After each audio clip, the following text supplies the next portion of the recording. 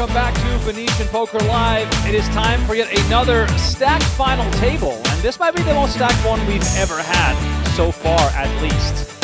It is time for the $800 Ultimate Stack that had a $300,000 guarantee coming at you from the lovely brand new Venetian Poker Room located at level 2 at the Palazzo Grand Canal Shops.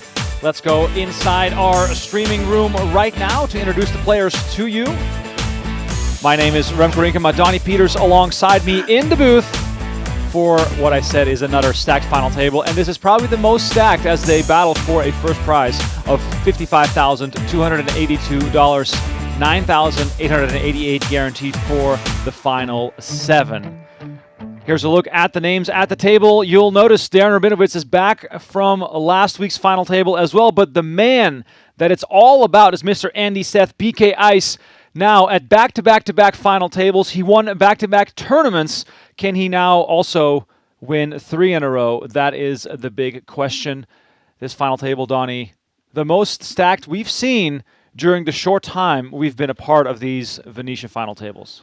Yeah, when it comes to these, I'll say, lower buy-in, kind of mid-tier tournaments that are often available around Las Vegas, these are the best of the best, this group. Like, these guys, you see them in all the tournaments. They are playing a high amount of volume. You don't want them at your table. And now, somehow, collectively, they have all formed around one final table. Yeah, and it has been the Andy Seth show here on Venetian Poker Live as far as the tournaments go. 2 weeks ago, Don and I were talking about the fact that, you know, this guy is old school, this guy's been away for a long time, has at least been outside of our peripheral vision. But right now, I'm predicting that this is the Andy Seth comeback year, and he might be up to some continued success here throughout the summer. Well, I mean, he has to keep playing, right? You can't just, like, come in here, win a couple of events, and then, you know, ride off into the sunset for an extended period of time. You gotta put on a full schedule during the summer. You got to play everything.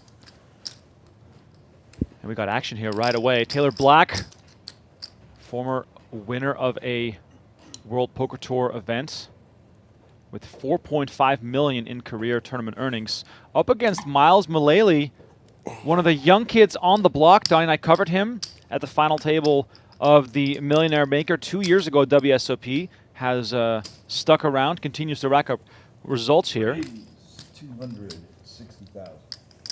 Mullaly from Rye, New York, now living in Las Vegas, comes with a 3-bet to 260 after Black's initial raise.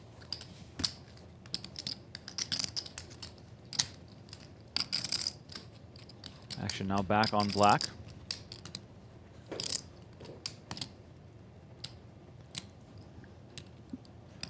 And look at this, some early discipline here, letting go of the ace-jack.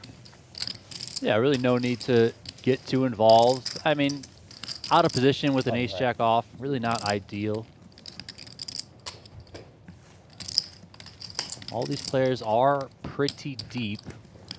I know at times we've come into these final tables, there's been 1, if not 2, short stacks around, which has kind of locked everyone into a very static ICM situation. But here, a little bit more freedom amongst the players.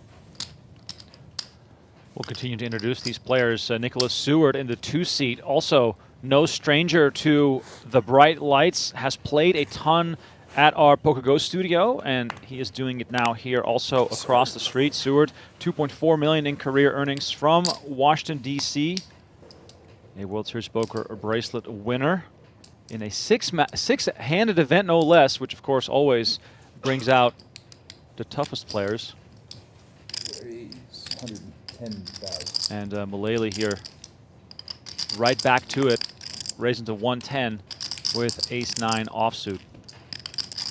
Donnie, you mentioned that this is one of the tougher possible lineups for a buy-in of this level. Would you then also say that it's likely that these players all have lots of history versus each other? Yeah, for sure. I would say in that sense, the odd man out is probably James Morris, but everyone else I think has certainly played with one another quite a bit. Maybe even Andy Seth too might be the odd man out, just because he's been kind of out of poker for so long, at least in terms of a high volume sense. But with as much as he's been playing here at Venetian as of late, You know, these players probably have familiarized themselves quite quickly. And then just specifically on James Morris, even though he is the odd man out, he's a dealer here in town. He's a dealer at the Poker Grow Studio. So he probably has that kind of bird's eye view of how these guys play at times and has a good feel for them. Maybe they don't have a feel for him, but he can kind of turn the tables to his advantage. Morris looks the part, plays the part, repping the PGT hat. Gotta love it. Donnie, there's more reasons to love this guy as we have an interesting hand develop here. Mullaly 90,000. with ace-9 continues for 90,000 as Yokoyama betting 90,000 with ace-jack. Action now back on Mullaly. As I was trying to finish my thought there, his hobbies, loving my dog and girlfriend. We can all agree with that. Dream heads up opponent. Donnie, I'm not sure if we should interpret this as a way of him saying that we suck at poker, or perhaps that he likes our company, because he has listed both your name and mine as his dream opponents. I mean, you know, 2 soft spots, right? Exactly. Mullaly makes the call. We see the 8 of clubs on the turn. Very straight, heavy board showing here. Check. Both players with a pair. Could see this one go check, check. You know, Mullaly on this sort of flop texture is probably just going to do a lot of checking out of position, even though there isn't a flush draw present. Really kind of connected here, so you don't want to have to play with your opponent having, you know, knowledge of how you act first, being in position on you. So he does come with check call here. Probably results in a check fold, which ultimately can save Mullaly money because he does have second best.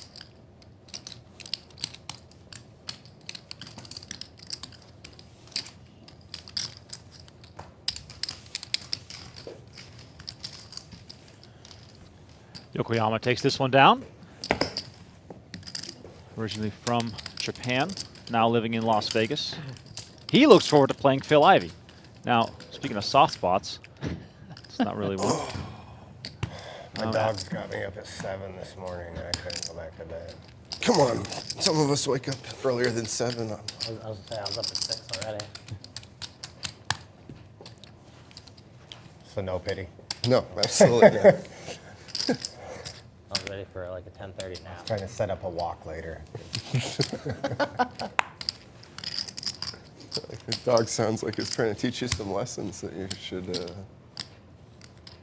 be open to, James. Rabinowitz was in kind of a tough spot last week where And how good did it feel to be out? he had some Good. early I chips do it every day. that he lost, I mean, and then his hands were sort of tied. Saturday. Now, with the chip lead, I wonder if he's going to have a different approach. Guess I get to tennis at 7:30 Yeah, in I the think morning. early on, maybe doing a little bit of feeling out for his opponents. You know, again, everyone is kind of so deep that although Rabinowitz does have the chip lead, the other players aren't going to be as handcuffed, I would think. You know, if somebody comes into this final table with, let's say, 8, 10, 12 big blinds, something like that, maybe Rabinowitz looks to apply a little bit more pressure, knowing that the other middling stacks don't want to bust before whoever is the short stack.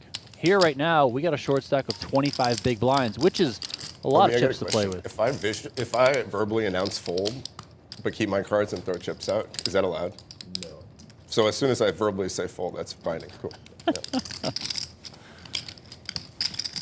I was wondering, because sometimes I say fold, but no one does anything or pays attention to it until I actually put my cards like in the muck. And I'm trying to figure out what angles I can play out, obviously. Miles, what did you start with today? 1.37. I have around that, I think 1.34 now. What did you start with today? Or no, 1.4, 1.4. 27. 1.27. I was 7 at 7. We've seen lots of dealers become One by big one, name one famous by poker one. players. Joe Awada. Mike Matasow. Yeah. Started watching that documentary last night. Oh, the Matasow one? Yeah, I it's for free on YouTube right now. here. So I haven't seen it yet. Oh, I'll have to superstar. dive in at some I point. got about a half hour in. It's 2 hours long. I was like, 2 hours? I need a break. Wow. No, what I was going to say, you know, Morris being here on the big stage, you know, playing under the lights, playing for a large payout, is not something that he will be unfamiliar with. But how different do you think this will be for him, receiving cards versus distributing them?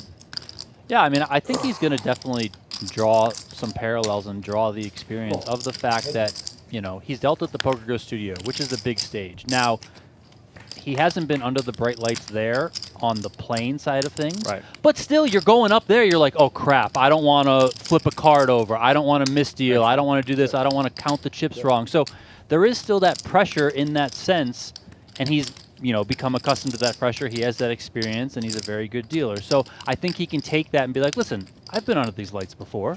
Not really a big deal. You know, so I think he's going to definitely lean on that. Now, different experience, yes, but still certainly something to lean on. Bet 100,000. We've made our way to the turn here. The ace pops up. Morris pairs his ace. However, Seward flopping 2 pair. Well disguised here. Min raise from Morris pre-flop. Seward called. Flop went check, check, and now Morris, after hitting an ace, comes out with a bet of 100K, and Seward comes along and makes the call. Middle finger gets one bad. Jack of clubs on the river. Being the point where I have to, like, Check mark blow here on the for whole Seward. bowling ball, I get like moist, I can slip my finger in there. 1 card straight, 3 clubs. A whole lot of things happening here on this river. Morris does have the ace of clubs. He goes check, check, and Morris will save himself some chips. Well done. Seward tables 2 pair. Donnie, Chancellor Poker is asking, how big are these fields? I've seen Andy Seth like 3 weeks in a row. Yeah, I think it was around 450 or 460 for that first one that he won. The second one was 301, 302, something like that. And then this one's got 360-ish, I believe. So Not really. kind of around the We same talked about this. It's your sort of worst. field size. Every now and then, I play more PLO than Hold'em, so every now and then when I hit a spot like that, I'll just go Bless you, nuts. Mr. Black. Like in PLO, you go nuts. Yeah, like if you have the ace of clubs. Yeah, like you just never let the other person win the pot. So it's like sometimes I start playing like that, hand like that, holding it. Often does not work out. Wouldn't advise it.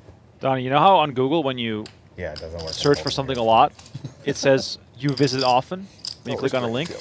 I just typed in Andy Seth, and then the first link is his hand and mob profile, and it says you visit often. Heck yeah. Andy Seth has made his way into my computer routine. He's back. Totally back. Back-to-back wins. A 3rd win in a row would be absolutely insane. Must be some sort of recognition for that performance if he manages to pull that off at next year's Global Poker Awards. I mean, they have the Tournament Performance of the Year award. Even though what Andy Seth is doing is not in a single tournament, winning 3 in a row would definitely be up there. Yeah, I mean, it's wild to pull that off. I mean, the fact that he's here again has me rooting for him. Like, I love a story like that. I feel as though the, poker media outlets will pick up on the story even more so. I'm just waiting to read the 2025 feature interview on Andy Seth. As we see Black versus Mullaly heads up here on 8-5-5 with 2 spades. Bet 75,000. Black's going to bet 75,000.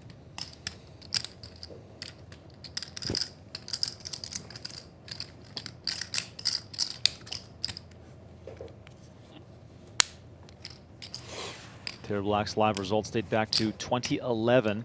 So this man has been around the block. He's had many deep runs across various poker tours. Now mostly grinding it out in the mid-stakes arena. Interesting spot here for Myles. He could certainly come with a check raise. 200,000. Just don't get why Just he start cares bluffing like with that his was hand. Black's going to be pretty wide here on the button. Maybe I mean, yeah, he could connect here given how wide he Don't might bait be me, opening, Darren.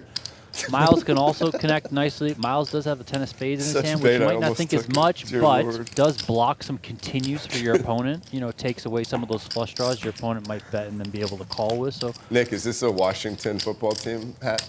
It is. You got my Nick? Hat, Nicholas? Yeah. Yeah, you can call me that. Hail to the Redskins. What do you call them in your head? Hail to the What Redskins. team? R.I.P. Redskins. So. The Redskins. But like, I'll also call them Commanders. I don't know. I can't imagine not call. Yeah, if I was a fan of theirs, I can't imagine thinking them as The Mandays? Yeah. I guess they are the Commanders. The football team is gone, huh?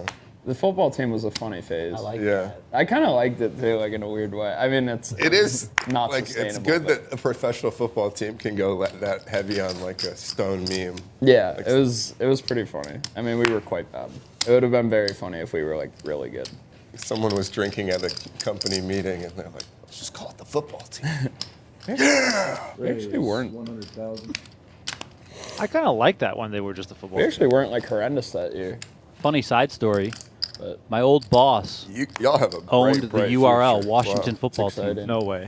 And Too bad you're yeah, in I NFC. started with he sold it to. I mean, We have he's a brighter future. very That's well fine. off, so he I'm- didn't necessarily I'm okay care. with But that. he ended up Who's selling we? it to them for, I believe, $10,000, and then He's from donated the money to Philadelphia? No, charity. I But just- Oh, wow. Eagles fan. it's just funny that I they like they who we have picked at the a helm team better name than that they who you guys have at like the helm. URL like, wasn't open for. yeah. Like, I mean, it just mean, kind of like Not shows that in a way like the sense. incompetency of the or like It matters, but you think these actually billion-dollar work. organizations are like any it's better than any of us? No, like you and I are just like, yeah, let's call it this. Wait, we got to make sure we have the right Twitter now, handle. Jalen's still I know. It's like, but no, I like don't what are you know. guys I doing? mean, No. Absolutely. you don't think so? No. He has a Another lot of spot hate. here where we could see somebody get aggressive respect against him the for what he continuation does, bet but- from Black. Certainly also appeal is well within it here with the 3 to a flush and a gutter for Rabinowitz. Also good that he scared to does drop have back with his overcards quarterback. to Right now. the 8 and the 6 out there. Our home opener is against Dallas. They just Good. announced it today Ooh. on September 4th. Are you going? I'm thinking about it. Yeah, it depends on how my summer goes. Yeah. You know, if I just have some extra money. It's a good thing to like look forward to Get and work tickets hard for for. me and my son. Yeah, he lives in Olympia, so I could just fly him out from Seattle and meet him somewhere over there. I wanted to take him to New York too, so he's 28, so he's like a friend. Yeah, for Rabinowitz sure. with 10-9 Bet is going to fire at this, and Black has nothing, and he decides to let it go. 48, Nice 46. pickup here Yeah. for His 14th birthday, I Rabinowitz. took him to his first home. Yeah, now a Eagles couple game. pots that haven't gone the way for Taylor Black. He's down to That's true. 800,000 in As a chips. So child, you know. if Rabinowitz, as the chip leader, was hoping that somebody could get kind of short where he could leverage his stack against the others at the table, it's starting to trend that way with Black now on 16 big blinds. By the way, shout out to everyone tuned in Taylor, right you're not now by on any this chance friends Monday with, LMAC in one- 2025, what is it? the One 12th to be mastermind thing? What's his exact. name? Taylor We are McFarland? live, Is that his name? as we always that are, his on name? two channels, on You know what I'm PokerGo talking and Venetian Poker Live. Make sure to let yourself be heard in the mastermind. chat. Send us any questions you might have, Like perhaps. the other legendary. Any, poker. The live You know, Tyler travel Purnell? plans you want to announce coming to Las Vegas in the summer. Always a The live tells guy, perfect right? destination for some grind action. What'd you say, David? Live tells? Is it like that guy? No. Like Blake Eastman. He was like a What's that? tournament player and a PLO cash player. He was a force. I was wondering what happened to him. Yeah, you keep saying was, so something. Well, he's probably Action like on black here owns with an island somewhere. to be Ace honest. 10, He was like sitting on that type of 16 guy. bigs. Raise 100,000.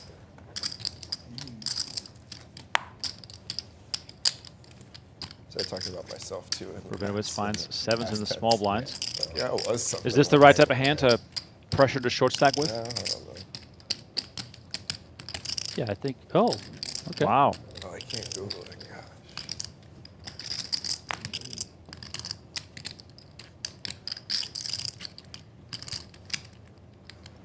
Sevens in the muck, and Yokoyama is going to pay the min raise to see a flop here.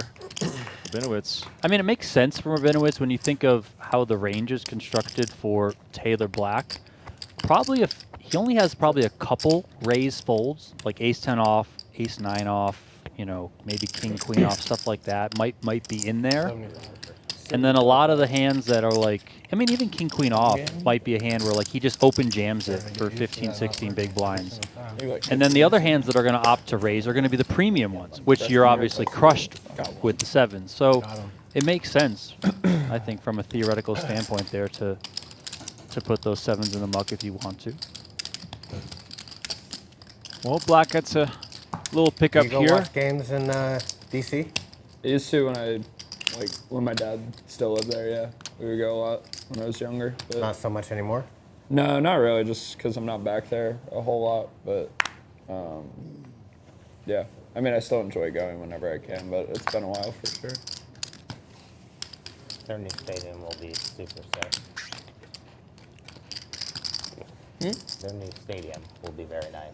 What? Their new stadium that they're going to build. Yeah, yeah, I'm excited for it.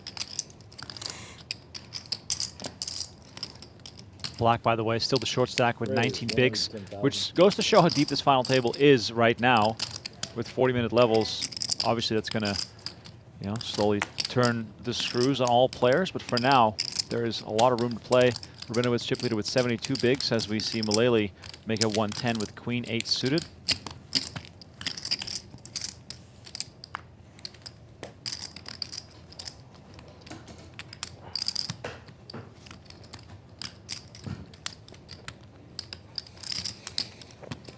Morris in the big blind with 8-6.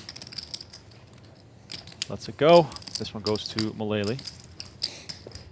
One thing to keep an eye on for everyone who is watching and interested in what is happening at Venetian this summer, you go to VenetianLasVegas.com/resort/casino/poker. One time and then got like hooked and, like, played, You can like, find the upcoming like, it was, like, schedule. played like a few times. It's exciting for me to mention that there's going to be Like, I tons tried of to streamed play final like tables football for when I you, was, like, 9 or No, 10. we starting with watch the it all, or, like, MSBT Yeah, just $1.5 million guaranteed 3-day event, Right. which kicks off on June Part of 4th. Even, like, culture, it towards never the really end, stuck. it's Final I had table one of every streaming other of that teams I played event all Yeah, the we time. just playing Right. some like on garage. Monday, No, June 8th. when I was in, Concept like, of football, my and, like, poor mother. That's where we played. Is there any NFL? I was like tall for my age. and, like, There's no stuff. concept of American football in India as far as I enjoy They play basketball a rugby. lot though. I just never really. Still like playing? I don't The play. cricket I is- haven't played it all since I've cricket been in is Vegas, huge. but I used to hoop with my college friends like all the Basketball time. has become huge. How long have you been here? Raise 110,000. Like 2.5 years, like just over. So a little while.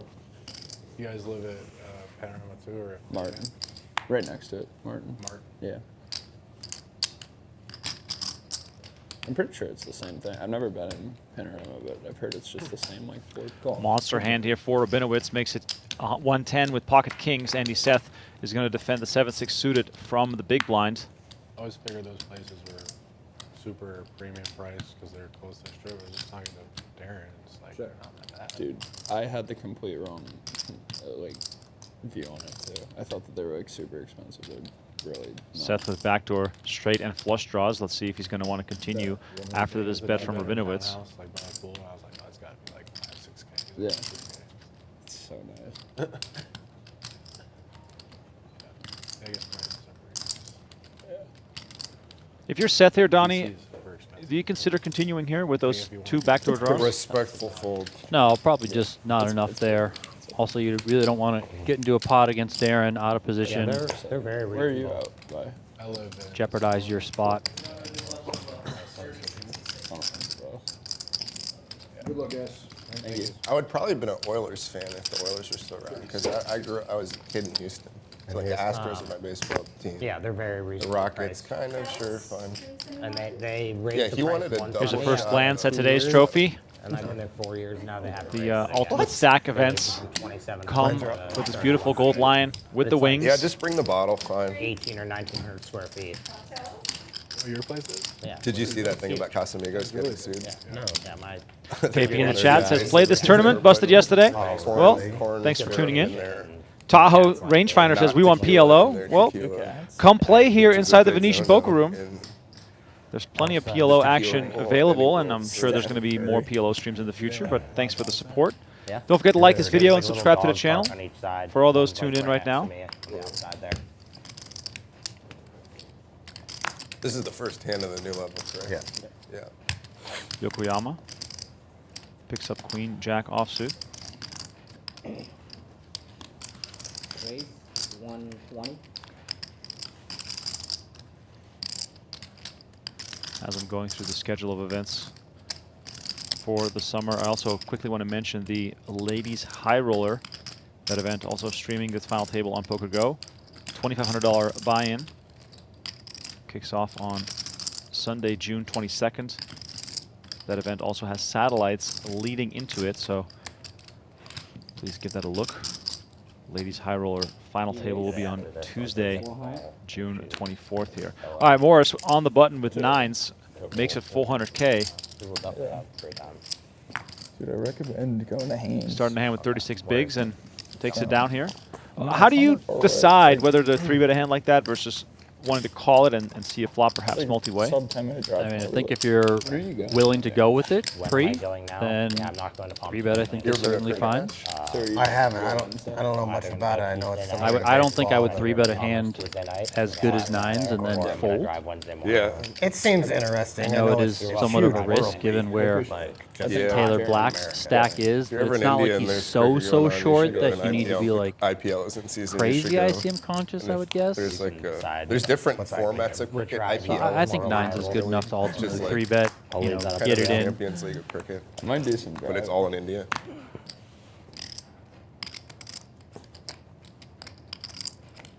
Base, 120. I haven't decided if I want to go Tuesday night or Wednesday morning yet.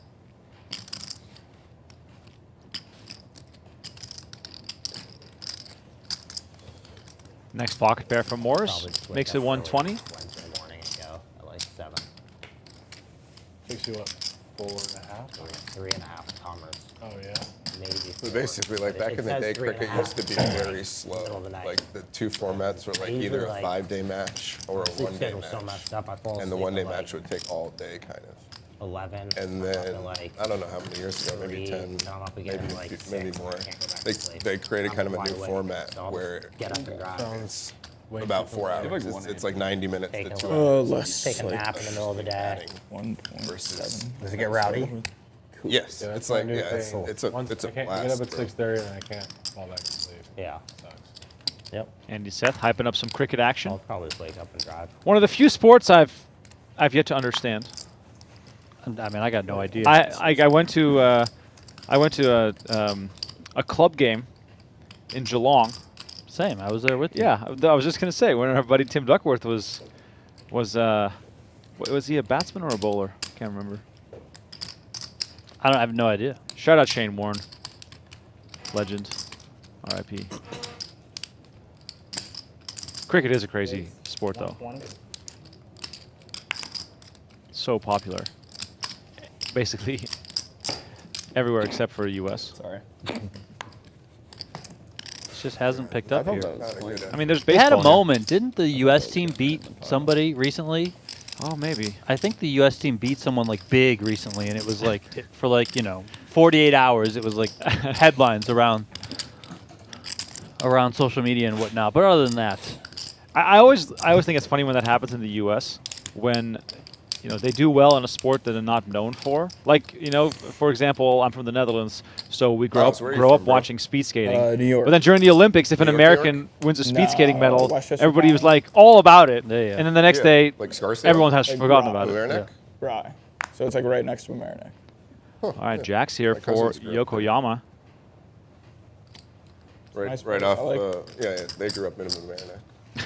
Marinak's cool. Chris in the chat says, any truth to the rumors that if Andy Seth wins 3 in a row, he becomes the new owner of Venetian? I mean, maybe there's a clause that we haven't read yet in the tournament terms and conditions, but he should at the very least have some sort of a suite named after him.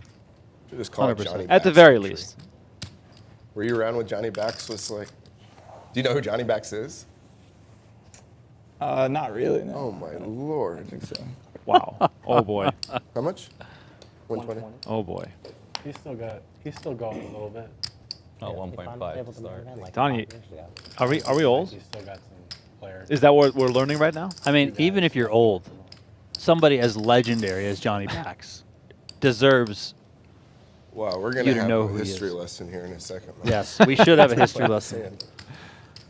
Well, Seth makes the call with 7s, and Seward finds the ducks, but those end up in the muck. Maybe that was kind of a spot there for. I mean, we can just have it. Like Some Johnny Bax multi-way is a action? first ballot Hall of Famer, poker Hall of Famer, right? Seems like he You should. weren't around either. What are we talking about? Dude, I He know won't be, Johnny though, back. unfortunately. He won't like be, he is but- in like all of our eyes, yeah. But like, the Hall of Fame has got to the point where there's just so much talent that'll just never get in if they're only allowing one in a year. King 8-3-2 diamonds. No one too excited about this one.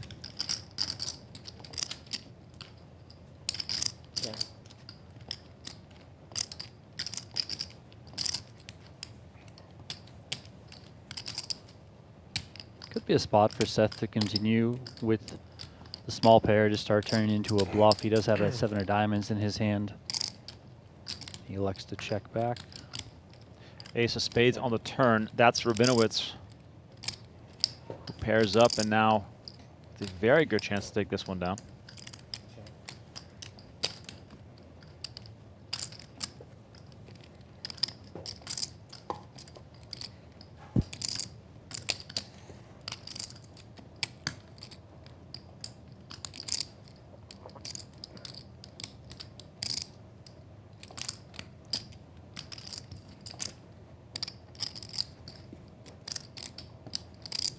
Instead, it's Andy Seth who's going to fire at this, making the case that the ace benefited him here on the turn. Yeah, Seth probably thinking now at this point, listen, Yokoyama opening under the gun, if he would have had a good king and ace, probably would have heard from him already. So I feel like that pathway is clean. And then Rabinowitz can just be so pretty wide here from the big blind. You know, even if he does have an ace, it's probably not a good ace, so I'm not really going to get raised. So this is just a fine bluff attempt here. Take a little stab and go from there.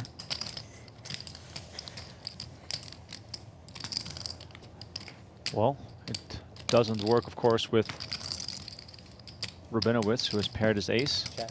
Yokoyama gets out of the way, saving himself some money on those jacks. Rabinowitz plays this defensively Yeah, not as much as I used to. in hope of extracting some more value. Somewhat frequently. You're going to the ring, the roll thing? Yeah. Yeah, I'm gonna go. I'm leaving You want a tomorrow. live one or online? Live. Where? WSOP last summer. Oh.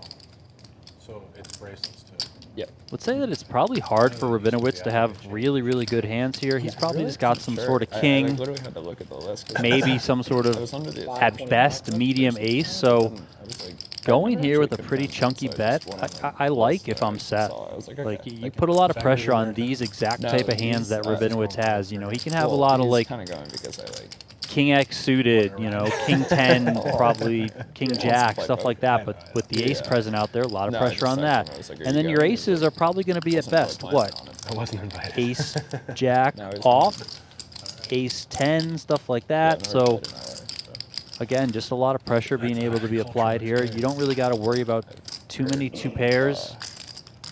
Mostly bad things. Some good things. I mean, it's a trip for like Rabinowitz into the tank here. to dabble in it. I think if I, 525 like, into didn't play it, 740. I would go crazy. Hefty But bet I've here seen from some Seth. wild stuff that like people get away with. 525. My favorite Conner story was I was playing in a tournament. Guy's coming back from the bathroom. They deal his cards. He was way late to the table, but he was close enough that he got a hold of his cards and wouldn't give them up. He's in the big blind. So folds to me. I'm in this position whenever I open. Everybody folds, so his hand's dead, and he won't give up his big blind. And he's like, call the floor, blah blah blah. blah. And then so it's a Matt Savage turn. Matt comes up. And he's like, what's the problem? Whatever. Goes through the whole thing. And he's like, you're just wasting everybody's time now. Like the rule's the rule. And I think I said something like, finally, like I sat there quietly, and then finally I was like, come on, man, like you know the rule. Like no one's taking advantage of anything. And finally, he's like, all right, fine. He just takes us. Rabinowitz really thinking about this. Overhand. Throws it Trying up. to piece Hits together me in the whether chest, and they, Seth go will on be the more ground. inclined to I'll never raise, forget this. I look up at Matt. I'm like, or excuse me, 3-bet, and he And he lets looks at me it like, go. "You really want Wow, to what a do pickup there from that?" Andy And I was, Seth. We're in LA. And I was like, Just I kinda too went many out. He's like, Two pair combos there that are firing on the river. literally overhand. I mean, chucked yeah, it. better aces. You know, Seth can certainly flat hands like I would say all the way up to ace queen suited there. You know, that is an under the gun raise you're facing from Yokoyama to Yeah, I would start the appreciate hand to off. not get Yokoyama not big the blinds deepest. thrown at You me. know, playable stack off That's 25 bigs, that's yes, but probably has a He was- decent Matt hand, was kind of getting all high-ish up in his Making range. comments So about your hand on this stream is so good because, I mean, lying about your hand on this stream is so good. You get like an hour of First time? leveling and then the This is the re-level. least like egregious thing I've seen done in the last like month. I only have one card. I saw another Yeah, two but I guys mean, are do any of that. us gonna watch it? I guess you could have people texting you. Oh, brother, you have no idea. So I'm not gonna guys watch stand up it from the table, until, get into it you know. just tight. like kind of tackling each I'm other. not- Like, I guess I could. I decided. stop the tournament for a second. And It was like the final table where they. I don't know what time it is. Probably in about 5 minutes. My wife's gonna show up and she's gonna watch every hand gonna be on like- stream with her laptop. James bluffed you this time. James bluffed you this time. No penalties, and they just go back to playing. So it's, She it's like loves anywhere in stuff. She's Vegas, you the- get like 86. If a you budding little Oh, yeah. superstar online. I mean, probably as you should, right? yeah, no, for sure. My girlfriend. They're just like, they're like, if we start kicking all people day. out for that, we'll have no business. yeah. Right. Yeah, half of their player It's the pool will be best. gone. Probably. The cash rover. Yeah. Enjoy it that way. But it's also good that she at least understands. Oh, it. for sure. She's self-supportive. Yelling on the microphone, and be like, BB40 no matter. And then people are just stealing seats. Like, when the seat pops open, someone just sits down and pretends to be it. If they call a name and no one says anything for like 5 seconds, like 4 red. Chatty little group here today. Love to see it as Ace King 8 with 2 clubs rolls The off. first time I went, I was Small blind battle here. Couldn't get a seat. I was like, how do you get a seat? Yeah. And they're just like, you basically just have Might just see a stab here from Rabinowitz. to to it before it's running. Flopped undercards to the board. He could certainly limp Yeah, some we're staying on aces. the bike, so 60. close-ish, but apparently the bike like rebranded. Put a bit of but pressure here on Yokoyama. I've heard different things. The And there it is. hotel rooms there. Cool. They're definitely way I like to hear that. What did you have? Beg pardon? What did you have? What did I have? Do I have to tell you now? No. I just figured I'd ask. So he doesn't have to wait an hour. In this room, you have to. Time. Well, let me consider this request, Darren. Just a curiosity request. No, Make them grind I it up. understand Make them, it, I like, fast respect forward it. through the stream on break to find out.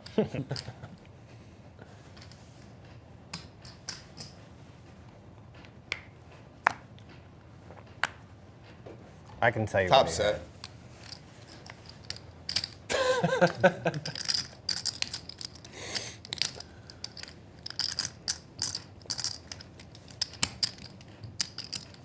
The 30-second pause.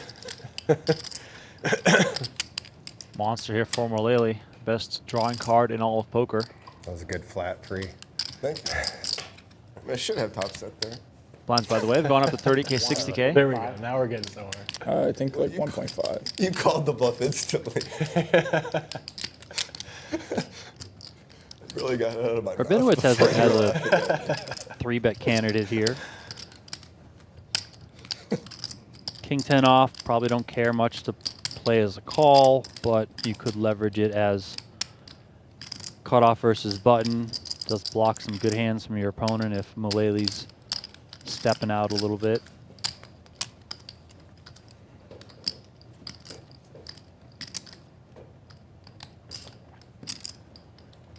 Raise 330.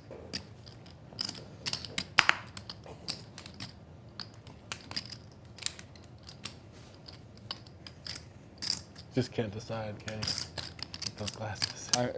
This room's actually like very reasonable in terms of lighting. Like, normally I don't like the stream Yeah, settings. the series streams are really brutal lighting. Yeah, I just like perpetually take them on and off.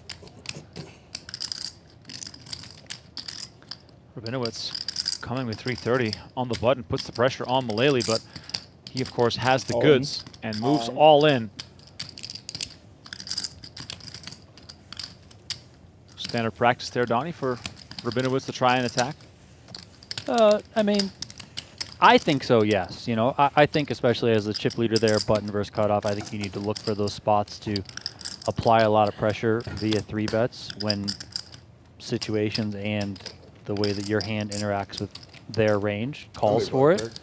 You know, I think too often you see lesser experienced players just kind of pass on those moments, but those are what make the better players separate themselves from the rest of the pack.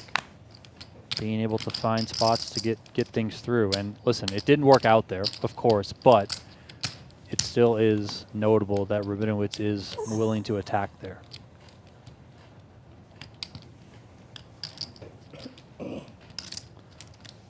Another nice one here for Myles. A couple of jacks this time.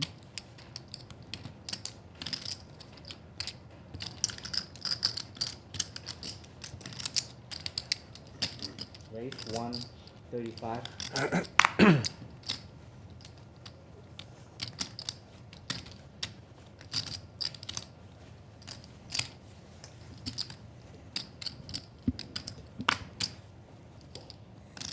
Myles, how much are you playing? You know? I think a little under 2 million. Yeah.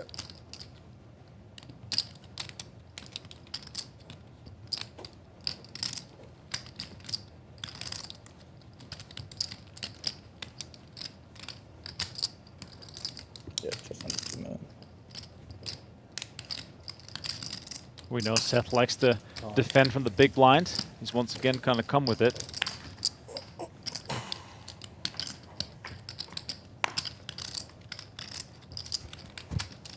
King 7 deuce. Check. Seth with the immediate check. Taylor, remember this flop? I do. 1 heart too.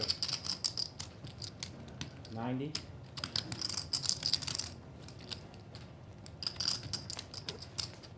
I don't expect Seth to fold here.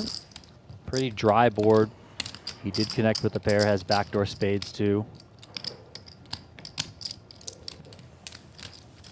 Does come with call.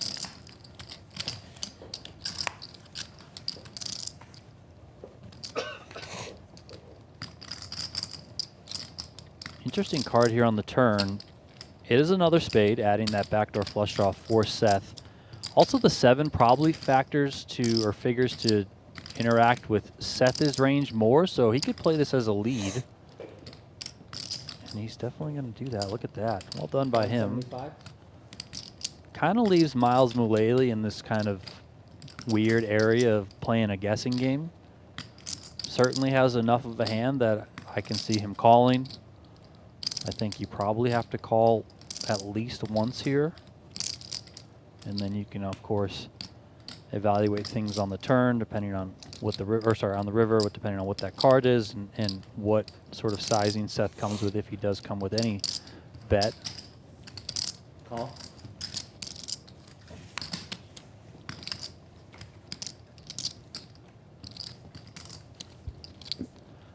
Another 7 here on the end, which kind of probably annoys Seth in a way. Like if he's going to try and take control of the betting on the turn and rep a 7, I mean, now you just probably can't with 3 of them out there.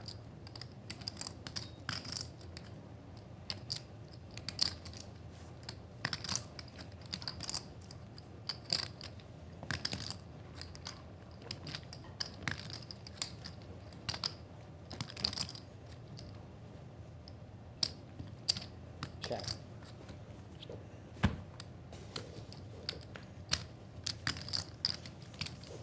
Right hand. Mullaly with jacks gets to take this one down. Chips up nicely so far. Big winner on the day. He's up 1.1 million now to 2.5. And as you look at the standings here, we have a very nice cluster of stacks gathering behind Rabinowitz. Seward, Mullaly, Morris, and Seth all basically on that 2.5 range. Yokoyama at 1.2 and Black on 975. They are the shorter stacks, but this is still anyone's game here at today's final table.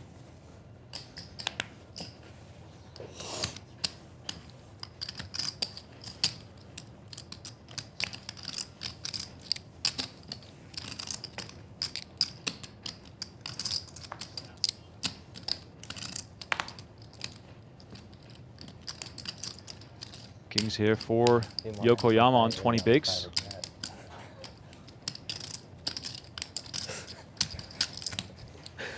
$120.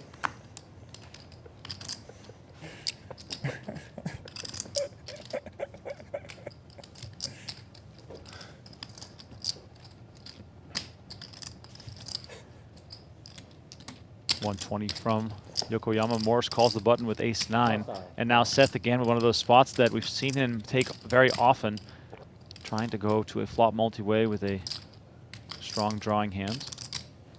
7-6 of hearts. One of those hands that can outdo a lot of bigger cards if the flop cooperates. Shout out Jimmy Bluffett hanging out in the chat. Shout out, by the way, to everyone hanging out in the chat. Thank you all. Appreciate you tuning in.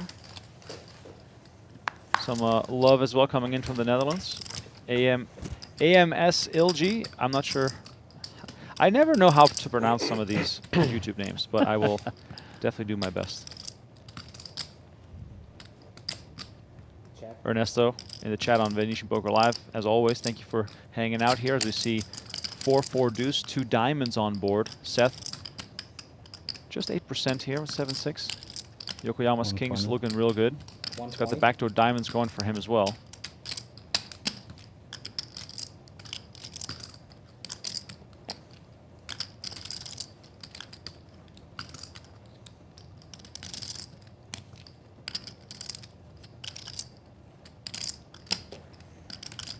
Call.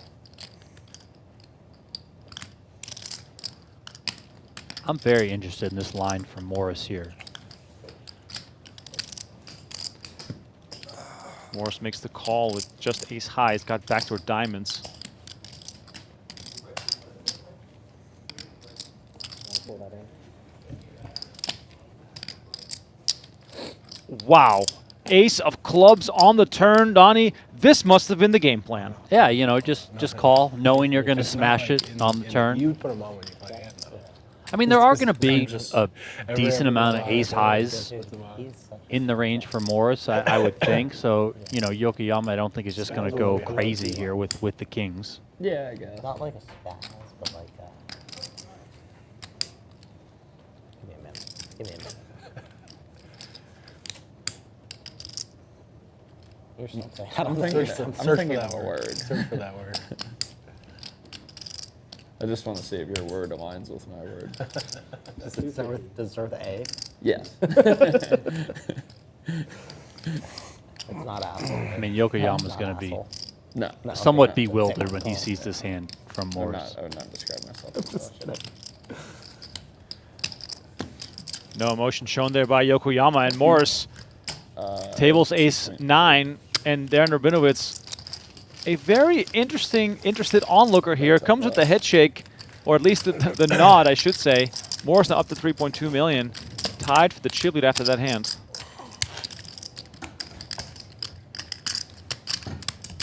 I think that ace-9 there, cut off first button, preferably to either just fold or 3-bet it.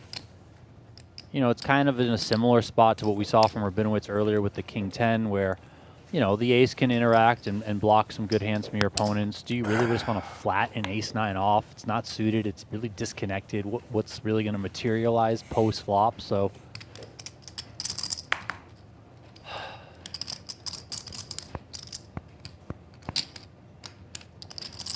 But that's also one where, because it did go to showdown there, you know, you mentioned a couple head shakes there. Players are probably going to file that one away. Like, oh, Yep. okay, like this guy's going to just be playing the ace-9-0. Like, okay, like 100%. Yokoyama with 6 is all in now for 755. Oh, and Andy Seth picks up 2 jacks.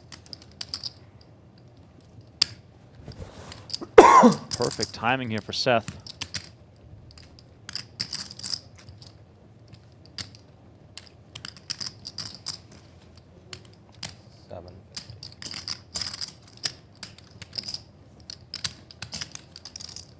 $750. Donnie, is there a big decision here for Seth whether to flat or shove? Like, is Jacks the type of hand where if you flat and get shoved on, you still want to get out of the way? I don't think you can fold here if you're shoved down. I think Jacks is just too good. But you could, you know, just call here, induce someone else to go, you know, kind of a little bit crazy.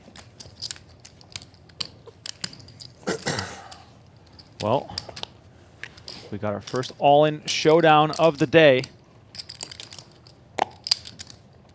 Andy Seth, who looks for back-to-back-to-back titles here at Venetian Poker Live, looks to send our first player to the rail of today's final table. We still have 7 players, but David Yokoyama now on the brink of elimination as he looks for his 6s to improve. Otherwise, his day will be done. And the flop comes out 3-4-5. That's perfect for him. Picking up quite a few additional outs here. Dramatic flop. 7-6 and deuce are good for him. Instead, we see the 8 of clubs. Club is fair. Clubs removed now from his options, and the 8 of spades Oh, pairs the yeah, board, yeah, yeah. and David Yokoyama gets eliminated in 7th place. He'll take home $9,100 Didn't make for it his easy. efforts. The rich get richer. Andy Seth now also up to 3.3 million. Got 3 very similar stacks there Thought on you were that gonna ask corner for a count of the for table. a second. And I was like, you're a fucking dealer. Because there's 8 chips out there. You can't ask for a count. Like, of all the people in that spot right next to you. Yeah, You're literally a dealer. I wasn't gonna ask for it. I saw you just like, I could see it. yeah, no, I know. He gave the, like he was about to point to it. He's like, If there was a clock, Although he's then maybe. yeah. You know what I mean? Hello. Look at Just the like payouts to be here. careful What's on at this stake stuff. today? I'm just messing with him. 56K for the winner. There's a lot I can't do because I'm a dealer. Counting chips is not one of them. It's like 2.4, Counting chips isn't one of them. 2.4. No, I'm saying there's a lot I that have should 2.1. Well, 2.17, 2.2. Like if I start shortchanging and put my chips right here, when I know that this table's impossible to deal. Whatever. I'm far enough behind, it doesn't really matter exactly. Sorry. Jack 10 suited for Morse. Could be a nice opportunity to get involved.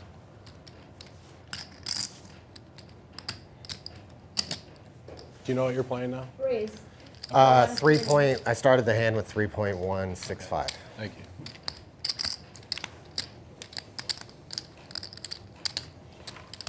$120 there from Morse. Gets a bunch of folds over to Mullaly in the big blind, who will dispose it at 9-4 off quickly as well.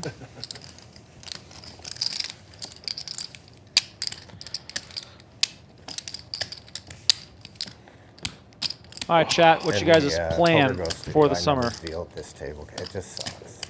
It's huge. Yeah, I try and make sure to throw my chips. I'm not a very good dealer, so like the RFID cards are a little, Heavier, they're just a little bit heavier, but I can notice a difference like when I'm pitching, and Did you say you're not a very good dealer? I don't think I am. I disagree. I might not be the I best mean, judge of it, but mechanics wise, like Fair. my strength is just game awareness and knowing everything that's going on, which goes a long way. it does. You have the slide down yet? No, I mean, Let's get the it's slide, just it's bro. just my mechanics that I'm saying are just not, you know. I'm not one of those amazing dealers. Tight fold, tight fold. 5th tightest of the tournament? Huh? 5th tightest of the tournament? Yeah, I mean, it's under the guns. No, It's all right. but top 10. I would think you would probably want to raise that, though. King Jack off.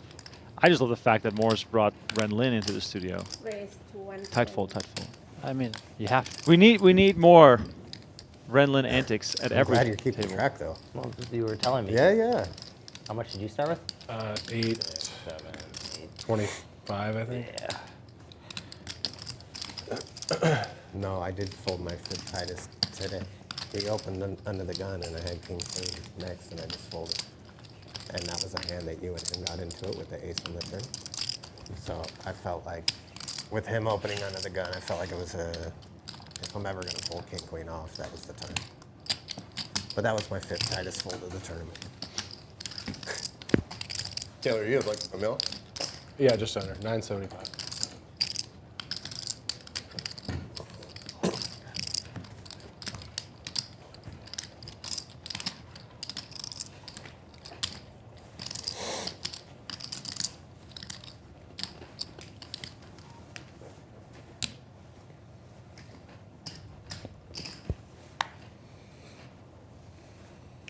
So Myles, can I tell you about Johnny Bax?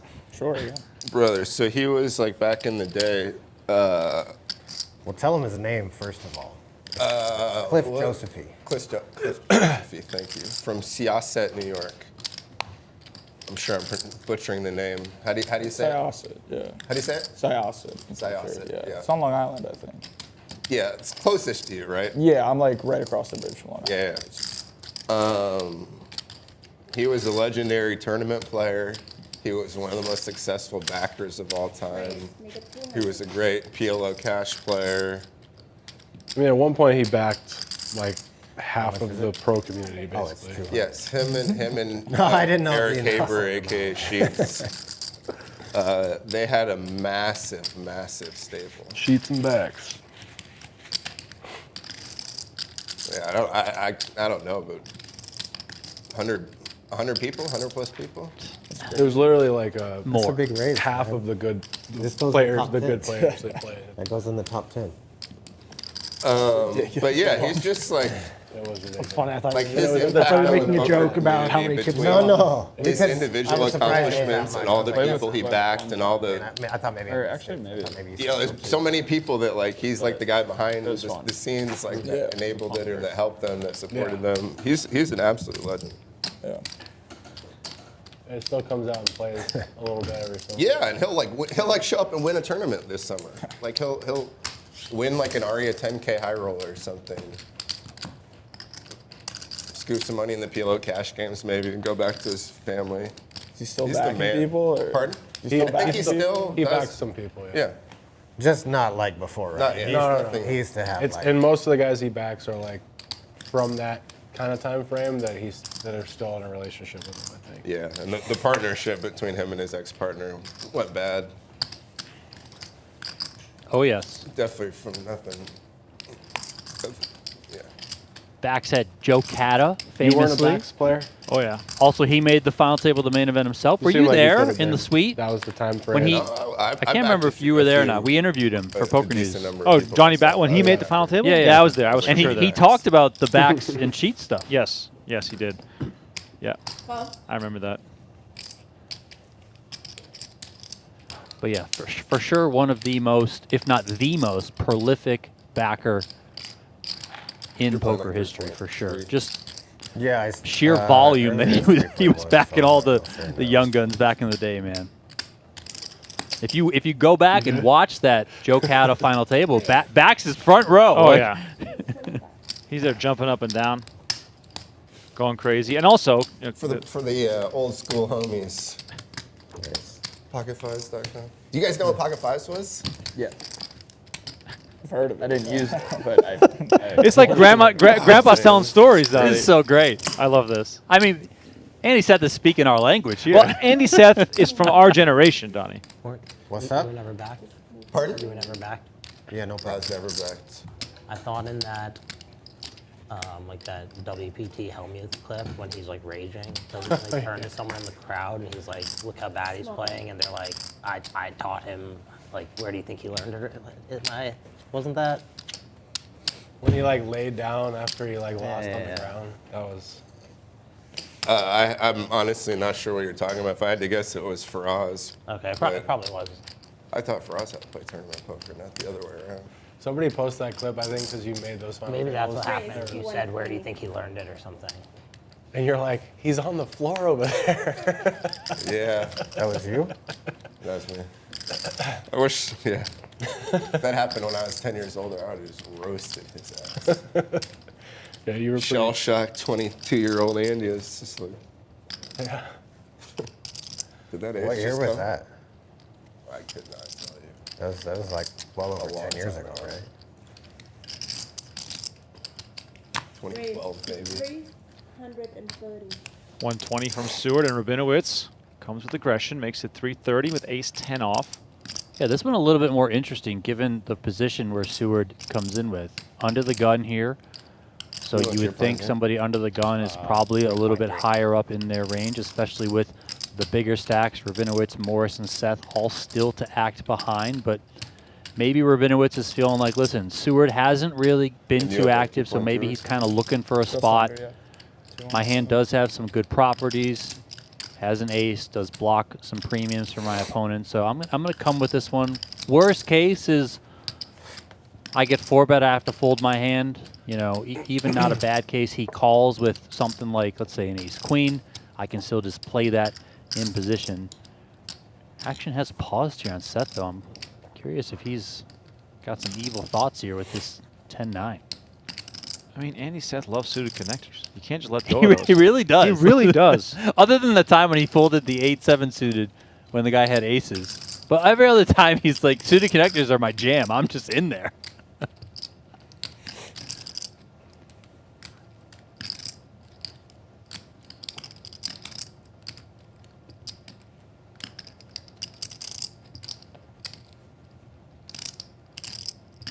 He is going to come. Look Oh, at this. wow. Andy Seth is turning the screws here on his opponents. I mean, this feels a bit crazy to me. It's crazy, and To I be love honest. it. 775 with 10-9 suited. Just applying that pressure, and look at this. This is why he's going for number 3 in a row. Andy Seth in full control yet again, holding the chip lead here with 6 remaining. In case you missed it, he's won the last 2 of these events on back-to-back Mondays, and right now he is in the driver's seat for his 3rd straight title. Andy Seth getting it done with unconventional poker, might I say. I mean, he just didn't want to fold the pretty-looking 10-9 suited. I mean, I don't want to either, but I don't have the balls to 4-bet there. No, no way.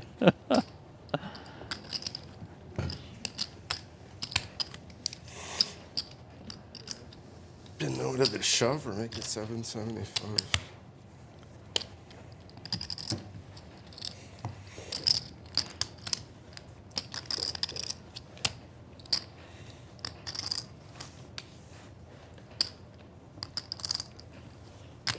I mean, part of that, I'll say, is so much in poker has to do with the confidence that you currently have. And with the way Seth has been playing, coming out on top, you know, everything kind of working out in his favor, you feel really, really, really good about your game. You know, like you're trying to throw a basketball into a hoop that's the size of the ocean. Like you're just seeing everything. And there, he saw the spot, which is kind of crazy, again, given the positions that all started. Seward had opened under the gun. Rabinowitz attacked that. So, you know, in theory, it might be like they're kind of higher up in their range. But Seth saw right through it all and came with that 4-bet, and it just worked. I mean, it's great. And here he's just getting aggressive again. 325. 325.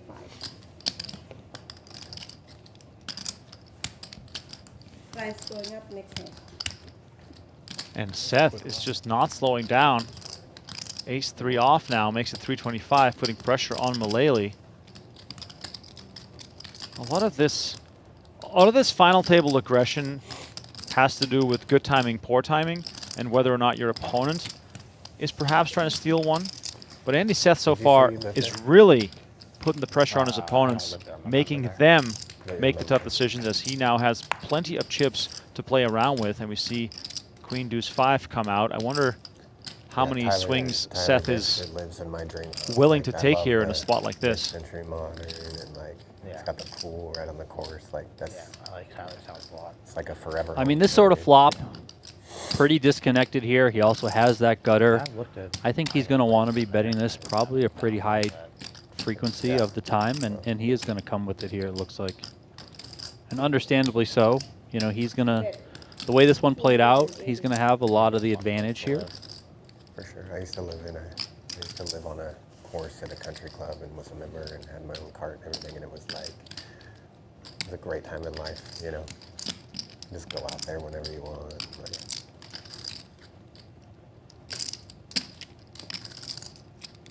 that was in Olympia. That's what you would do, right? If you bought a place somewhere on a golf course. Oh.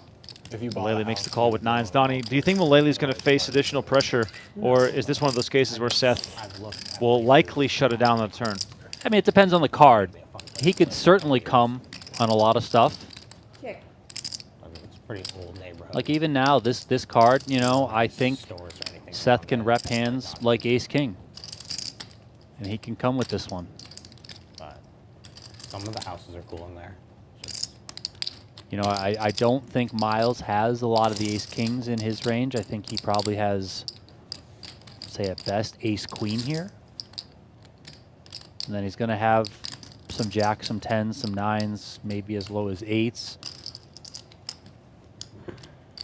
So I think it's certainly acceptable for Seth to come. You know, even if Myles has what I would deem as the best hand he could right now, being Ace-Queen, then you can still put a lot of pressure on that.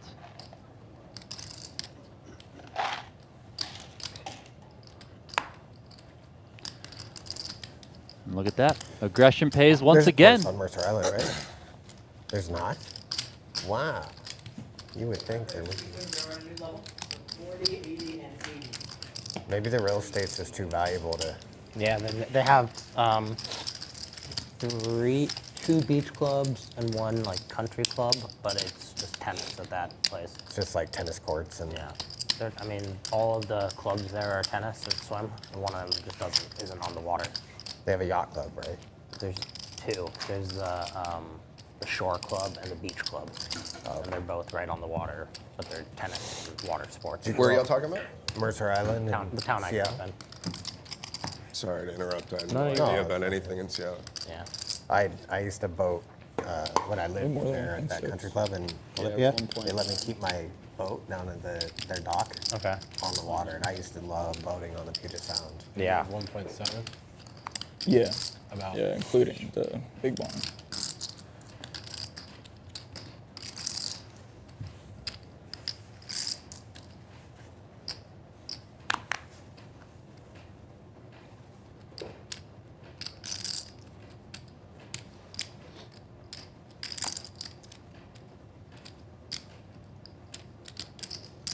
Raise to 160.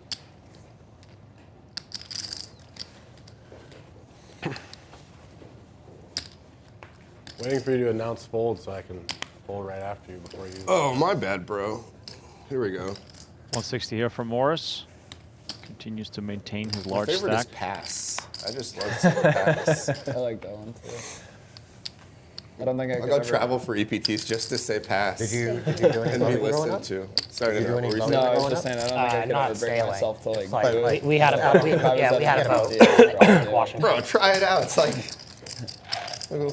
I've gone up there a few times in like buddies' boats, but I don't like going through those. Oh no, go the through analogy. those, I'm trying to think of one of those Yeah. things that seems weird, but as soon as you try it, it's Yeah, inner delightful. tubing and water skiing and wakeboarding. That's what saying pass. Pass. You go to Seafair, right? Yeah. Yeah, for sure. That's worth still going up there, right? Yeah. I haven't done it in a long time, but I mean, especially for you, probably having tons of friends. up I there. don't have any family there anymore, so don't really have much reason to go back. You're from Washington or Michigan? Washington. Or nothing to do with Michigan? What? What's wrong with me? The area he's from is very, Pass. very Michigan-like. Oh God, sorry. That bad fold. I forget the cards. Like That's what I'm talking about. I'm gonna slide. Phil in the chat says, not that anyone cares. Phil, I care, and I appreciate you sharing. He's saying, going for a few nights in early June and then going back on June 22nd for maybe 2 weeks, hoping to play the main as long as I'm not down hard. Let's go, Phil. Let's get into those satellites, head on over to Venetian to perhaps, you know, spin it up from one of the smaller stakes events. See that, Taylor? He eyed you Stakes going to back. be He's trying to popping wait you for out. the next Yeah. 2 months, more or less. I saw that. I'd wait your ass out, too. Almost 4K. I'm folding the 5th place personally. What's new? Nothing. You and me both. You and me both, brother. I'm still waiting to hear what the A word is.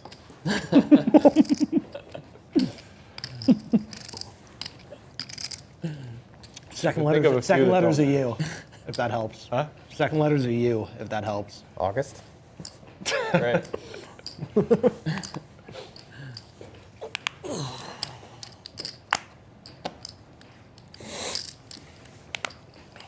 Fold the 5th place. Players are waiting for their spots and then are allowed to do so, courtesy of the structure here, this event. It's hard to find better bang for your buck anywhere. That game's live right now? $800 The buy-in, Warriors game is live right now? 300K guarantee. No chance, yeah, right? Monday, midday.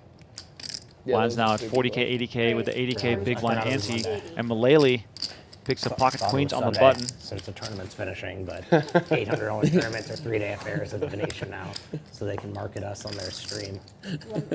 Actually, They're also yelling I at talked us to when him we about write it. things on our bios that they don't agree with because they want free marketing despite not giving us anything. And look at this. Morris finds ace-10 of hearts. Donnie, is this an easy defend with ace-10? No need to get into additional trouble and fighting back pre? Not even a hat. Yeah, I think Not even you had probably one. just I want had to last week. play calls He here. won't even let you wear your win hat. Well, to be fair, I'm on board with that. Yeah. Even though this is, oh, he's going to come with a 3-bet here. Oh, wow. Building Now, a stream room to host Brian Oaken and friends. So one of the reasons why I don't DMs specifically like like coming with a 3-bet here is instead of I don't think you want to just, like, 3-bet giving things fold back to your regs ace-10 here every suited. day Now ace-10 off, before your room probably a lasts different 15 story, right? minutes. Maybe you throw that one into the business 3-bet decision. fold bucket on a little bit Oh, more of a do I frequent have a mic? basis. But this hand, I Looking feel right like you into have it. too much equity. You kind of want to at least see a flop, if not trying to see all 5 if you can. Now listen, if you're going to 3-bet and call this off, that's a different story. But I don't think you're 3-bet calling It this is off. what we suspected, though. He said I mean, it's Myles because has to be strong here with where Taylor Black's stack is. He's got 10 bigs, right? Unknown times. yeah, this is very tough from They Morris. don't want to pay them for a bunch Could of have cards seen a they don't flop know. with a strong But holding. I don't think Now there's that much putting himself variance, into like an a couple impossible hours, they situation. have to get set up. We, of course, can see that They can Mullaly see has when it's 10 queens. and be like, call 'em in But and Morris then only some has sort of ace-10 break. suited, right? So what hands does think Mullaly they- shove One, that he I mean, can if still they're beat? doing all this trouble, You know, best he's might as hoping well for do it is Sunday like pocket morning. nines. Yeah, I mean, Who's at watching right now? best. Dad. My 400 I mean, you're hoping for pocket nines. You're hoping he's getting crazy with a king-queen suited, you know, something like that. But 1.5. I just don't think Myles is the type of player who's going to go too crazy here, 60. knowing where Taylor Black is in chips. Like, you know, those nines, the king-queen suited stuff like that. If Myles does proceed, he's probably just going to flat them in position a lot of times. You know, and I mean, yeah, nines probably goes all in, but I mean, you got to flip here. I call. Oh, look at does this. call it Morris off. does make the call. And we have a massive pot of 3.2 million. Mullaly in a great situation to double up as his pocket queens look to hold versus the suited ace. Something. Put those mamacitas up there. Morris, experienced dealer in his own right. like that. Yeah, where'd the one card go that you set down? Did you put it back on She top? put it back on top. Okay. Yeah. James It's Morris an ace, so I just wanted to make sure it stayed. looking for some help here. 32%, so still got a chance. Pressure on Mullaly, who needs these queens to hold up. I'm not talking about you. I'm talking about Darren for Like that. airing out Venetian. You can take my Just mic making away. sure that the shot is correct, and here we go. First 3 cards coming out. 7, 8, 4, 2 diamonds. Maybe No the help turn. for Morris. All clear for Mullaly so far. Turn card is the deuce of spades. That doesn't change a thing. An ace and an ace only will send Mullaly to the rail. River is the 10 of clubs. And Myles Mullaly will receive a massive double up courtesy of James Morris.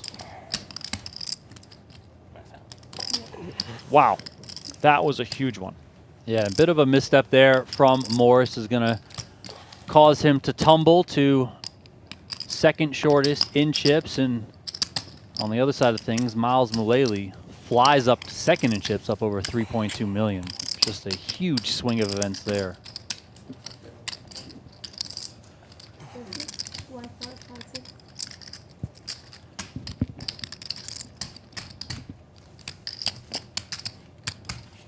Karma for giving me a block.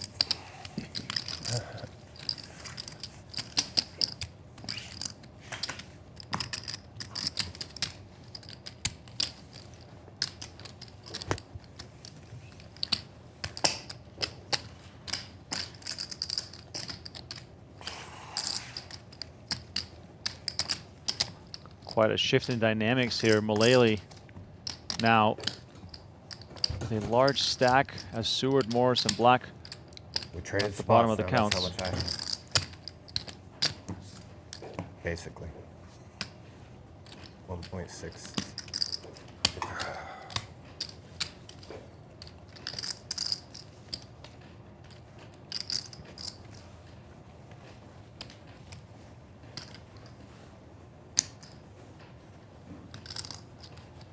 you have wanted to know that I folded one of your outs or no? No, I either hit an ace or I don't. I didn't get any kind of sweat like. That could mean so many things. Me? Yeah. Well, you can have so many outs at Yeah. so many different points of the hand. Oh, no, yeah. Could've I folded meant- a He's like, I heart folded and a heart. ace. Right, exactly. I folded the 3 of hearts. Or just like I folded a jack. Such a mini autist. Like, I always want to know that I have 2 outs, not 3, but I've never really met another human, though, that has appreciated knowing that information. Doesn't change anything. Call. I'm one of those. Option. It's a coin flip, It's like Schrodinger's cat, whether you win or lose. Schrodinger's card, right? Like if you don't know it's exposed, is it exposed? Well, it's about to be World Series time where many people actually believe that. You either win or you lose. Raise to 260. Pocket. I love this on there. Oh, I feel like I lose a few brain cells. It's worth it. Yeah. It is very unique to the rest of the game. Yeah.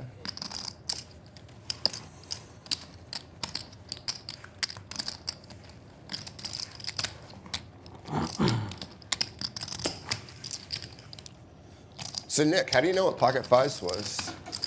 Just seeing things about it. It was a thing. Okay, so you weren't around when it was a thing. No, I don't like. I never like participated in it. I guess, but I knew But that you're it was. aware of it. Correct me if I'm wrong, but it's like the online ranking system, It was. It was like, but also a forum. yeah, community. Yeah.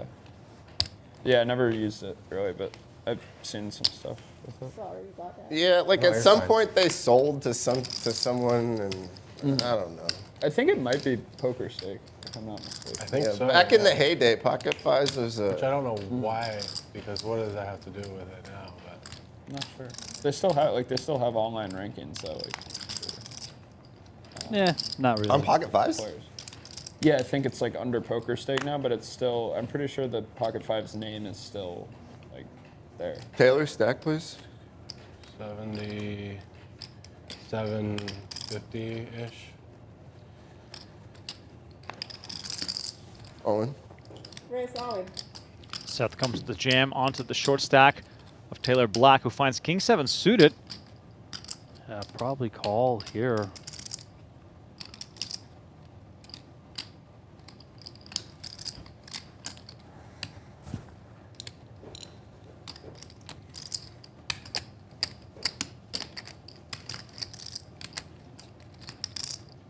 Black started his hand with 10 big blinds.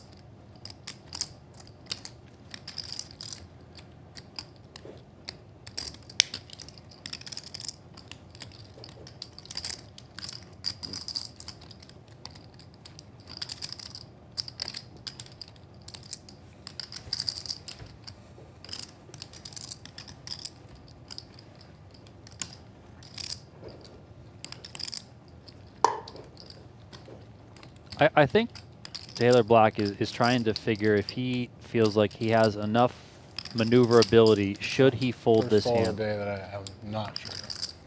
That you have what? I'm not sure. I think you should be calling there with the King 7 suited. 975. You have 324. 325. 325. I'm gonna go field player mode on that one. Yeah. It's I like can tell you that one if you really want to know. 10 Sure. difference. Why not? Jack 10. It should be 3.24. You were on for 1.56. 3.12. Plus 80 for the big Would you fold? 3.2. I had a plus bad 40 for the king. small blind. Pardon? Bad king. Bad king. King 7 suited is not a bad king. What? That's, No. that's an average king. That's a pretty If we're decent like king. four-handed, I'm supposed to call, but six-handed, I don't You know. have 3 blue chips. Who knows? Yeah, bad. What do I know? Okay, yeah. I mean, you're probably I'm like the calling King 5 I know it's suited. Last or second to last ranked person at this table to be qualified to answer that. Phone one of these guys.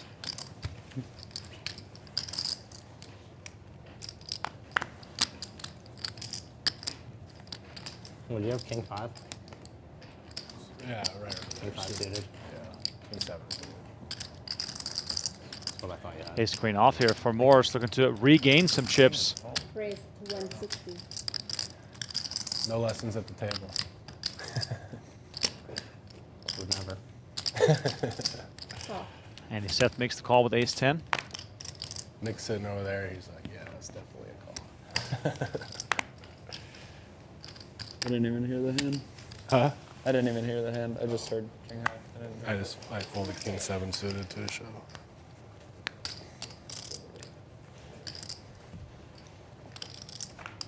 When you say it and no one responds, you know. Oh, yeah, for You sure. just know. Yep. Nick's just like, okay. King 7, 6, 2 hearts. Both players with ace high. Let's see if Morris wants to tangle with Seth, who has been on the more creative side. Be a sick parlay that. That would. Very cool. Bet Win 140. the first tourney there. Yeah. Maybe I should.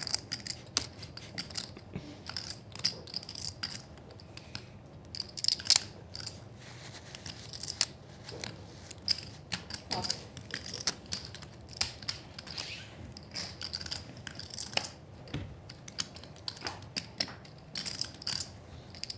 Well, this is a very bad card for Seth after he floats the flop.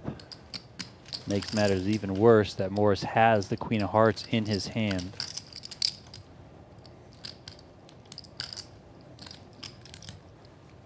My instinct tells me it's like King 9 suited right there, but I'm not positive. I know I'm calling King 10. Bet 230. I would. Morris comes with 230. Now, if you're Seth here, Donnie, you have to give Morris credit for some aces in his range also. The 3 hearts, not ideal either. Is this simply a case of Wasn't sure. call down in hopes that it's good? I mean, I think here for sure you're calling, right? You know, I mean, you hit the card that is you probably figure is one of the best cards for you to hit. I mean, it is a heart, yes, but still, I think it's fine. You have too much of a hand here. It's size where you can easily just click call. And then you just have to evaluate things based on what sort of sizing Morris comes with on the river. Now, I think Morris is going to jam here. Has that Queen of Hearts in his hand, which does block some flushes for your opponent to have. Maybe it's supposed to be You had king 7 suited, not king 7-0. King 7 suited. Yeah, no, I wouldn't call off suited. Sure. And then it's really just going to be a guessing game if you're Andy Seth. If everybody had like 3, I think I call it because there's 2 where you guys are like I can double and be tied essentially. Mm-hmm.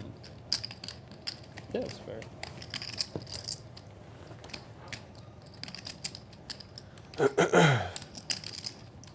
$1.2 million in the middle. Morris trying to decide how much can I extract. And he comes with a hefty bet here on the river. Bet 700, huh? 700. So sick. Seth knows that it's very unlikely that Morris just comes out bluffing like this.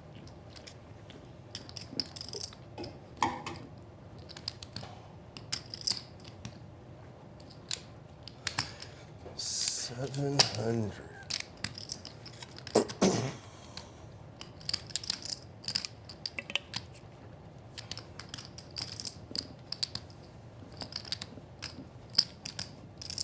What sort of hands is Seth going over here that lead him to perhaps think that he could still be good here? I'm not really sure what value you beat. Let's start there. You know, is Morris taking this line with, let's say, King, Queen, King, Jack? I mean, because essentially then he's like turning his hand into a bluff on the end. I don't think he's doing it for value. I don't think you beat that type of hand, nor do I think Morris is taking that line. Do you think he's got Ace-8?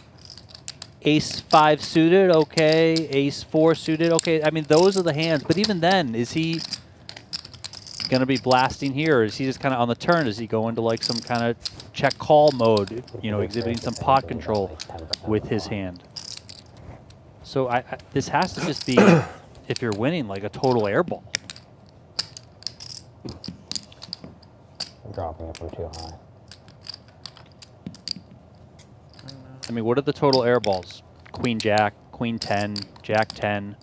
I mean, 2 of those 3 combinations, you have a blocker 2 in your hand, right? If he's got Jack 10 of spades, Queen 10 of spades, like you have the 10 of spades in your hand. So just removing some of those combos. I mean, I think it's hard to call this off here. But I can't drop. I know it's not fun, and you can kind of talk yourself into it once you call the flop floating with the ace high and then hit that card on the turn. But in addition to making big plays, which we saw from Seth earlier, 4-bet with the 10-9 suited, you got to be able to make big folds too in key moments, and this is one of those spots. Yeah, Andy Seth mulling it over. Probably sort of knowing that there's not a whole lot that he can beat, but it is still never easy to let go of a pair of aces.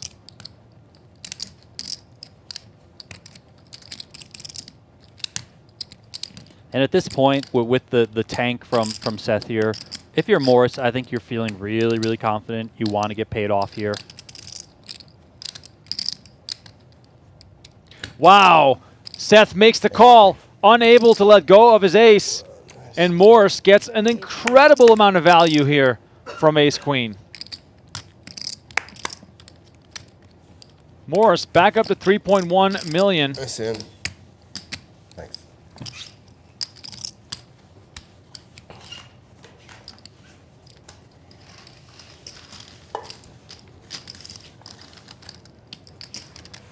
Flip them.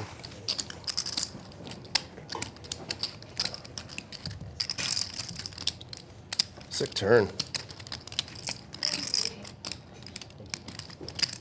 Here's a look at the updated chip counts. Seth still on top, but look at the shift all of a sudden. James Morris back up to over 3 million. Taylor Black still the short stack. Nicholas Seward on 22 big still pretty comfortable, so no real pressure on him just yet. If you're just tuning in, this is the final table of the $800 Ultimate Stack. 300K prize pool guaranteed. 56,000 up top for the winner today. The final 6 right now guaranteed just shy of $12,000. So nice ROI already for these players. This event coming at you from the Venetian Poker Room, located on level 2 at the Palazzo Grand Canal Shops. Brand new poker room. Even today on a Monday afternoon, I walked in and the room was buzzing. It was full of action. Ace-9 of spades here for Morris. Goes right back to raising. Call 160.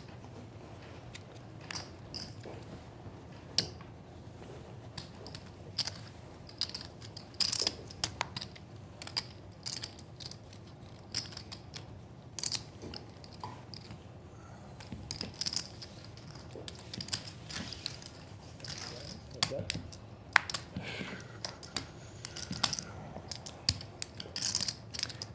3-3-6-2 diamonds here as Seth, the only customer here for Morris.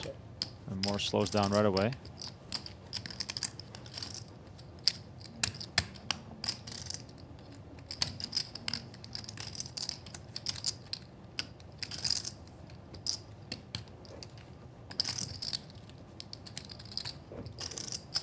What's that? 260.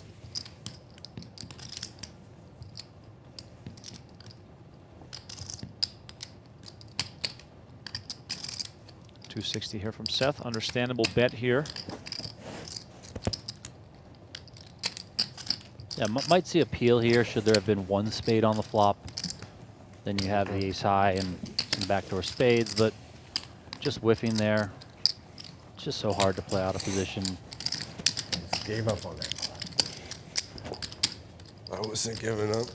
You're gonna have to put it There's in. a chance I drive out on Wednesday and drive later too and skip the 1K that day. Yeah, But with spades. honestly. There's none of don't know, those. we're That, like, going it would just be floating to be like, Tomorrow. oh, I don't believe you. Oh yeah, tomorrow. You got an extra night. Yeah. Not believing me is allowed. Yeah. Yeah. For sure. German wants to be there for Wow. a night. Morris just continues to pick up hands. This time it's pocket jacks. So it can be in for 7 goals, level 3. That's 4.5 hour later. I actually don't know. It's that short. What term is that? It's just like national a. LA circuit conference. But what's the actual tournament? Is it the There's main? an 1100 on Wednesday. 11. and It's just like a Thursday there's one-day, the 1K. Oh, Yeah. It's just like a side event or whatever. yeah. And then the free rolls the day after, and then the main starts. Another good one here from Morris, 2 jacks. Rabinowitz defending.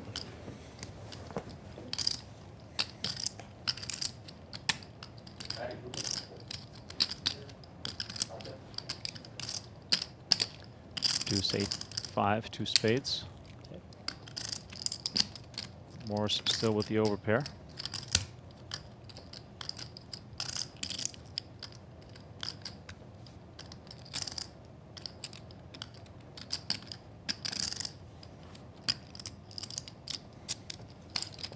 That, 125.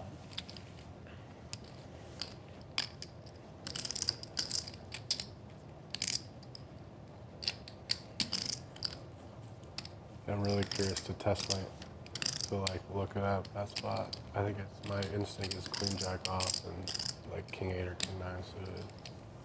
Rabinowitz lets it go, and Morris I think it might again with end the up pickup. being a bit wider. Donnie, Morris plays straightforward, which I think is the right approach at any given final table. But Hands are so far coming at him, What would be the which widest has you could helped imagine? him to regain some traction after that big loss And you suited- versus I mean, I would have to, like, Mullaly when he I doubled don't him up. remember exactly what Do you the think stat that were. I had that is, what in general, the right You had- approach to be I on the had more nine conservative of side nine of at a final eights, table? okay. Play your hands Cocktail? sort of Anyone? straight up because thank you. you Hey, know, Miles. the room for creativity can Yeah, almost two only 1.7 backfire. stacks, Yeah. 1.7. Yeah, and see it. I think a lot of times players kind of, and I've done Yeah, this it many might just times, be- and it's it might been to just my be suited detriment. kings, You yeah. know, when you Well, kind of just try and be too fancy.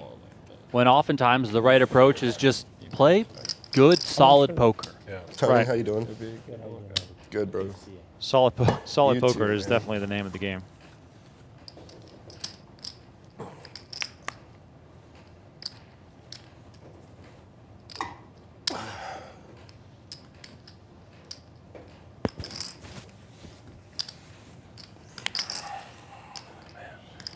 Test me.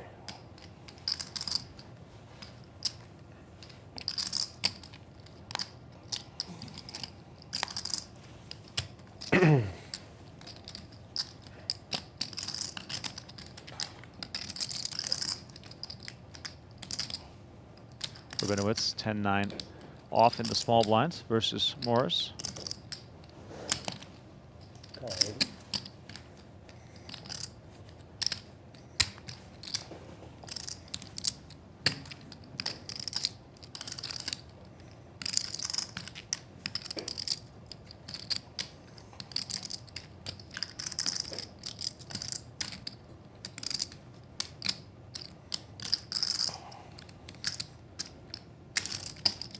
Raise.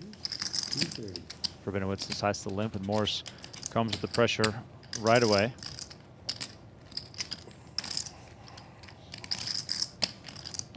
Yeah, a little bit of role reversal here. Bigger stack belonging to Morris now. He's got one of those hands. King blocks the good premium stuff for your opponent.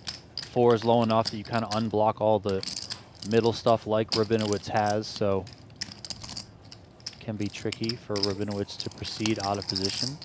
Now though, flopping top pair. Things swing back the other way.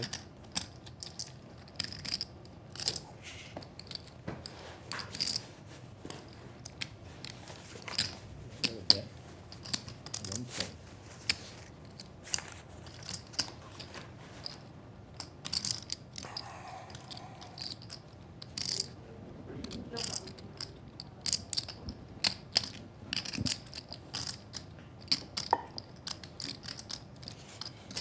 Call. 1 point.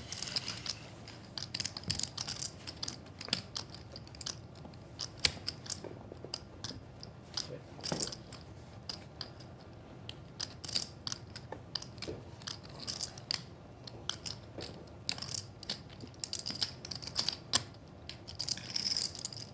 Trips now for Rabinowitz, 780 in the middle.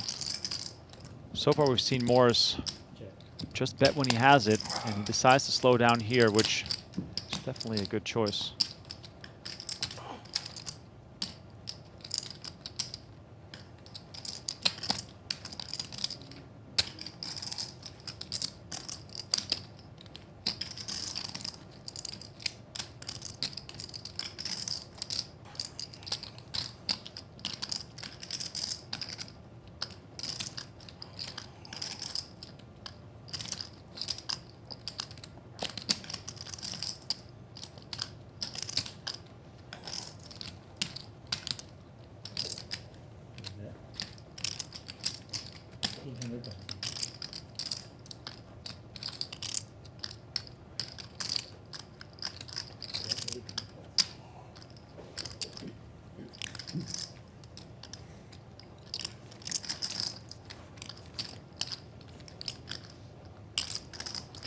800K here on the river from Rabinowitz. Morris with king high, perhaps doing just a bit of posturing here. Simply no case to be made here to feel as though king high could be good here. Yeah, I would agree. This does feel like just a little bit of posturing here. Save a little bit of face before putting your hand into the muck.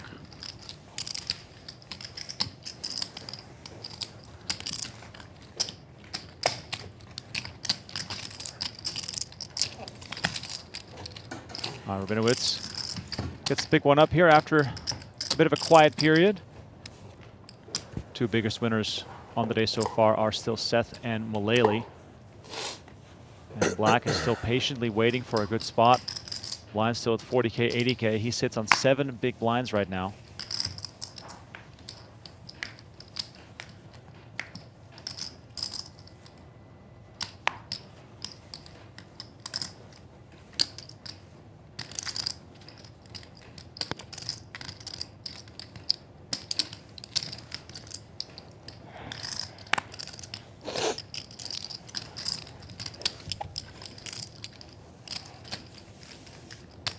Slow roll. Mm-hmm. Slow roll. It's kind of fucked. I didn't look at my hand. Like the whole row gets to see my hand, but I won't know what it was. Put it over the reader. Should just remember to look when I'm on the screen.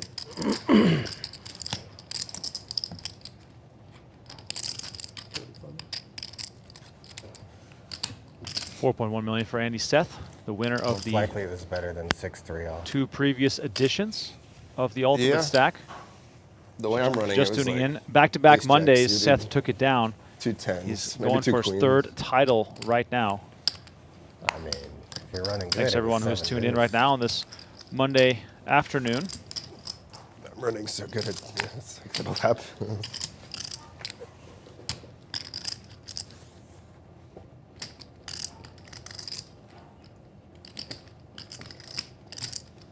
Five, yeah. 45.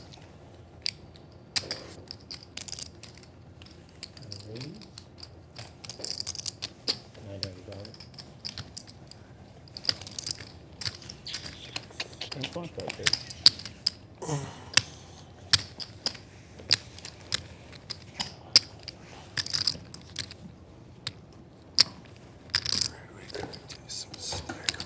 I was going to bet a very similar amount.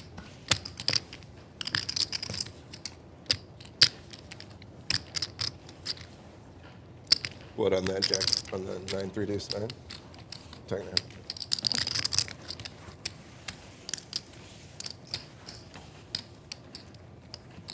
It's a good bet.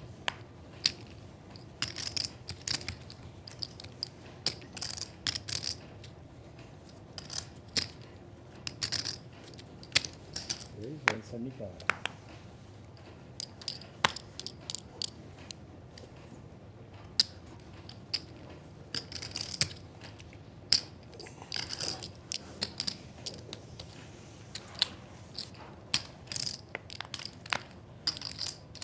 King Jack suited here for Rabinowitz, makes it 175. I'd say Andy Seth, one of the more deliberate players we've covered in a long time, who is always looking for a way to get involved. Yeah, always.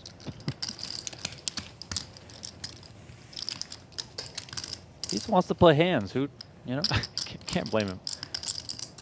Nick Seward has been quiet for a bit here too. He has the lowest VPIP of any player at the table, only 5%. This, of course, an indication of his stack size position and the action that has been happening around him.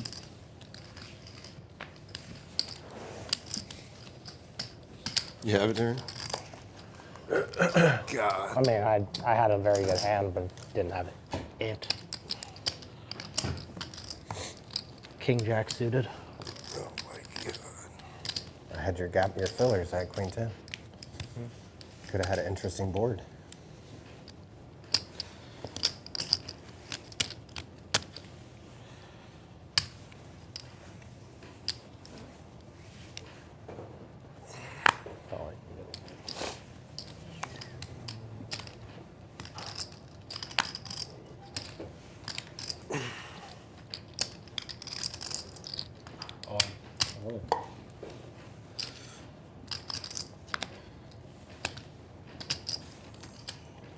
Any more out there? It's 425, I believe. Didn't you just have 25K out there? Yeah, Yeah, I threw it in and he threw me a 5K. You seen 40K? Wow. Oh, I'm sorry. That was ridiculous. You owe more. No, good call. Yeah, actually good call. He needed his roommate to get it. 425. 25. I was trying to pull a fast one. You learned that from Min the Master? Black gets shoved through. Wait, he might not know who Man the Master is. I know. I know who meant the master. Not only did you short it, but you got changed back. High level stuff. That's some serious next level shit. That was strong.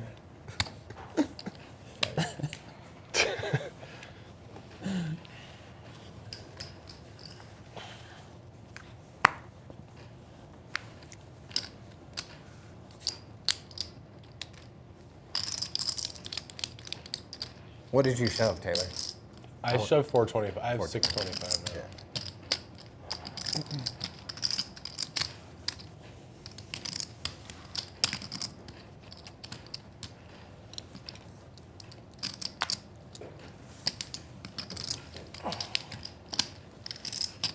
All in. All in.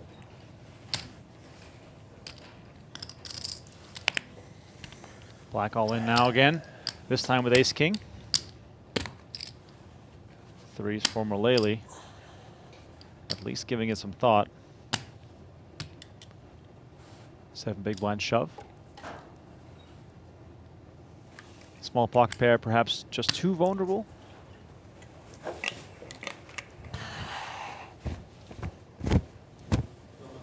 Double down. Thank you. Black wins He gave me again. one. Oh, First one off the top. 3.3205. All right, sounds like the players are taking a short little break. I'm told this one is about 15 minutes. When we return, action will continue with the final 6 as we are playing down to a winner here today on Venetian Poker Live. The remaining 6 guaranteed just shy of $12,000. 56K up top for the winner, but we're still far away from seeing someone walk out of the studio with that beautiful gold lion trophy. For now, time to top up those drinks, perhaps get yourself a new snack. We'll catch you in about 50 minutes for continued coverage. .2? At that point, if you're still in the Squid Game, you might as well start shoving because you got to win one eventually. And it's heads up between Boots and Nick right now? Yeah, I did announce it actually. Yes, you did. Okay, good. It's a And Nick courtesy here trying to announcement, get by the out way. of the It's not Squid Game required by for the making it viewers to say that, 5200 but with 6 deuce suited. We do appreciate when they do. 6-3 for Boots gets out of the way. I'll try and defend you, bro. I'll try and defend you. JRB comes I need along you with to ace 10. root for 7 of clubs. Ooh, got it. Oh, Nick's on a mission for this one. Ace 10-3. This might be costly if Nick tries to really fight for this one. Well, I think he's going to. He's got one of those types of boards that, as the person who put in $5,200, is going to want to represent. Well, maybe the 4 of diamonds would be a nice card. No problem. No problem. I'll take any diamond. Instead, we get a deuce, so Nick does pair up.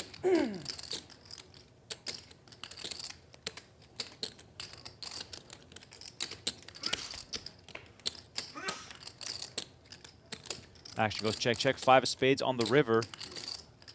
Let's see if JRB wants to stay tricky here, knowing that Nick wants to win his way out of the Squid Game.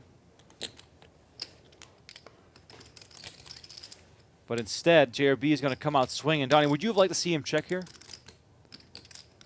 Say Nick has to bluff if he. Yeah, I know. That's what I'm thinking of. Is that you just can really let Nick hang himself here. I know he did check back on the turn, so maybe that's telling JRB, this guy's slowing down a little bit. But you know, I think you can just really let him bomb the river.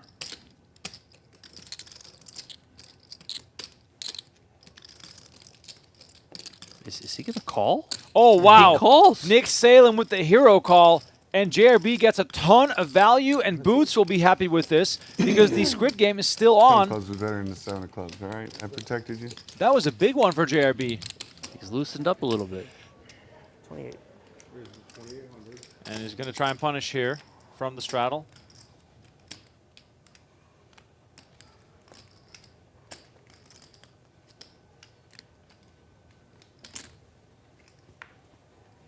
Nick will go see a flop. Rampage gets out of the way. Welcome to Joe Ingram in the chat. Good to have you with us. He says, road to 5K subs is heating up a little closer every day. But we won't be happy with 5K. We want 10K. When's Joey going to be in the game? Yeah. Get on the phone with JRB. I heard Joey is now a 2-card specialist. That's what I mean, right? He has can get in there. He has forsaken his old love. Yeah.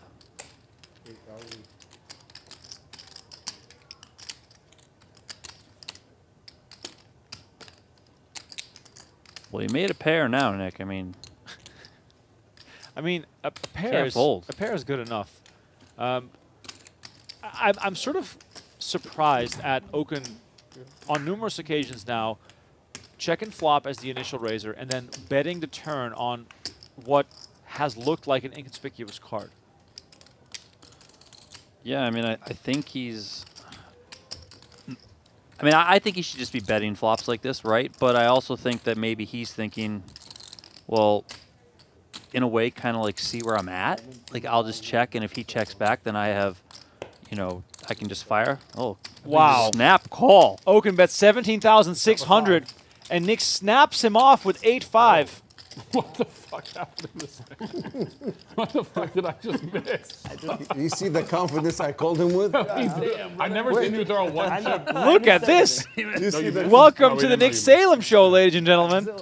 And Boots here, trying to evacuate himself from the Squid Game.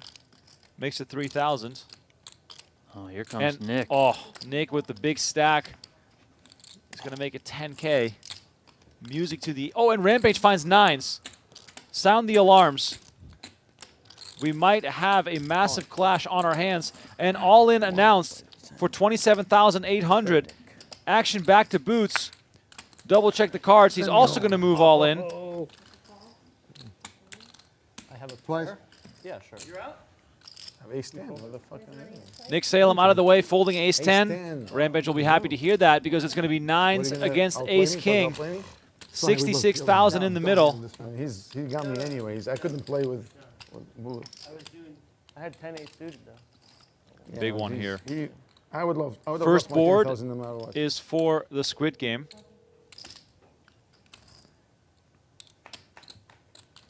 Here comes the flop. Jack 4 8. You can see the outs on the screen there. 2 aces have already been folded. First what? Turn card. Jack of spades. No, huh? Still looking safe. River's the 5 of diamonds, and Rampage gets the first one, and that means that Boots again, the loser of the Squid Game. Hola, Chanchi. Buenas noches. I love King, you. 9, I'm all 5, set, a man. set for Rampage. Hey, running out of heart. Boots looking for runner. It's not there, and Rampage winning 2 showdowns here with pocket 9s, and he's up to 66,000. This night for Boots has been Oh, something. it's unreal. It's unbelievable. Currently only 3 winners at the table. Nick Salem, Rampage is slightly up, but up, and JRB.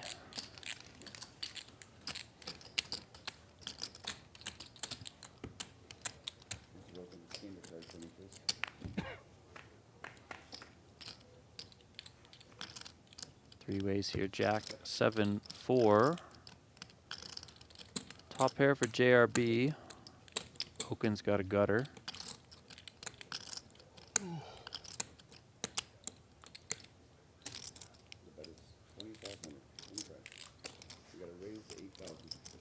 JRB's going to raise it up to 8,000.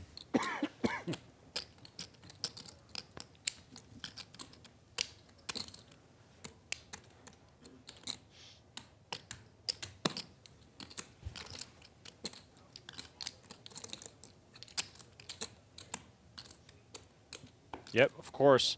Ogun's going to come along and make the call. Building a real...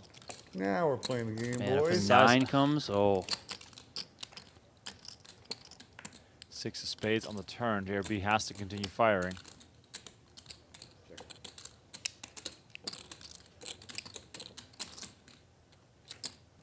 Why did he check? Yeah, why would you give Brian Oken a free card who could be in there with just about anything? You got to charge him.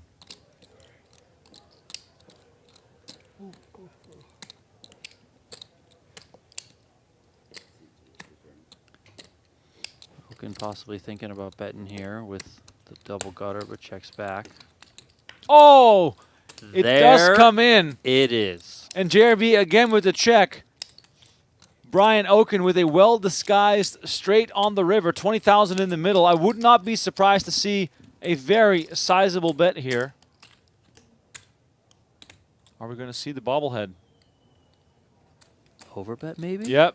There we go. 27,000 is the bet. I'm gonna get rid of this ugly shit anyways. I'll take it. There you go. JRB losing a huge one. 74,000 going to Brian Oken. Now they're expert. You This got could no be trouble chance. right If you here. Look, start to deliver Nick your hand, flats that with shit the is gone. aces. Oh, They should. Oh, baby. and David Williams makes it 7,000 on the button. Nick Salem is just in full control here. This is a different Nick Salem than we saw 2 weeks ago. I Yeah, really this wish is I had great. my squid button. 7. Oh, we went from margarita to wine. White wine. Maybe Maybe he's getting ready for the Beat dinner. Brian. You know? maybe some red Don't after get dinner. the squid and tip with the other 100. This He is must have ordered amazing. seafood. Oh, he's going to come back over the top. Truly incredible. Can't make that up. 21,400. Not messing around. 21,400. I'm all in. Oh! David Williams with the misstep. Oh, my gosh. He runs into aces. Nick Salem. Squid button. First board gets it. Oh, First my board gets God. it. They're in for 100,000 each. You're going twice. What happens to the 150,000 in the middle. I like that. Might as well. This is the hand of the night. 2 times. Better call up my backup player. You want them to flip over their hand? I'm not flipping over, so I don't care what they say. They want you to reveal your hand. I'm not. Yeah, they I'm won't do not it. turning Go my ahead. hand over. So Okay, just tell me. Now he's They're protesting. not rolling the hands Put it over. out. Go ahead, deal. let's go. Oh, man. All right. Running it anyways, twice. You put it on the camera. Anyways, First right? one Yeah, for yeah, the yeah. Squid Game. Aces versus ace 9. 7-6-3. Runner straight still out there. David Williams in a world of hurt right now. Williams got in with the 8-4. He's like, I'm not sure. Yeah, I wish it was. I wish I had 8-4 right now. I have a shot. I could hit a 5. Oh, yeah, ace I'm queen. First one's going to go to Nick Ace Salem. Ace, ace. Yeah, nice hand.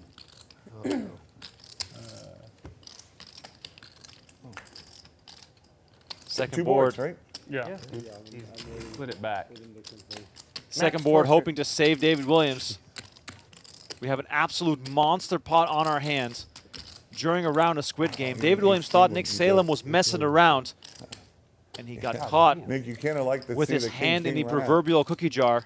I didn't like it. You can't have liked that. King run out. Yeah, horrible. Because I don't want to turn over ace king. Yeah. Jack 8-8 he once said he again so did. I looking mean, for he back knows. doors here. Oh, And that is it. David Williams I mean, tosses it's him into the comments, muck. so 8-4 would've been- yeah, okay. Nick Salem wins the biggest pot of the night. Absolute monster pot. Okay, here's my thing. My mom, when she drinks wine, she has ice in it all the time. I don't mind the idea of having a colder glass of wine. My problem is you got to drink it so fast before the ice melts, or otherwise it's going to water down your wine. Yeah, no, I would just put like, 1 or 2 ice cubes just can to, dance, though. quickly chill it down. Probably All right. also why I like sangria so much. You do want to do. Here we go. Let's go. Here we go. Oh, baby! Of course. No pair. No pair. We got a big one here Ace king. out of nowhere. Yeah, you're very good. Rips is tired of folding. Two times. Good luck. King Charles Thank gets you. him to pull the trigger, making the call here on the jam. We got a new biggest pot, 60,800. Get there. Did they say once or twice? I think we're going twice. 47 minutes to play his first hand. Oh, Got yeah. it in. Got it in with a 3-outer. 10 king. That's a good call there. Yeah. That's a rips roll. He just he couldn't rip the ball. Yeah. 2 times signaled from Charles. I know. Rips, hoping to get lucky and chop this thing. There it is. Oh, Jack in the window. King right behind it. There it Came was. too quick. No diamonds alive here. 10? Maybe Queen good. gives us some outs here. River's the 3 of diamonds, and Rips already 1 jack short now. 30 something, I think. Always feels good to win the first one. Oh, it really does. Ace 9-4. No help for Rips, who's looking for a jack. River card 7 of spades, and Charles is going to win this thing. It's 10, 20. You got my ass. 6. Ace is 6,000. 6,000 Oaken on the button with Jack 10 of hearts. Beautiful hand to squeeze here. You get some raise folds. You get some hands that you're in pretty good shape against to call, and then Call 6,000. you also have the range advantage. Here we see the King Jack suited just make a cold call out of the blinds. So it's going to have the Jack 10 suited dominated, but Oaken will be in position. And Was, Call 6,000. the 6-9-0, an infamous hand in poker. Just because of the value of the cards, Remco, nothing else there. I was trying to think, what am I missing here?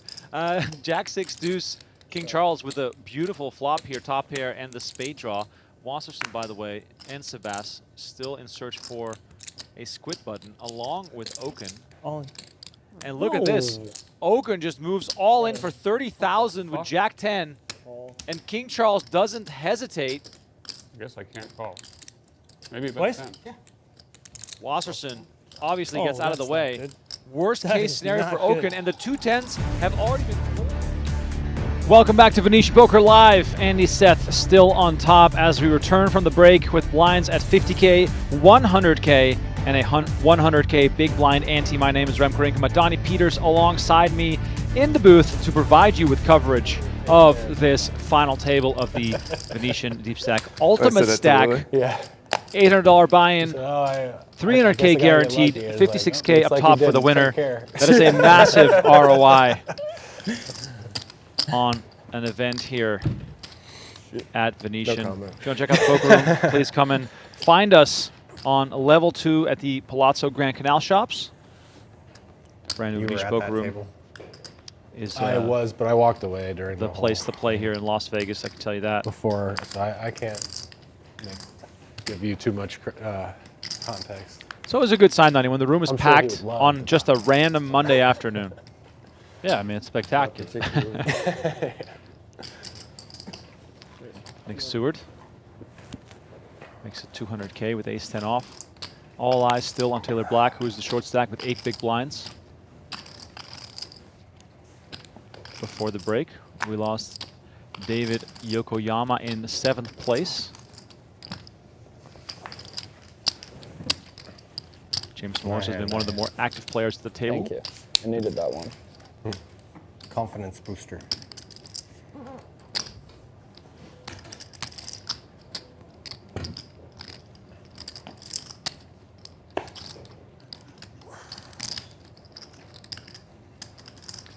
Once again, if you're with us in the chat on the Venetian Poker Live or the PokerGo channels, please give us a shout.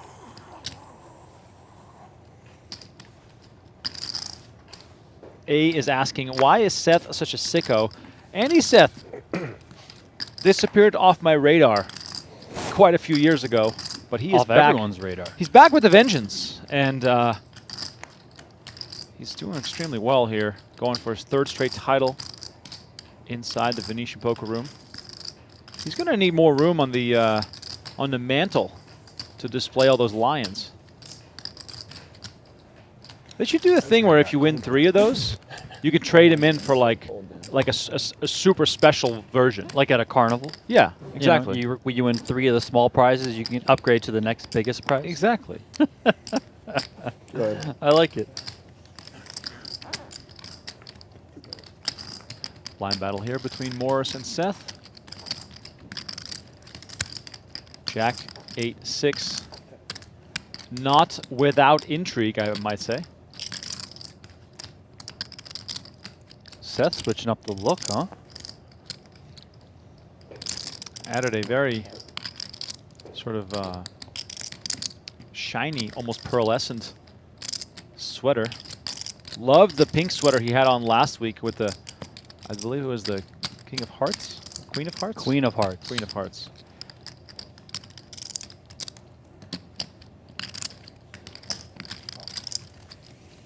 Seth bets 125. Morris makes the call. Queen of Hearts on the turn. Morris well out in front here, but a second stab from Seth would more than likely get it done. But it does go check instead. 3 of Hearts completes the board. 10 high is best. Let's see if this thing goes to showdown. I almost refuse to believe it. Seth now getting check 2 twice, finding himself in a spot where he knows that checking back is not going to award him the pot. Is this the time to tell a story, Donnie? Is there a story that we can even tell? I mean, it might not even be about telling a story. It might be about the fact that you just have 7 high. Right? I mean, sometimes it really is as simple as that. So 550 in the middle. Seth comes with 185.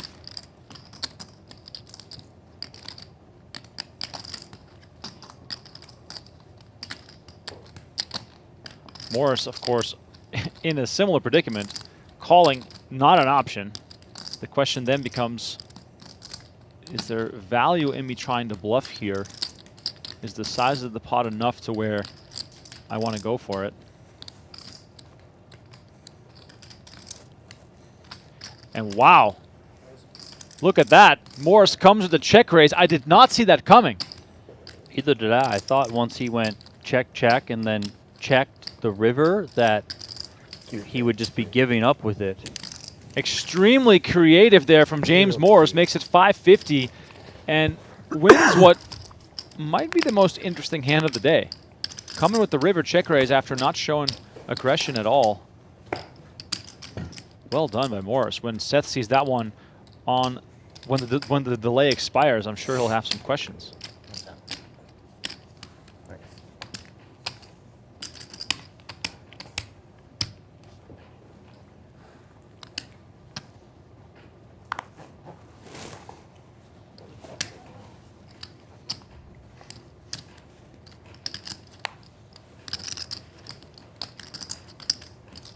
Was it till like 775 or something?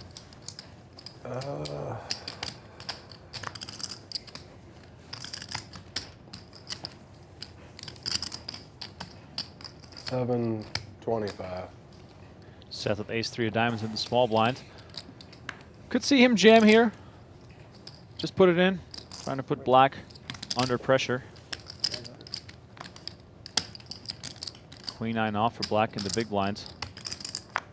It's not been his day so far.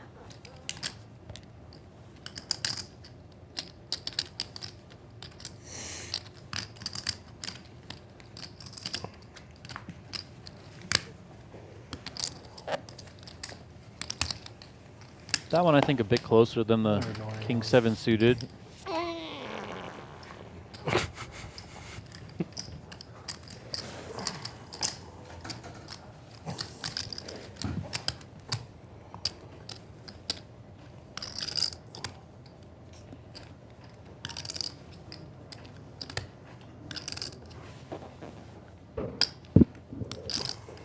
Seward in particular looking at the stack of Taylor Black, breaking in a pay jump.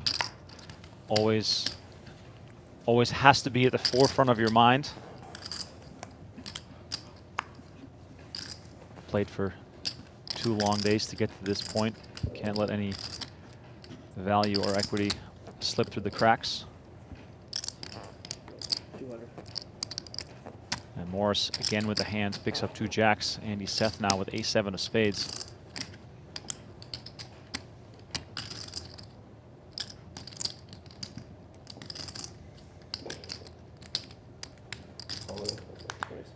Wow. Andy Seth moves all in for 3 million with ace-7.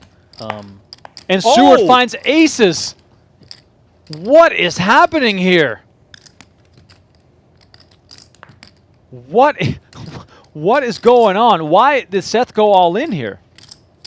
I don't really know. I mean, he's obviously just trying to leverage the fact that black is so short over there with 6 1/4 big blinds. So he feels like, listen, Morris is opening pretty late here. He could be wider. I have the ace blocker. Even if he calls, maybe I have a decent amount of equity. I mean, this is a sick spot now if you're Morris because Seward has to have a really good hand. Wow. This is truly bizarre. How Andy Seth decides to go for it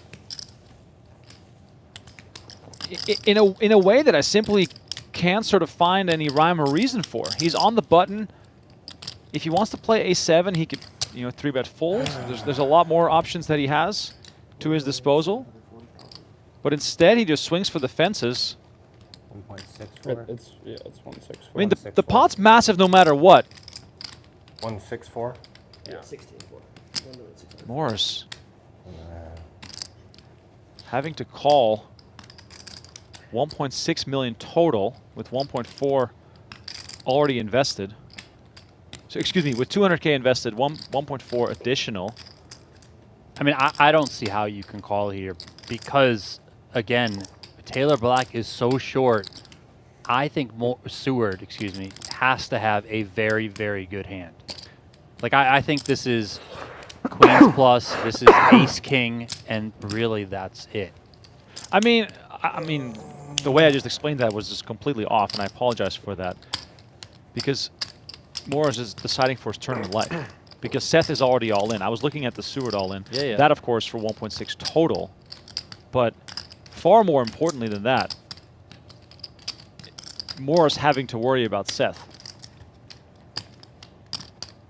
I thought Seth, when he was thinking about it for a little bit, and this hand I think kind of fits into the, what? you could possibly 3-bet it. Also, I think it can play fine well post, a7 suited in position, so maybe you just call. I never thought he was just going to rip this in. I mean, that just seems ridiculous. This is the most ridiculous hand we've seen on one of these final tables. Morris with jacks having to concern himself with... It's obviously easy for us to say things. We can see Yes. the cards. But I'm sorry. I cannot see Seward not having Queens plus Ace King here. I mean, he's been so snug. I'm not sure what Is he going to do this with 10s? I Right. mean, that seems kind of crazy. Now, do you think Morris is actually more concerned with the hand of Seth? Is Seth supposed to be really strong here for him to do something like this, given his stack size? No, I don't think Seth is really strong here. Like, if Seth has Queens plus, I think he's just going to standard 3-bet, try and induce someone else to 4-bet jam, and you could value that way. So Seth has, I think, a lot of, like, I don't know, ace-5 suited, king-queens, like stuff like that, right? That can kind of just be like, listen, I got some blocker potential here. If they call, whatever. I probably have decent equity. And look at this. Morris tables his jacks. Those end up in the muck. This hand only costing him 200K. But Andy Seth in a world of trouble here, tabling a7 of spades versus the aces of Nick Seward. Now, Donnie, this is the best possible outcome for Seth, given the way this played out, because Seward is a lot shorter than Morris. Yeah, of course. I mean, you hate to have the guy have 2 aces. You'd rather have him 2 kings here, but, he can still drill something. Wow. All right, big showdown incoming. 10-7-6. Seth looking for the lone 7 of hearts left in the deck. Instead, we see the 9 of hearts. An 8 would now chop this. Imagine if after all that, this is chop. Instead, it's the king of diamonds, and Nicholas Seward doubles to 3.6 million, courtesy of Andy Seth, who is down to 2.4 million. But that shove by Andy Seth will be talked about for many weeks to come, I'm sure. I was in the blender. I mean, it was obviously authentic, like on this leg. No, it was a good fold.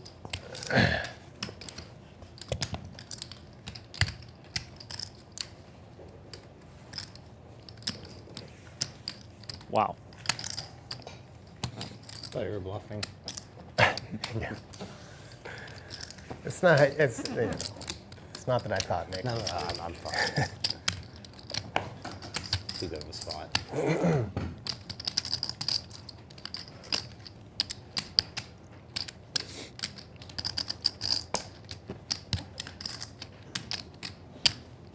All right, back to the action here. Nick Seward, all of a sudden, finding himself with the chip lead. Picked the perfect spot to find aces.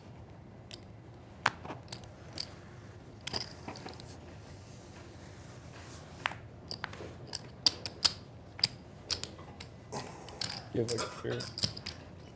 Like 2.7. He saved you, kind of. Like 3.5. Yep. Myself. Really good bet over.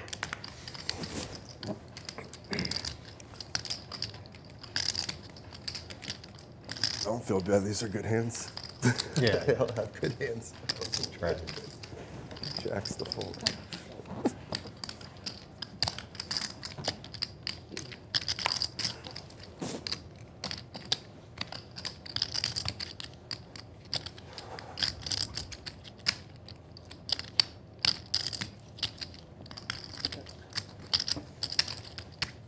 All right, we're back to the small cards. Blind battle here between Mullaly and Seward. Sorry, Taylor. I tried. Wow. Simply incredible. What a hand. I mean, good lord. Incredible.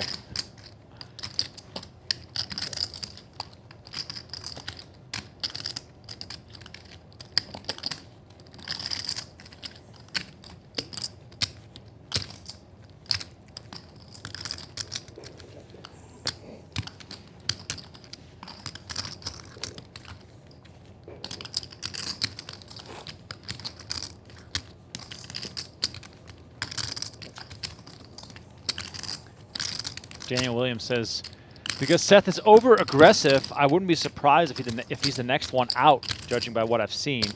I mean, his style has really worked for him. And of course, you know, missteps are a part of the game. That's what makes poker so exciting. That ace-7 hand was just overly aggressive. Yeah, but I don't think he's overly aggressive to the point where he's in every single pot just blasting off. Like, right. He's...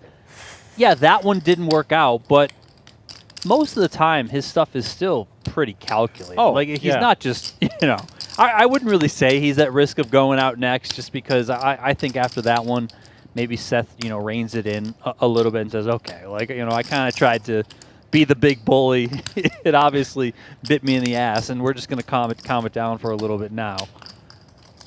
I do like the bully style of poker, I must say. I'm a big fan. That just brings such a nice extra level of excitement.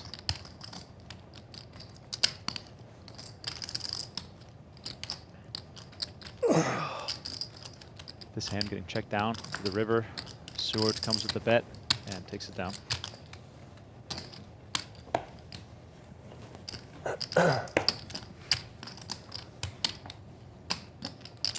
If you're enjoying the coverage, please don't forget to hit that like button, subscribe to the channel. Venetian Poker Live also coming back with more cash games this Saturday.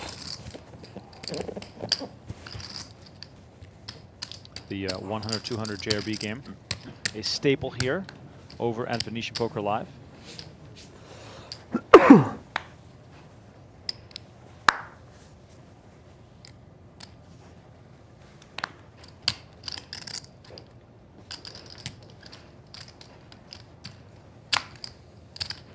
Oh, sorry.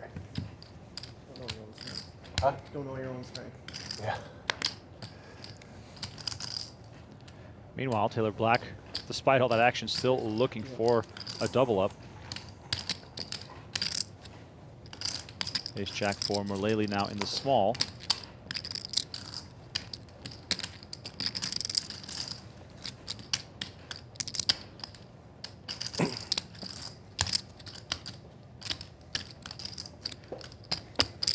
Mullaly on 26 bigs.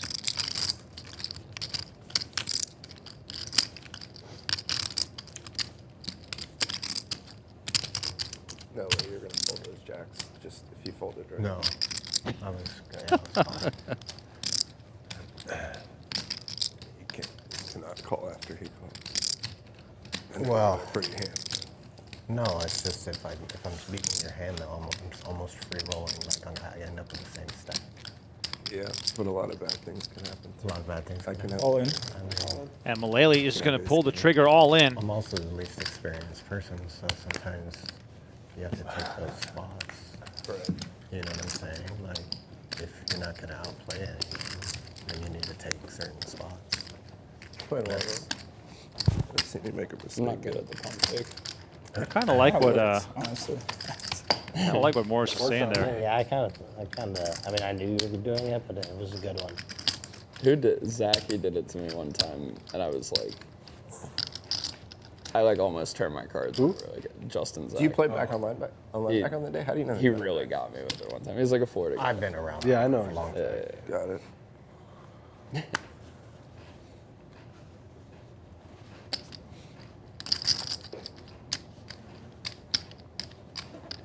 Ace deuce for Seth. Back to the action. Decides to let this one go. I didn't start taking tournaments too seriously until last year. Got it. Last year I played a lot. Not so much this year. Play cash games a lot too. I don't anymore. Not at all. Now it's just tournaments. If I feel like playing, I'll go find a tournament.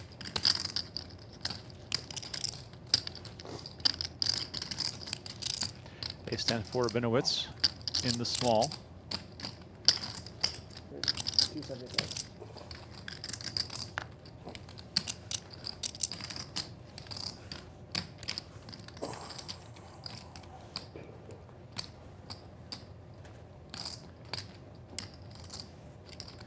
Donnie, for someone who deals a lot of poker and who presumably isn't a full-time player, James Morris seems very comfortable at the table and very comfortable playing pots against guys he knows do this for a living.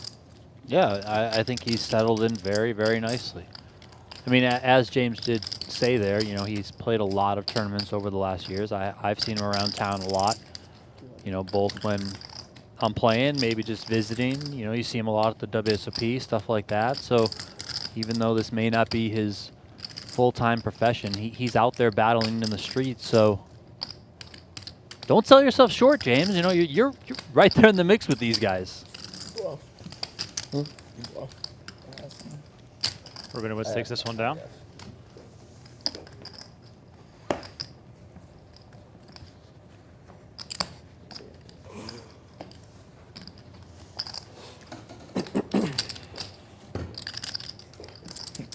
Fuck you. He bluffed you. A 7. Should have shoved. I would have folded.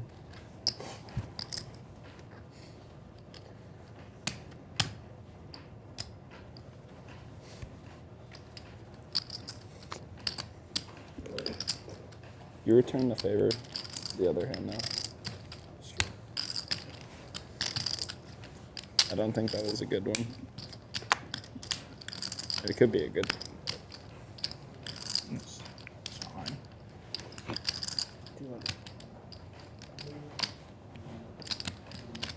Seward with his newly won chips What was the other hand you picks two up a played premium against each other? hand again. What was the other hand you two played against each other? 200K this time with pocket queens. No, he just opened button, no jam.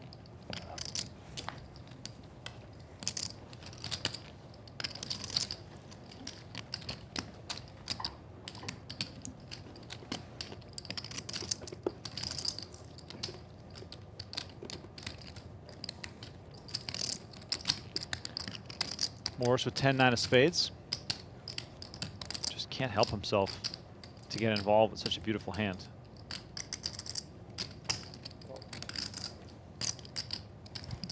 What'd you have? My jam. Siaka.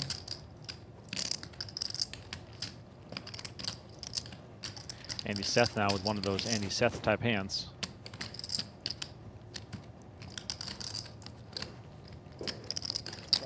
No doubt in my mind that he was going to play You're that like hand. 2.5 to start. Yeah, I think a little. 3-3-7, 2 spades. Morris Oh, bro, flops you're a not flush even draw. gonna ask. You have like 2-1, right? 2-2-5. Thank you. Yeah, I'm pure too. You know, I'm in this. I just could count yours a little better.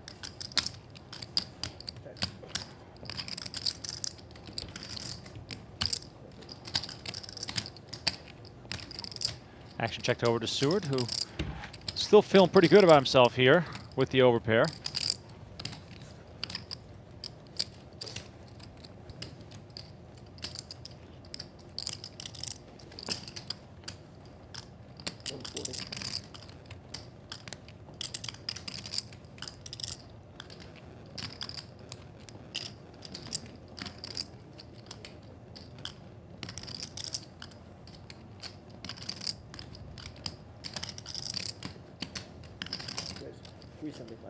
And look at this. Morris not wasting any opportunity and just check raises with the flush draw. Donnie, this semi-bluff here is very, very tricky. Yeah, I mean, I think Seward is pretty comfortable with his hand. You know, I think there's also going to be maybe sometimes that Morris has value here that Seward is ahead of. 8s, 9s, 10s, jacks, for example. I think this seems like a flush draw a lot of the time. I don't see Morris with many 3s here. Seward makes the call. And the question now for Morris, how do we proceed on any non-spade card? The Jack of Diamonds pops off. 1.4 million in the middle. Morris on 1.8. Stack to pod ratio is getting a little awkward here too. Yeah, and this is, you know, the problem you get into when you're playing these types of hands in this ICM world that we're living in right now, because Taylor Black is so short. It's just really tricky. It's out of position. I mean, it's also understandable for Morris to want to continue here again on the turn, picking up additional outs to hit an 8 for a straight.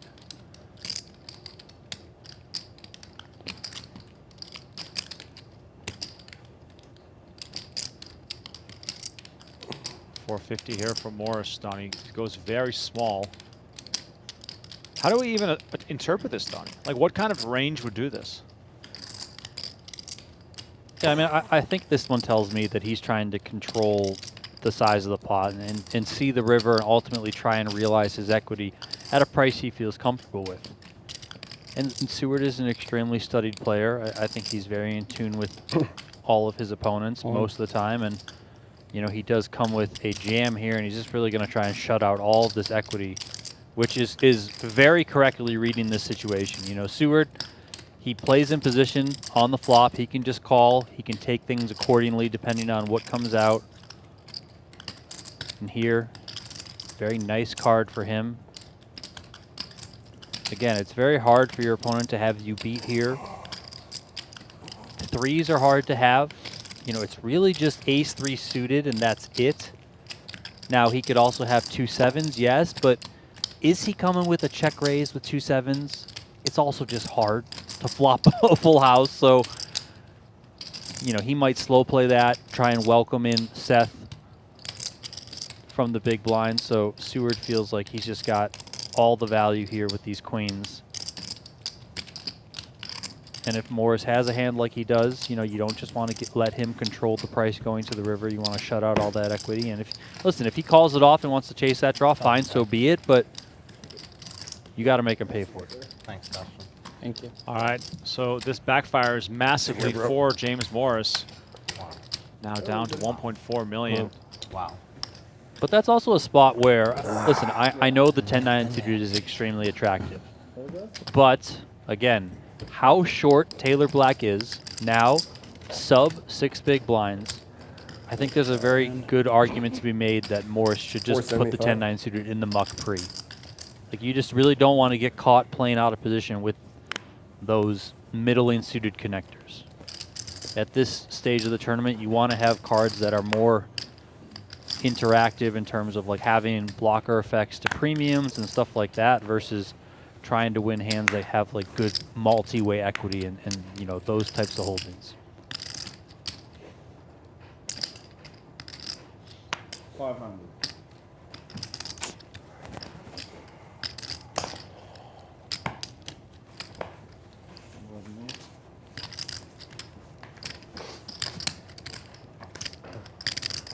Taylor Black on just 3 big blinds now. It'll be any moment now before he's all in for his tournament life.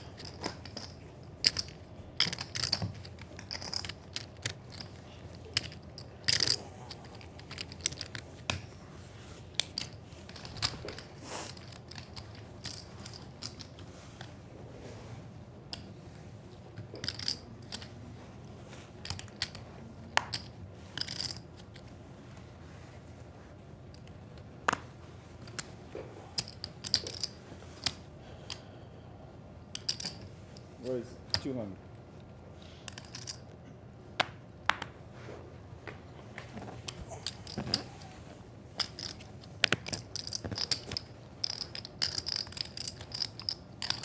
$200K now for Morris, off 13 big blinds. Almost seems a little out of line there, Donnie, to get creative there with such a small stack. Yeah, I mean, it's going to be hard going up against the chip leader.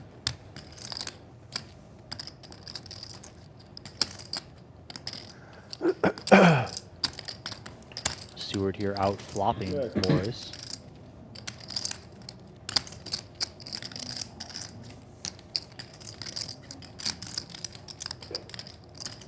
Now, part of what I think Morris is going to need to do here and also generally going forward with his stack getting shorter is just really recognize the situation where Taylor Black is very, very, very short.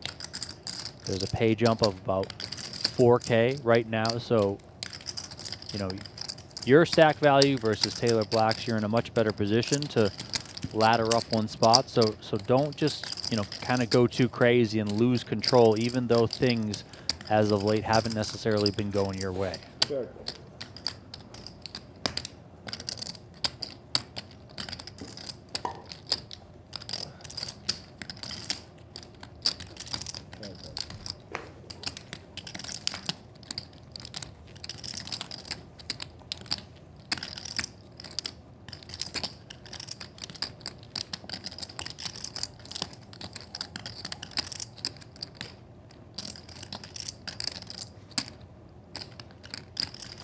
Interesting to see if Seward wants to come with a bet here. I think he could go for some thin value. I think he could also go the check call route should Morris want to bluff this hand. He's going to come with 100K here. You know, try and target all the ace highs. Wow, Morris is going to pay that off. I'm not going to say I'm a fan of that one. James Morris. Listen, I know it's 100K and it's one big blind, but it's so important when you're short like this. Like, you just have to conserve all the chips, so I think you just have to fold that. Yeah, Morris putting himself into perhaps some unnecessary hot waters here. All the leverage he had not too long ago is now gone, and he is playing with his hands tied, looking for a spot to perhaps shove and double up. Taylor Black, meanwhile, a patient onlooker, needs a bit of a miracle to come back from a 3 big blind stack. And this hand would also be poor timing as Rabinowitz finds 2 aces.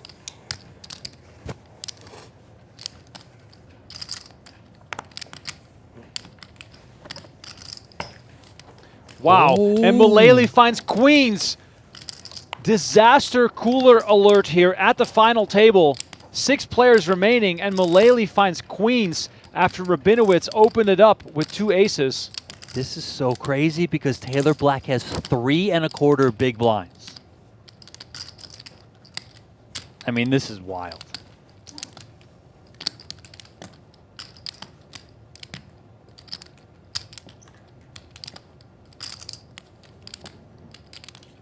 If you're Mullaly here, Donnie, how do you proceed? And look at this, he just flats. Thank you. He flats with queens in the big blind. And the flop comes king, 7-8, all clubs. Mullaly, the only player with a club. I mean, given the way this flop comes out, I think we can immediately assume that this pot is not going to get overly big. Yeah, and listen, the pre-flop, the call with the queens, this is such a very, very delicate spot. I totally understand why Myles is coming with just call. I mean, it's one of those spots where you really, I'm not sure how much study you're ever able to put into this when somebody's got 3 big blinds over there. You also have to factor in the fact that Morris has 10 big blinds as well, so you're pretty comfortable here if you're Mullaly. Just play this one pretty slow, kind of just pot control it the entire way. Starting pre-flop, try and pot control it the whole way to the river. And, you know, Rabinowitz himself is not, like, overly thrilled with this sort of board as the way it's running out, and also this sort of river. Pardon? So I could see a world where this goes check-check, and the players, everyone's going to kind of be like, what the heck just happened? Where's the money at? Yeah. I should be sharp enough to look, but Mullaly with the queens playing this coy. too much to think about to look at this spreadsheet. I must say I'm very impressed with his level-headed approach to this. Most players, when they see queens at a final table, they just get excited. You just want to try and build a pot, but Mullaly taking a conservative approach, perhaps not only because of the short stack of Taylor Black, also just the fact that Rabinowitz is not an overly loose player, playing under the gun.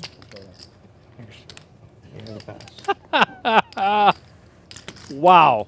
Wow, you play fucking great, bro. That's an interesting. Rabinowitz says you're the best.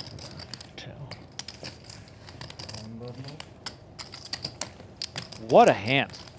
I mean, let's say you elect a 3-bet if you're Myles Mullaly. Let's play a little hypothetical here. Yes. And Darren jams on you and turns his cards over and has ace-king.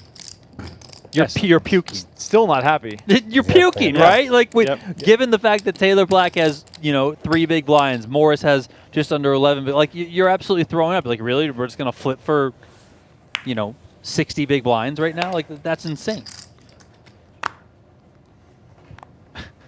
And also, like, I don't think that. I think Darren, Myles obviously knows how good Darren is and how experienced he is. So let's say Darren has 2 jacks.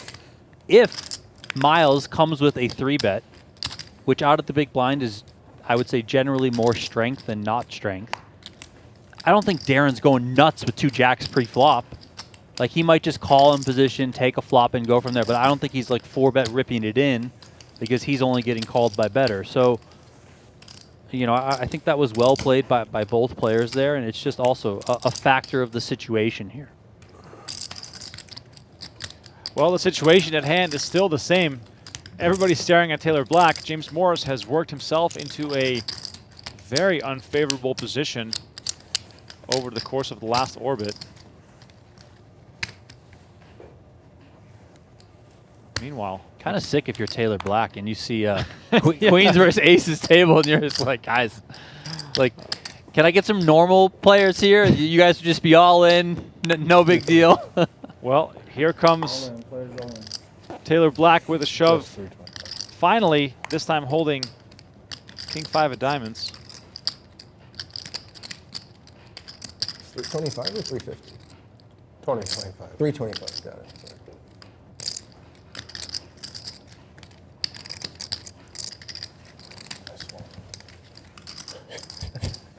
And Morris now in the big blind with a chance to send Black to the rail. King 10 of clubs. Oh, he's Should peeling. be plenty to He's make this going call for here. Max Sweat at my expense. Oh, there it is. All right, call has been made. We have an all-in showdown. 800K in the middle. Taylor Black at risk for his tournament life. That's all right. It didn't take it very long. He's lasted for 51 hands. Well, before I looked, I was like, can I ever fold anything? But yeah, I guess I could. Just because I'm second and shortest. And,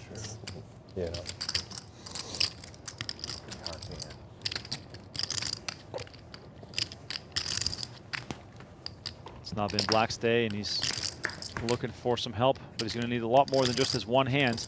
And it comes King 10-5. Morris flopping top 2. Black hoping for running spades.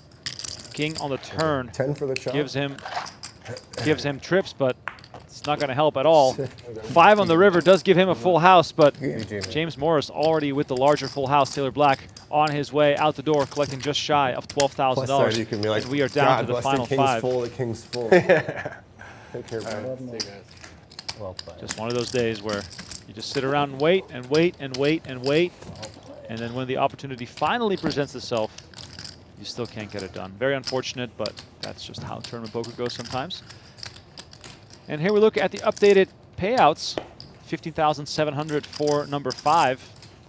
You're looking at the man with the short stack, James Morris, on 14 bigs.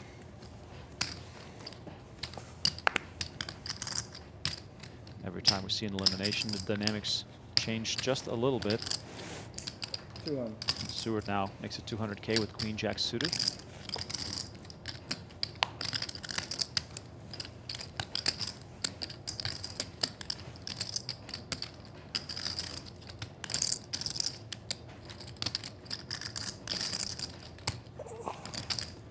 Rabinowitz, ace king of diamonds now on the button. Where is it? Just gonna get a 3-bet here. 550.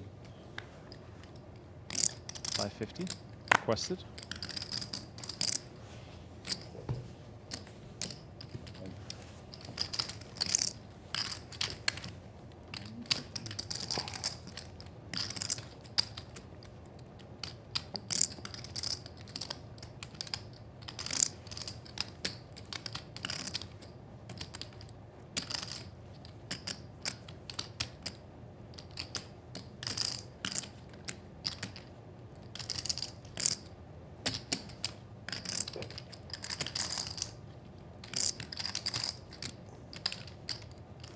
On.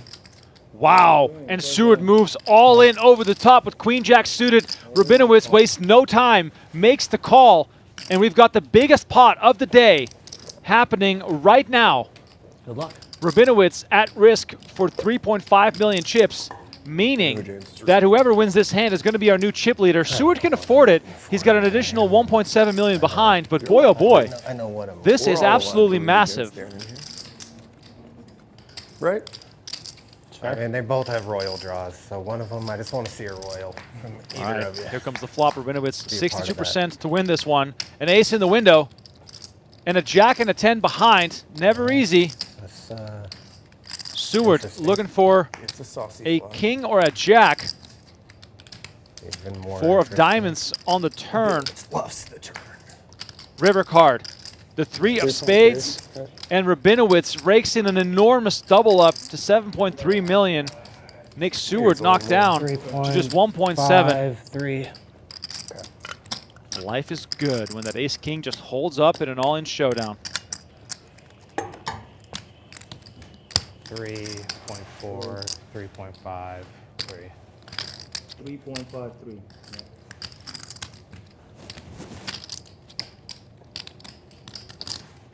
Nice answer. Nice.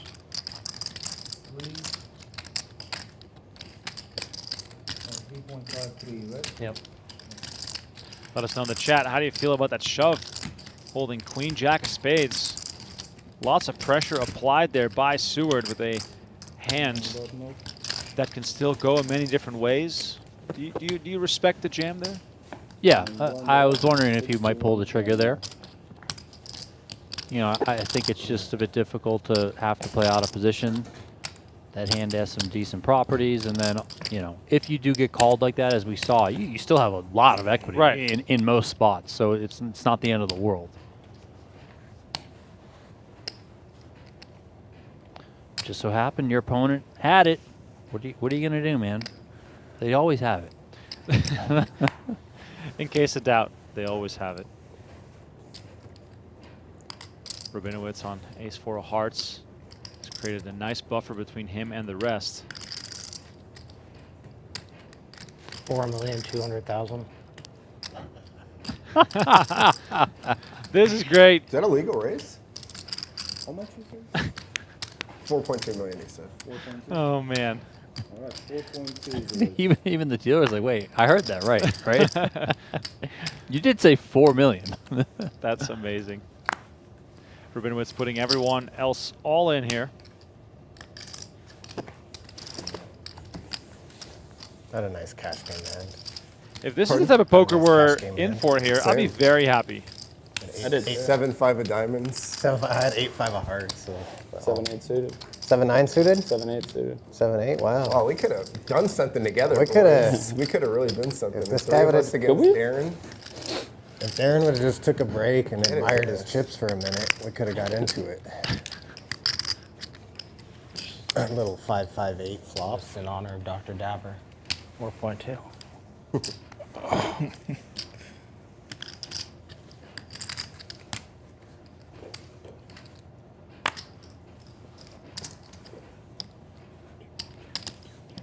Ace queen off here for Morris on 11 bigs. Shades come on. Could we see a shove here? All in. And there it is. Players go in. Pass. 1.4 even.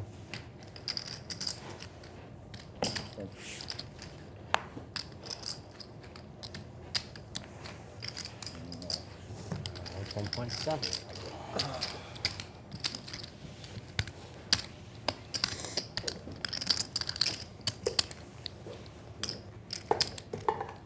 Man, even with a $5 tip, you still can't get cocktails over here. Tragic. $5 in Vegas is the new $1. Correct. Hey, dear, is the cocktails? Can you have some of it? Yeah, this is the 2-time defending champ. I mean, you got to get the man a drink, right? Gotta work on that. Gotta work on that. Sort of how to get attention from the Pass. waiting staff. Imagine if he hit him with the, do you know who I am? Pass. Do you know how many trophies I have? Starting a movement. Let's go. Oh, Nick. potty Oh, I'm so pooper, sorry. potty God. I pooper. was completely He's too dialed in. zoned He's out. I- way too dialed in. Maybe God. zoned out, dialed in, same thing. He was thinking about Queen Jack of Spades Yes. right there. Nah, Cooler situation. What are you gonna do? I've made peace with it.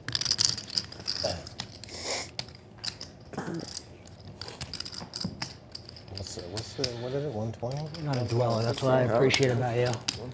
You don't dwell. I appreciate that. You move forward. I try to. It's hard to do. It's easier said than done. But Yeah. I like to ruminate for a few hours. it's the way I am as well.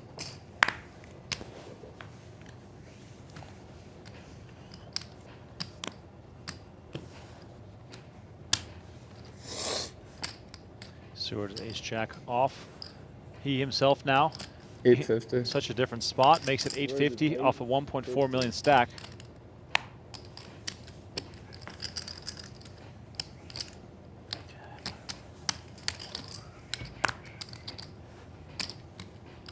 Pretty hand, Nick. That is a pretty end. That is a pretty hand. Dear God. Good bet.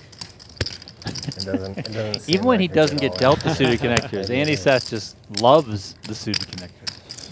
Absolutely loves I them. just had those exact 2 cards against him last time he went all in on me, so.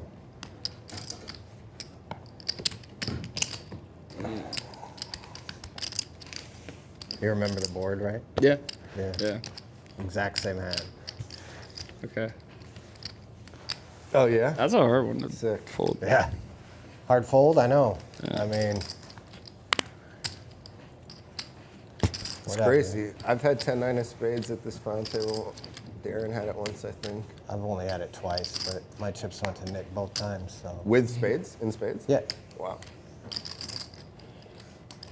So screw that hand. 250.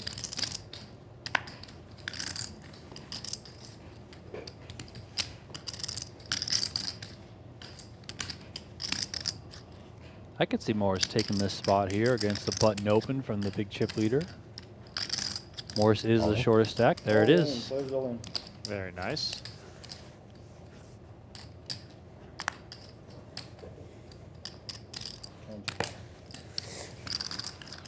Morris with the jam. 3 times now. That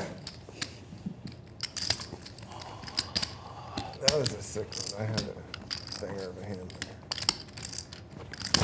there. Darren crushed. I have the easiest stack to play now. That's the only positive side of being the shorty.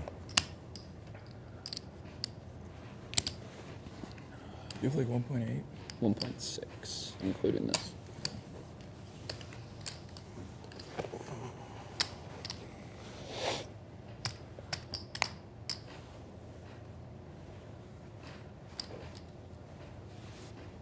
Ace 10 for I think that's his. Mullaly on 2.3.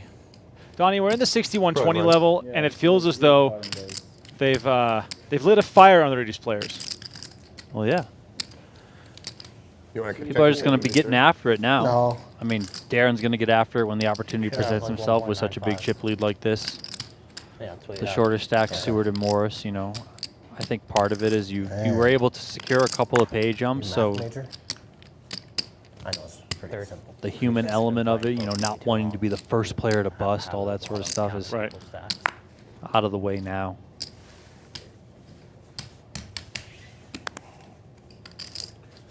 I mean, just knowing these players for the most part, we've obviously seen quite a bit of Seth over the past couple of weeks.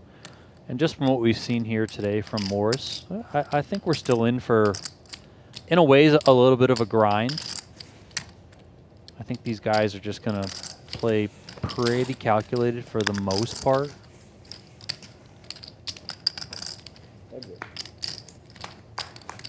You get a defend here out of Seward. On your reshove when you just shoved it? Check. Yeah. That's what I had to fold. So thick. Yeah, I'm surprised you didn't really think about it, though. Oh, how much do you have? 2. Yeah, so it was most your chips.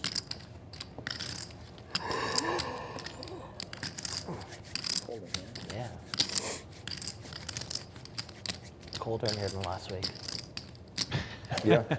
Sick drag. We can, you know. Huh? Yeah, I know you guys can. That's what I'm saying.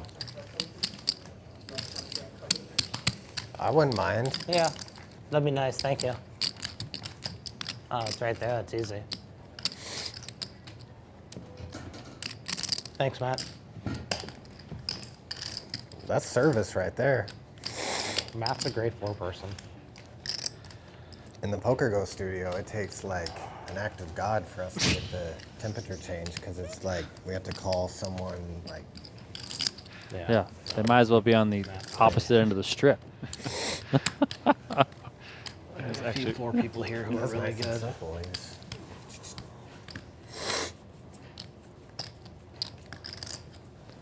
Ace deuce here for Seth. We're in the math contest era of the stream right now. Morris, Seth, and Seward basically exchanging glances here. Nobody wants to be the next player out.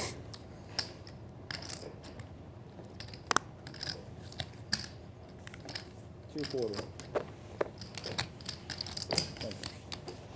And Mullaly finds jacks in the big blind. Good timing for him. He's on 22 bigs. Are we often just reshoving this? How much did you start with? 1.94. Yeah, I think just Thank you. put this one in.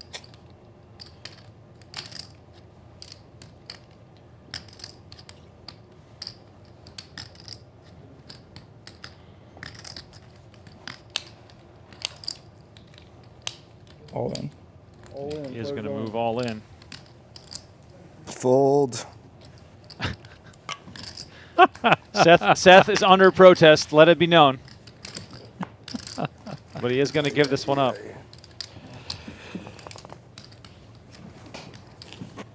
Myles has done, I mean, you can correct me if I'm wrong here, but I feel like he's done everything right at this final table. Oh, that's Like talking about your math test, he's scored 100. Yes. Even the queens versus aces scored 100. Like just, it's been a perfect 100. It's very impressive. Now, I guess the one time he folded that pair of sevens, blind versus blind, against Seward, when it was like, I think there was a queen, a 10, and a jack out there. But, I mean, whatever. That's, you know. Okay. Pass. You got bluffed one time. But other than that, I mean, 100% from me. Which, you know, you and I talked about it before the stream. We first saw him 2 years ago at the WSP, Millionaire Maker Final Table, and we were both very, very impressed. Yes. Like, well, who the heck's this new young kid playing amazing? I'll do it next time. And, you know, Myles Wait over Mullaly here, bro. We're both gonna... doing his thing.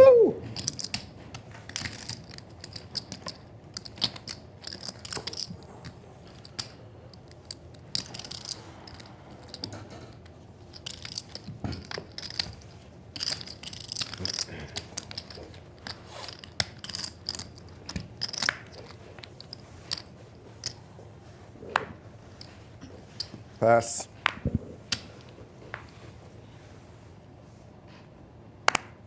Pass. Ah, there you go. What up, boss? What up? Small wins, small victories. That's what life is all about. The little ones.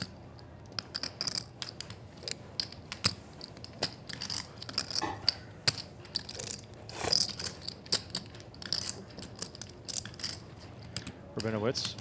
Ace jack off in the small blind. Great spot here to attack the big blind of Morris. No one ever believes the small blind raise, but this time Morris does not find a hand worth fighting back with. Suited too, you know? Button's good. Right, players, nice zero. Thank you, buddy. Good luck. Thank you. Taking a bucket, please. Yeah, can I grab one of those waters? I don't have any. Here's a look again at the trophy.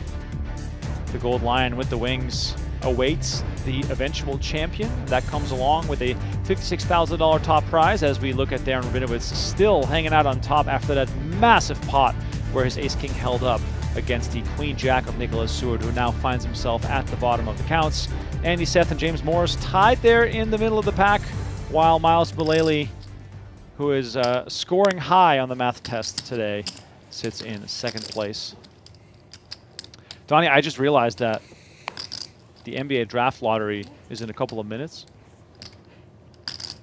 I know it's playoff season, but can my Raptors get the #1 pick one time? I hope not.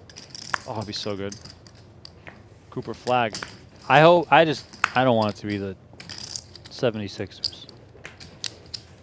You know who's probably going to win? The Mavs.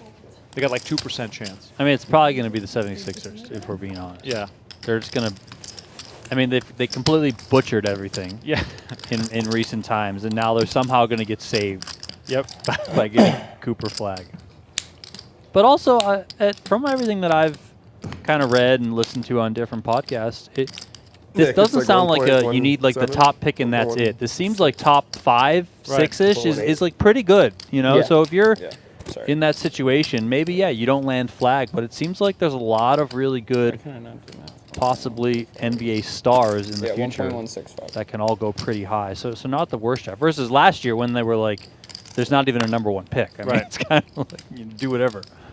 Well, as it stands, Utah, Washington, Charlotte all have 14%. New Orleans 12.5%. Philly 10%. The only reason I'm bringing this up, these percentages, is because we've all been in poker hands where the 14% came in or Oh, the yeah. 7% came Oh, in. yeah. San Antonio has a 0.7% chance. That's like runner perfect.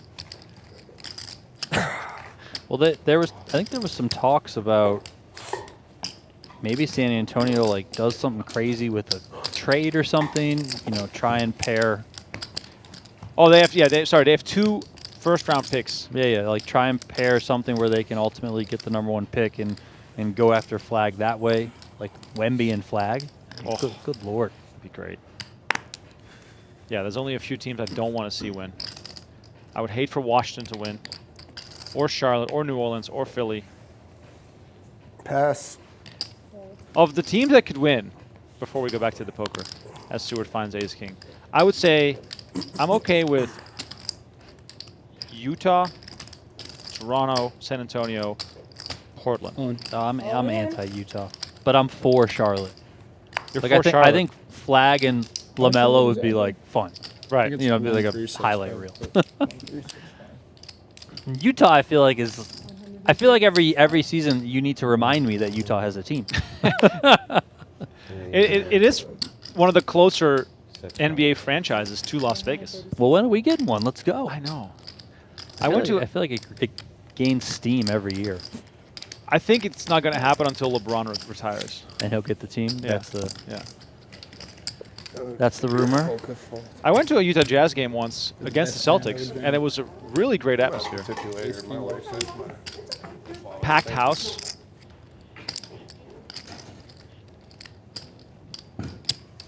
I went to my first one this season in a long time. I was in New York. We went to Knicks Cavs. It was very early in the season, but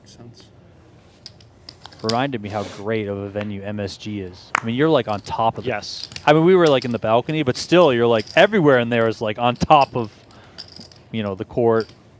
It's such a great arena. Still one of the coolest experiences of me watching live sports when I saw the Knicks versus the Miami Heat when the Heat had the big three. Oh yeah.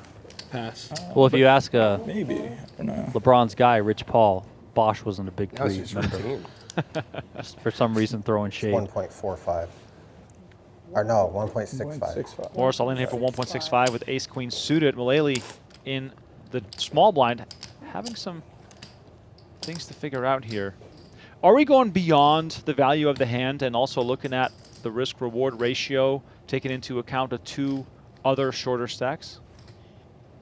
Or are we simply thinking about this hand in the moment here as Mullaly decides to pull the trigger? I mean, it's somewhat in the consideration, but at the end of the day, I think nines is just too good. You're going to go with it there.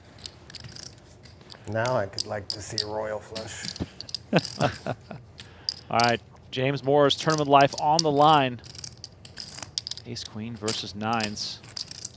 Morris standing up for this one. I might have folded Adrenaline the king of hearts. must be at an all-time high here for the man who often deals inside the Poker Go studio. 10, 4, 5, 2 diamonds, looking clean for the nines of Mullaly. It's on this side anyway. Morris, the player at risk. Making sure that triangle placed alongside his cards. Ace or a queen. That's what he's looking for. Or running hearts or running wheel. Jeez. That opened up the whole book here. Yeah. Look at these outs. 17 outs now for Morris. 39% on the turn without a pair in his hand. Can Morris escape? And it's running hearts that comes in. James Morris with the double up, 3.5 million heading in his direction. And Myles Mullaly knocked down to just 1 million chips. What a way to win that showdown. And that, my friends, is tournament poker in a nutshell. You get deep, you got to win your flips. For one person in that hand, James Morris, celebrating. For the other person, I think that face from Myles Mullaly there says it all, Some slight heartbreak. Got to win your flips.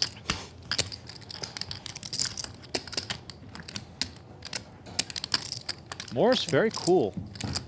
Like no celebration when that river hit. He has seen it too many times.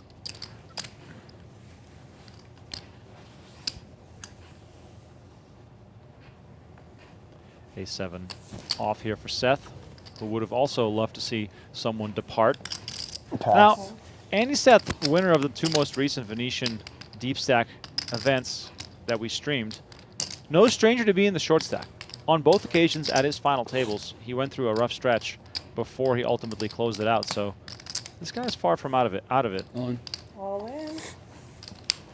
No need to get cute here for Nick Seward. Just going to jam here with the nines. It's going to get no action. Pass.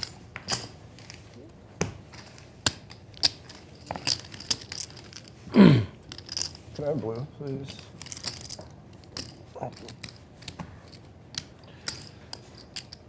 You have 3.3. You have how much?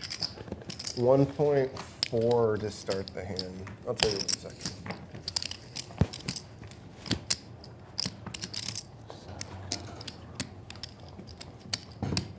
$2 million. I was like, yeah, like 1.9. No. 1.285.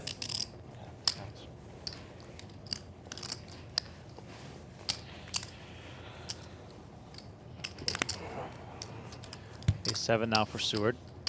15 bigs. That one's going to hit the muck. God, to be Rabinowitz in this spot. It's just the best feeling in poker. I'll argue with anyone on this. Having chips in a tournament is just the best feeling. So rare to take it all the way. Just cherish that moment when you finally get a hold of some, and Rabinowitz here comes with the pressure again. Just going to jam on all his opponents. Morris now firmly second in chips. This is not the spot you want to be in. No, I think this is a pretty easy fold. Like I just, you know, Mullaly, excuse me, sub 10 bigs. Seth, what, 13, 14 bigs. I mean, you just, Oh man. you just can't risk it.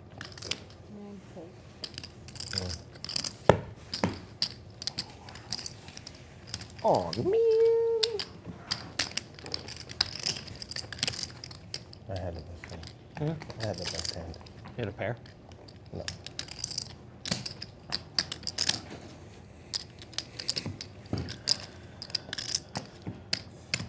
Five, 4 suited is good, but I'm in the blender. Rabinowitz is going to keep blending everyone every chance he gets.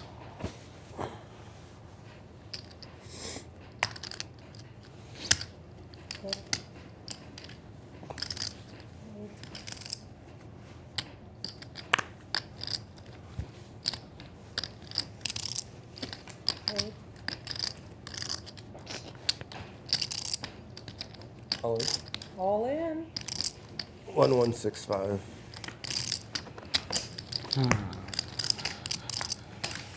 Players now taking turns, trying to get some chips. Not the best. Not the best hand. I had nice. Good hand. Not the hand I would have liked to get all in against.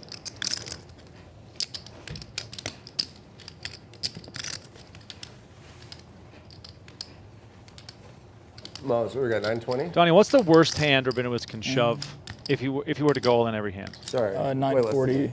940. I mean, he can shove this one for sure. And there he goes.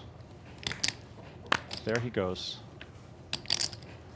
And I mean, this might be the worst hand, like, Don't understand. like how even he if you can shove keep going what is like all technically a worse hand, let's say He said Jack one. 10 suited. yeah, Like, if you get That was the called, last two that words probably you said? has better equity than Right. ace 6, and we see Seward here finds ace king That's suited. old So this school is where all they in. would hold you to Call six. it. Seward is suited, and he's got ace king. He's gonna go for it here. King Jack. Rabinowitz tabling ace 6, Good luck again, sir. of course, knowing Good Jack that five. this approach could backfire, Yeah. but the ROI is simply I too had good to one give right up on there. spots like this. And now Seward with a chance to double back up into the game. Now we root for Darren. Again, nothing personal. Take a wheel. How do you feel about a wheel? Rabinowitz I would not like that, no. arguing for a Just chop. wouldn't like it. All right, here comes the flop. 10, 7, 3, 2 hearts. Seward flopping the nut flush draw for some extra protection. Rabinowitz now looking for a 6 and a 6 only, but it can't be a heart. Feels impossible for Seward to, or for Rabinowitz to win this one now. And as you say that, the 8 of clubs Always a sweat. gives him some additional outs. This would be a sick way to go. Oh my God, it would be disgusting. 5 outs for Rabinowitz. River is the 4 of diamonds, and Seward's ace-king holds up. Rabinowitz still on top with 6.3 million.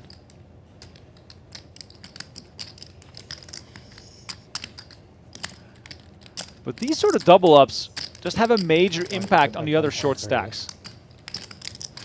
Mullaly I now think it's 1.6. will really feel the heat and make a move of his own. 665. And, you know, I say that, you know, feeling the heat, but we saw that Taylor Black was patient for almost 50 hands before he decided to go all in. So it does go to show that there's no reason to panic. Even though if you get down to 3 big blinds, you still Because it's have chalky, your so- choice or whether or not you're going to go all in. And some players will say, yes, but you have no full equity anymore, or when you double up, you're still very short.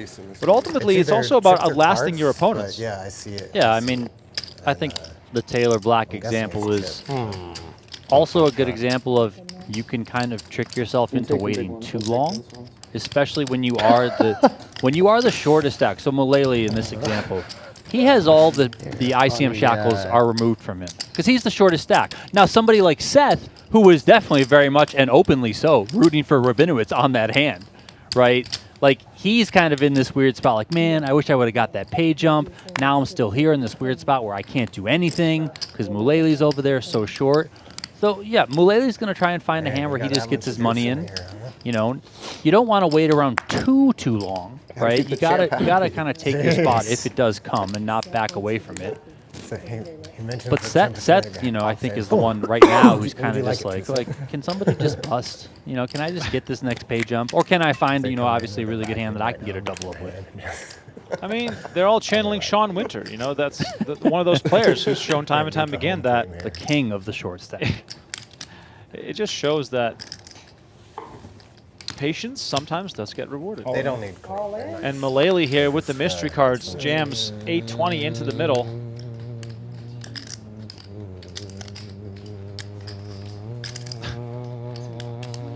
And I do think we have a little bit of technical difficulties with the card reader, so 840.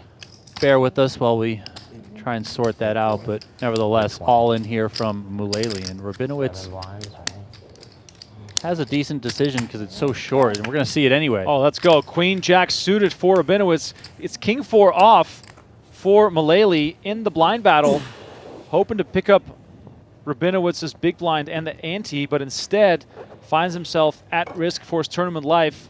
King 4, however, a favorite against Queen Jack. Here comes the flop. Let's see if Mullaly can survive. And it comes 7-7-5.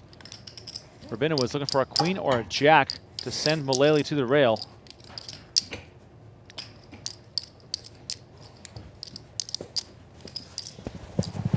Turn card incoming. It's the king of diamonds, and that'll do it here for Mullaly. Excuse me, I didn't see the diamonds. High drama still underway. Rabinowitz looking for a diamond, and it comes in. There it is. Oh my God, I feel like that's my fault. I feel like that's my fault. I didn't see it. I already called the double up. Apologies to Myles Mullaly. Yeah, good point. As runner diamonds come home, and Rabinowitz again above 7 million chips. It was over. Yeah, that was turned. I didn't see the diamond. Myles Mullaly collecting $50,773 for his 6th place finish. Didn't he know the hand's over? How much do you have now, Darren? I'll tell you after. That was absolutely massive. 120. You got it. Thank you. Runner. A little bit of Never easy. Some blue for me, please. the upcoming. Four-handed now. Final 1.4, four guaranteed, I know you're worried. 21,195. I was surveying James stack. I was going to go to yours. 5.3. Surveying James' stack. Story of next weekend. Whatever happens to Andy Seth, 0.1. the fact that he's already gone Just under first, and now top 4 So is okay. absolutely No, insane. I knew when I said that I was not. Sorry, James. How much? And Rabinowitz now, Looks like he finished 4th in that last one. That Seth won. So here, with this big chip lead, has a chance to 2.6. do himself a bit better. 3 million. 3 million. All right, 3 million. We're still getting there. 3 cents. 3 million. All in. All in. And Rabinowitz keeps on pressing. Apologies for the cards. Worked. All right, we have a slight technical issue with our card reader, so Now we'll it's be nice taking and toasty in here. a short 5-minute break here to resolve a small technical issue with the card reader, so we can provide you again with cards up coverage here on the PokerGo and Venetian Poker Live Right now? channels. Okay. Hopefully it's not your cards there have a problem. So here's a look at the chip counts as it stands. Rabinowitz firmly on top. I'm not looking at it. 7. Seward, Morris, and Seth still hoping for a bit of a comeback. All right, we'll be back in 5 minutes to resolve these issues, and then we'll try and find out who wins this thing. See you in a few. got my ass. 6. Raise to 6,000. 6,000. Oaken on the button with Jack 10 of hearts. Beautiful hand to squeeze here. You get some raised folds. You get some hands that you're in pretty good shape against to call, and then Call 6,000. you also have the range advantage. Here we see the King Jack suited just make a cold call out of the blinds. So it's going to have the Jack 10 suited dominated, but Oaken will be in position. And Was, Call 6,000. the 6-9-0, an infamous hand in poker. Just because of the value of the cards, Remco. Nothing else there. I was trying to think, what am I missing here? Jack 6 deuce, King Charles with a beautiful flop here, top pair, and the spade draw. Wasserson, by the way, and Sebas still in search for a squid button, along with Oaken.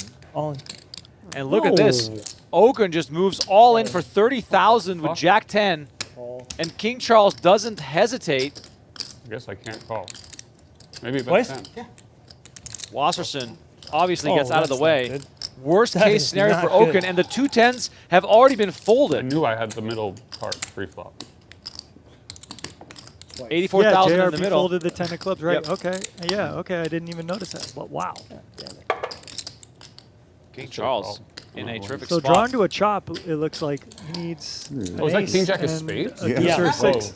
Oh, Yeah. good. Oh, He's 2 pair on board. Or I don't even know. more. Twice. More. Twice, He's got twice. 2 outs, We rolled Robert. twice, yeah. 80-20. You got 2 outs? I mean, Yeah. this game over for Oaken on this Two outs. hand. It could two, be. 2 10s only. As long as no spade. Yeah, As long as ouch. no 10 of spade. Yeah, could come ace ace. Are you okay? Oh no, even that is no good. What am I talking about?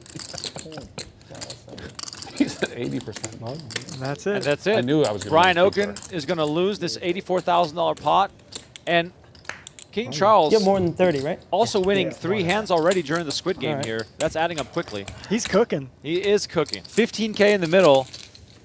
Peter maybe regretting just calling now.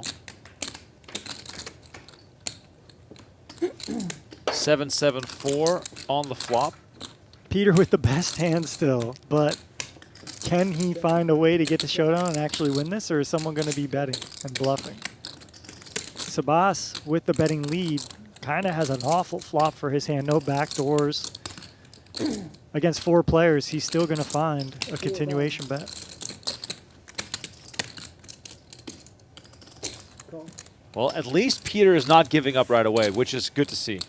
Yeah, good point, Remco. If you are going to slow play ace-king and you get these kind of flops, you still have that equity of maybe having the best hand and the possibility of turning an ace or a king still to make the best hand. Yeah, you know what the sick thing is that the way this hand plays, Sebas is the most likely player to have an ace, so he might try and represent that right now, which could, of course, lead to this pot bloating up even further. Absolutely. That's exactly it. He's the most likely one to have an ace-king, ace-queen, pocket aces, and he has nothing. He has dust, queen high, so obviously he has to bluff this turn card. And Peter, slow playing ace-king is going to work out maybe for the max here. If he can find... Now, the problem here is Sebastian's bet big, right? 11K. Now, whatever. It's not a big bet. It's about a half-pot bet. But when you get called here, the gig is up. Like, your opponent has something strong, either a slow-played 7 or an ace. So he probably could give up his queen high, but I don't know, will he? Because when you get to the river and you can't win, Right. the best bet is usually to go all in. That's the hardest thing in poker. To is give up. Just Yeah. surrender. Yeah. Wave the white flag. But he might find it here, like I said, because when you bet 11K and you get called on this texture, your opponent's going to have something. And he moves all in. The snap call from Peter. And look at this. Peter plays it unconventionally, hits an ace on the turn, and wins a pot worth $93,000. 5-4-7, 2 diamonds. My eyes quickly dancing across these cards. Seb with the overpair of jacks. Brittany with 8s is going to bet 2,000. JRB comes along, calling with the queen 5. And now Seb Who's winning the makes the Lakers game, call. Can you see? Now, passive play could really You know lead who's you winning down the some Lakers game? dangerous Oh, streets the here. game was over Yeah, a long but time in ago. these Who won? bomb pots, you Lakers? got to I play don't know. passive in these spots because it's just really hard to navigate. And as we see, look at these runouts. Brittany with top set. Peter now makes a straight. He's going to bet it. Brittany snap calls, but she's got to know, look, I need the board to pair ASAP. And Sabas with a quick fold to jacks, which is good. 6啊，那什么牌？ Oh my God. Brittany with quad eights. Wow. 靠不靠？好呀，这个你说你 How did that happen all of a sudden? And she gets snap called when he goes 你看 all 我 in. 4张牌。 Unbelievable. Jack high, some queen 10 flop or whatever. You maybe get it all. So that's kind of my argument there. And here we got some big hands again. Peter not going to go anywhere nice. Welcome back to Venetian Poker Live. Apologies for the short delay here, but cards are about to be back in the air. The final 4 players battling for the top prize of $56,500. They're guaranteed $21,195, so not a bad payout already on the $800 investment in this $300K guaranteed event. My name is Rem Korinkama. Donnie Peters in the booth with me. Nick Seward on ace-9 of diamonds.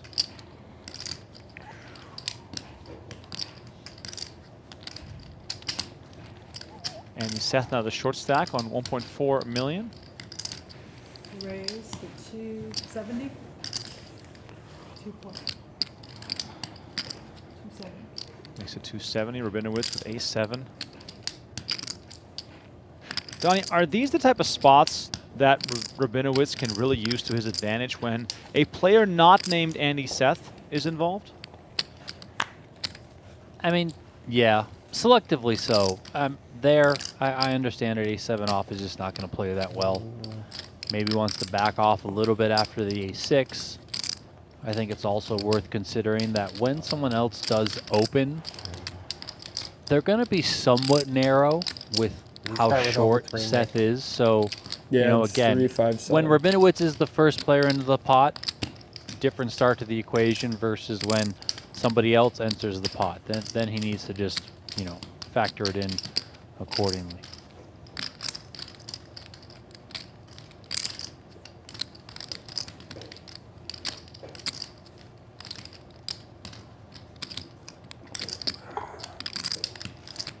Morris now with 8s in the small blind.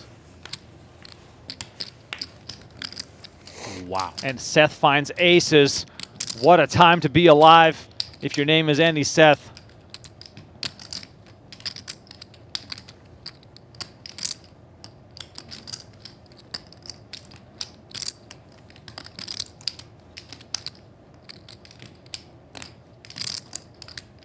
All in.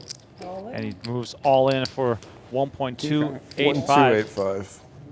1285. 1285. Call. And Seward makes the call with ace-9.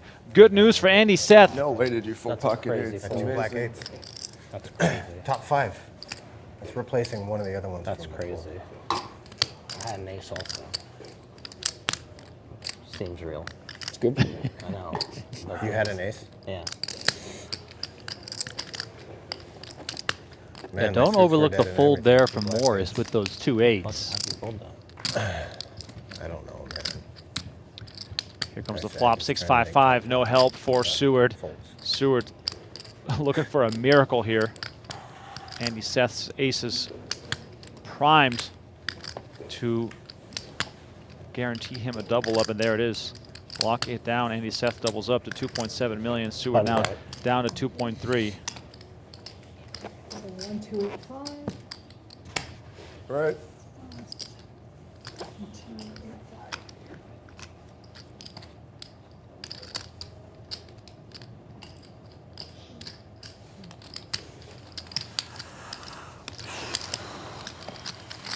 Thank you for moving.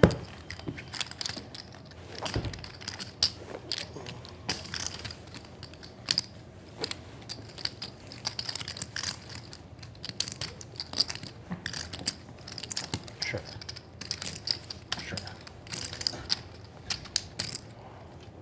Seth, Morris, and Seward all very close together. Rabinowitz probably licking his lips at the thought of slowly grinding his 3 opponents down.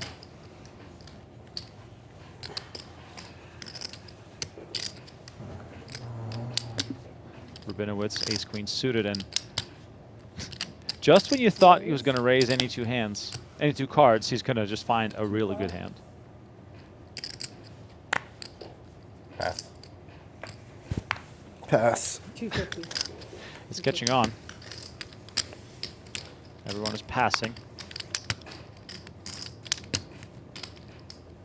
Why'd you put all those blues in? Pardon?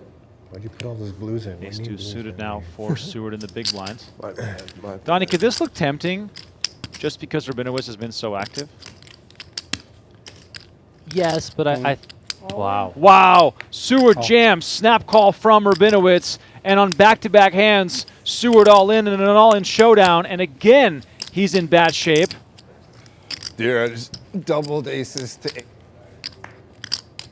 Man, oh man. Nick Seward, one moment you're in contention, the next moment you're hoping and praying for a good run out to stay alive in this event. And here comes the flop. Queen, 5, 6, 2 diamonds. 1% for Seward here as Rabinowitz flops top pair. Deuce of diamonds on the turn will seal his fate. And Nicholas Seward, in just 2 hands, gets sent to the rail in 4th place, collecting $21,195. Good game, bro. And it's between Darren Rabinowitz, James Morris, and Andy Seth to decide who wins this Ultimate Stack event. Seems like they. You're behind me. I'm looking. Wow, Rabinowitz top 4 last week. Andy Seth winner of the last 2 events. James Morris the wild card today, as the final 3 are guaranteed $28,935, 40K for second, 56 for first. This could be a very intriguing 3-handed battle, Donnie. Like, Rabinowitz with the big stack, Morris kind of unpredictable, Seth very loose, wanting to play pots. Yeah, I love it. I think the dynamics are setting up for a really fun 3-handed battle here. Just one big? Yep, just one big. I would expect now that we're down to 3, Rabinowitz just continues to slowly kind of increase the aggression, really put the pressure on his opponents. You know what? Both Morris and 2.69. Seth are bunched up very close, right around 23 big blinds each. So with that 80 big blind stack that Rabinowitz has, he can certainly put a lot of pressure.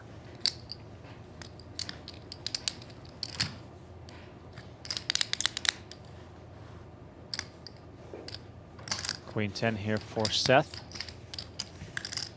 as a 3-handed play commences, which, by the way, in my opinion, is the most exciting part of tournament poker. 3-handed is just so full of exciting dynamics. There's nowhere to hide. 10, 7, 9, 2 hearts. Seth flops top pair. Rabinowitz, middle pair, and the backdoor flush draw.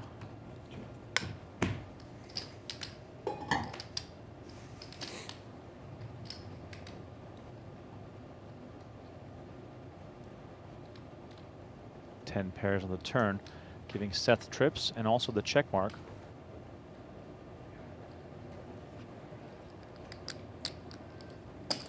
$225.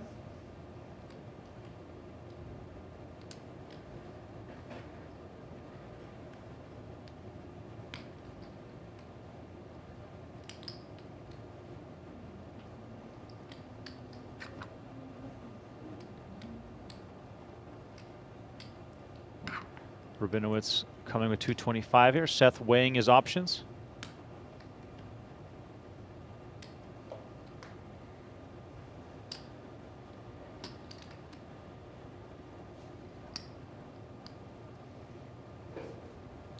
Raise. And Seth now decides to raise on the turn. And that'll shut Rabinowitz's ambitions down.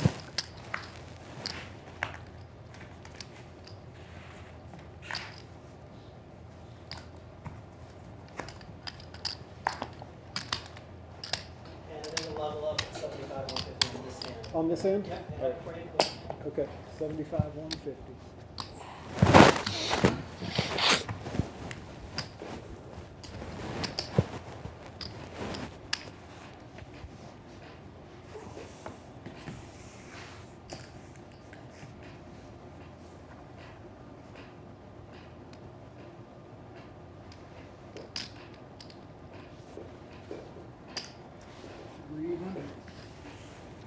Deuces for Seth. He's going to raise it with 300K. And now Morris, after a prolonged period of him being sort of on the sidelines, he's going to get back into action.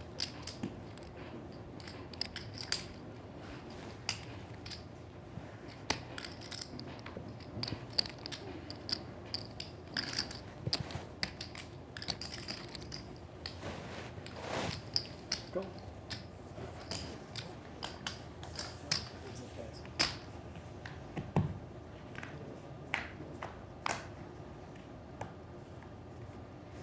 Nine, 6, 5, 2 clubs. Let's see if Seth continues here.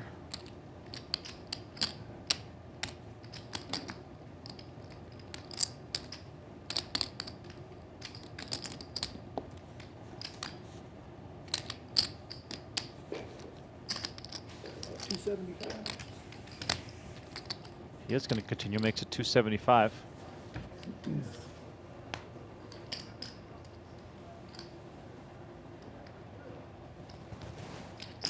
And look at this. Morris not wanting to give up just yet. Doesn't even have backdoor clubs working for him. 8 of diamonds on the turn. I wonder what he's up to. We've seen him check raise with nothing before, so perhaps he's got some thoughts up his sleeve.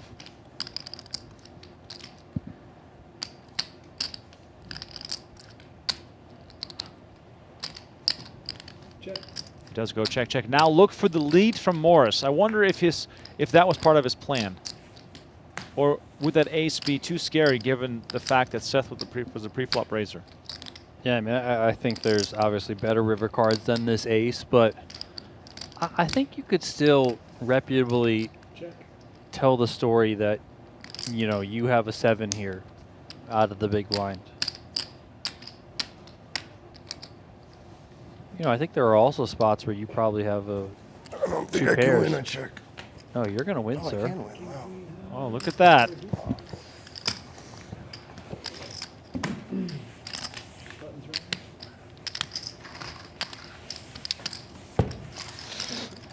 That's how good I'm running. I was calling too. I believe it. I mean, no pair is pretty strong. You were calling? Okay. I guess if I was calling, I then I wasn't should good have enough to bet. bluff there, but I probably should have. It's 150 for me, right? Yeah.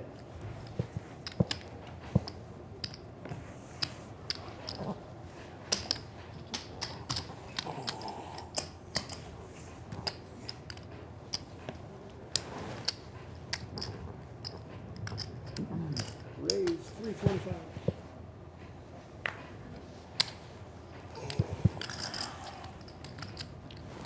Rabinowitz makes it 325 on the button.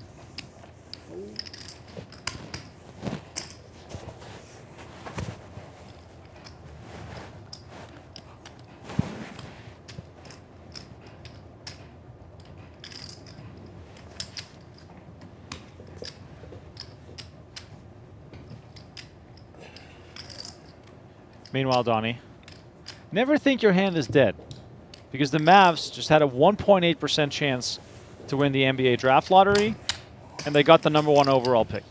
Wow. Of course they There's did. no justice in sports, Donnie. There's no justice in sports. Unreal. Shout out to Jeff Platt. Congrats. So Nico Harrison is the GOAT? He is, yeah. He just made it happen.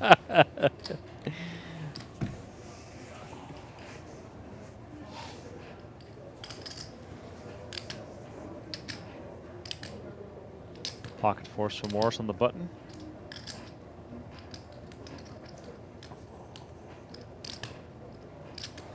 I'll tell you what. Flagging Luca would have been way better, though. Oh, my God. That's for sure.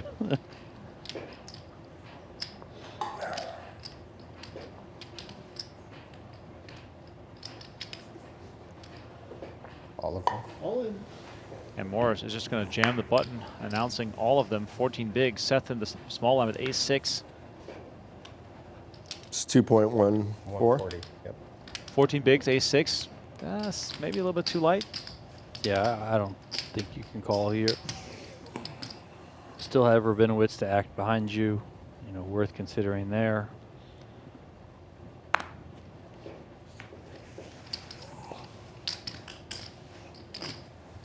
So sick. Folding an ace. So sick, so sick. So sick. So sick, so sick.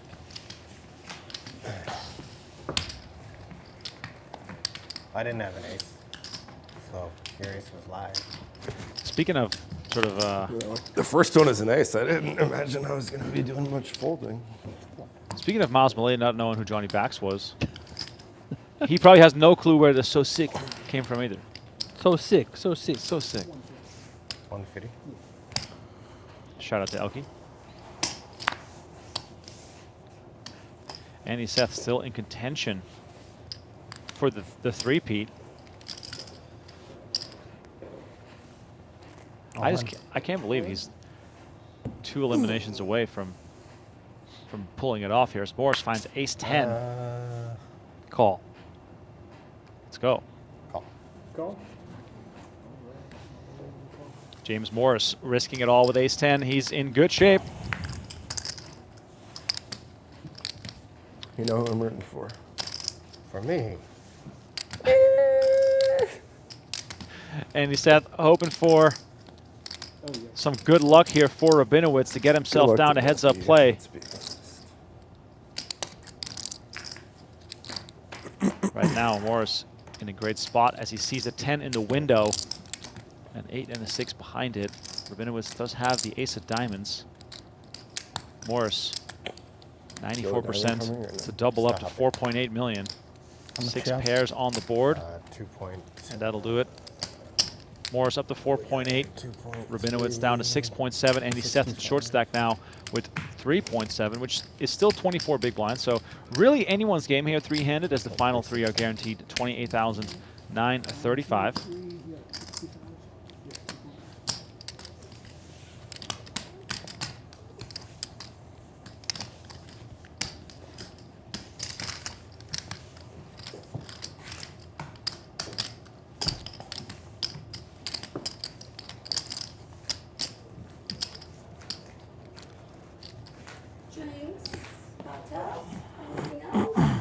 I'm good, thank you. Okay. I heard that Mavs pick that won it was actually the Heat pick. Really? But it was both have it like became 4? the Mavs because the Heat didn't make the playoffs. I have 3.6. Wow. And you have 4, That is 5, yeah. something. And they were in the play-in, 3.8. and I also- ultimately lost out. I also heard the Bulls and the Mavs flip-flopped on their 80. lottery odds after a coin flip Hair in there, sorry. because of the standings at the end of the regular season. Well, that's incredible. My entire Twitter timeline is completely melting down over this Mavs pick. I love how sports brings us all together.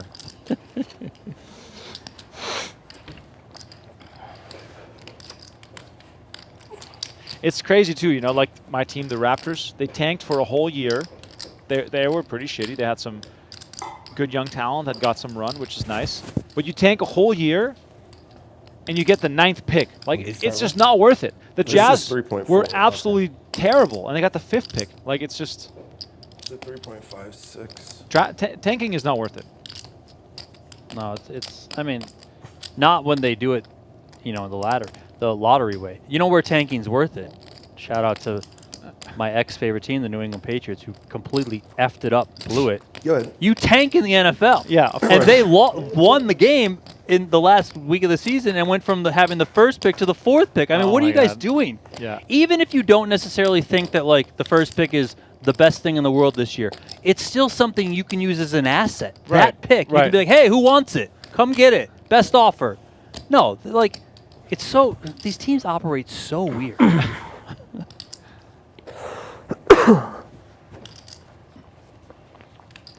Tanking in the NFL is also infinitely easier than any other sport. There's only 16 games.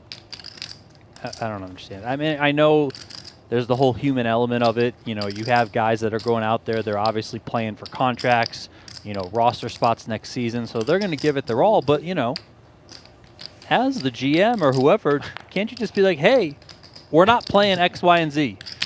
Like, you're just not playing.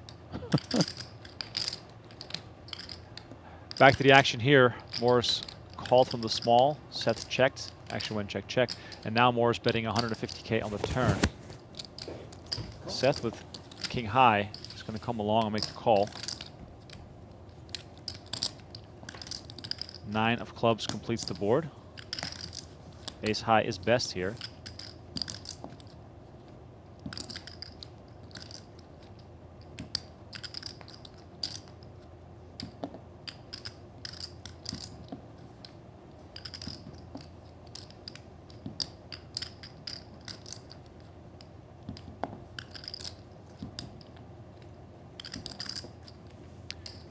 And Morris continues betting.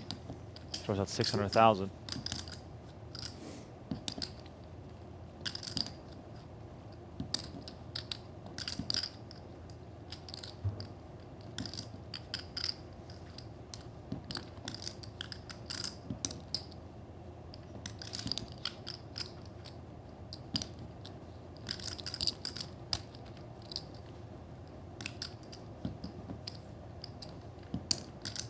Seth with king high, perhaps thinking he can be a hero here, but heroics would only work if he decides to raise.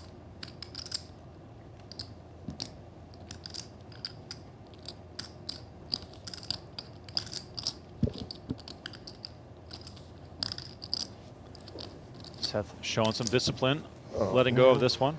Get in.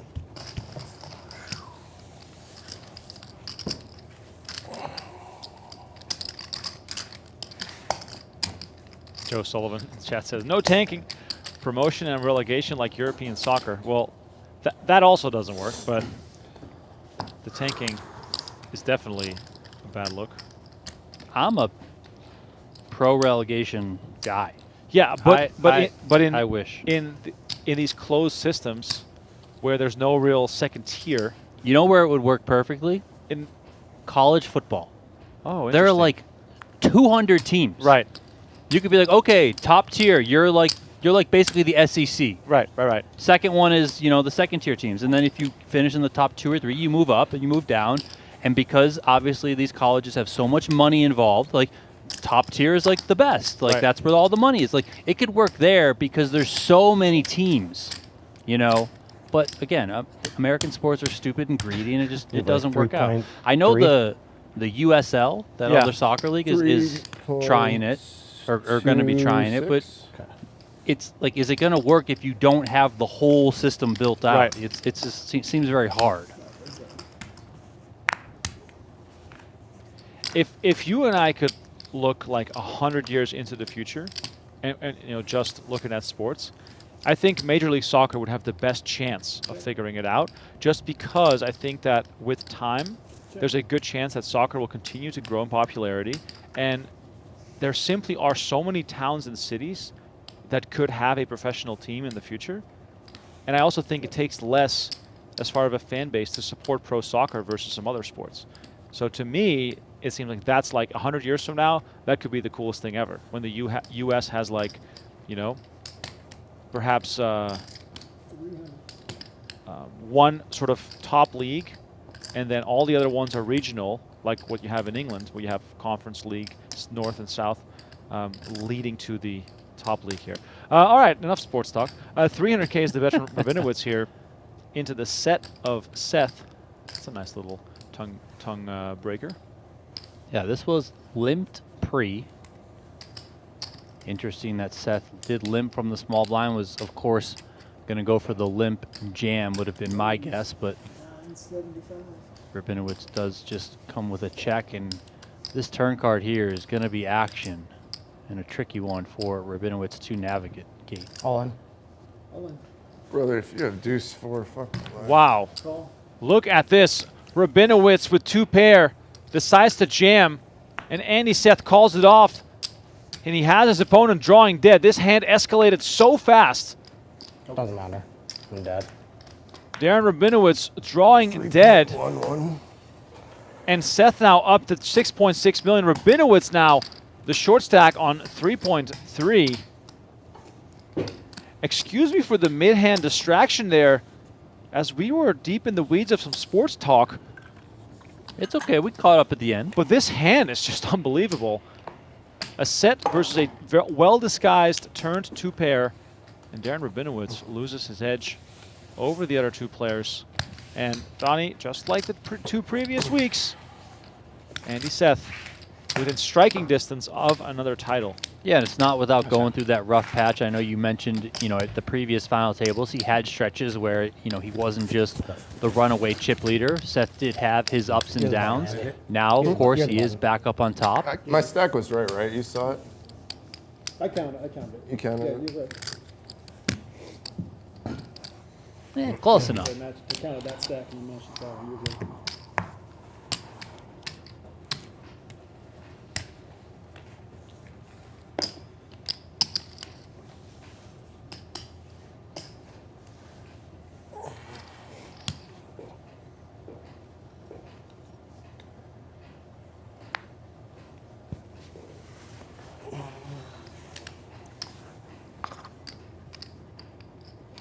Rabinowitz back to the drawing board on 22 bigs.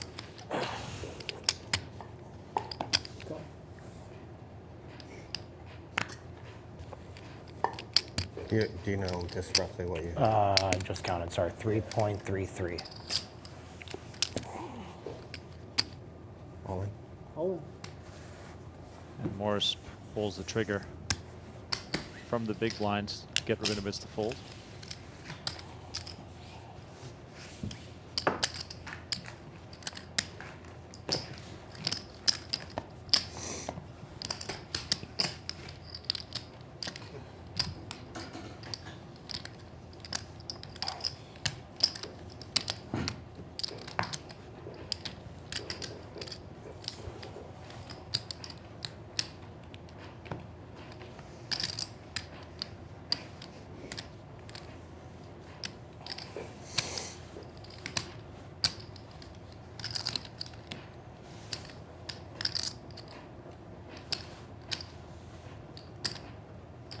Ace-10 here for Rabinowitz. 300.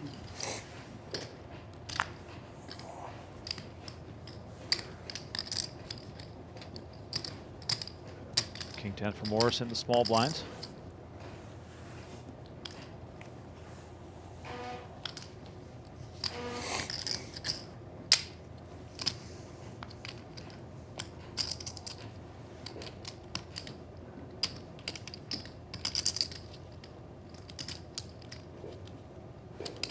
Call. Heads up.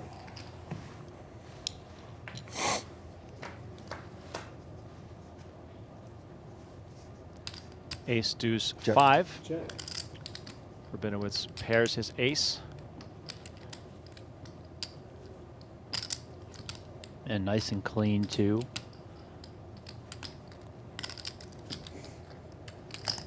$175.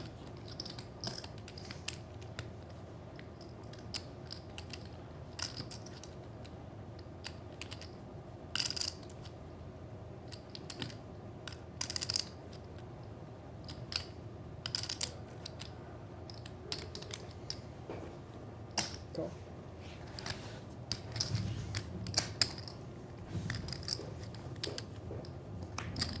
Nine of spades on the turn. After Seth came along with the speculative queen 9, but Donnie, now that he's paired his 9, is he sort of trapping himself into this hand becoming costly? Yeah, now that he hit this 9, I think it's going to cost him some additional money starting here on the turn. I would expect Rabinowitz just to continue to try and drive some value.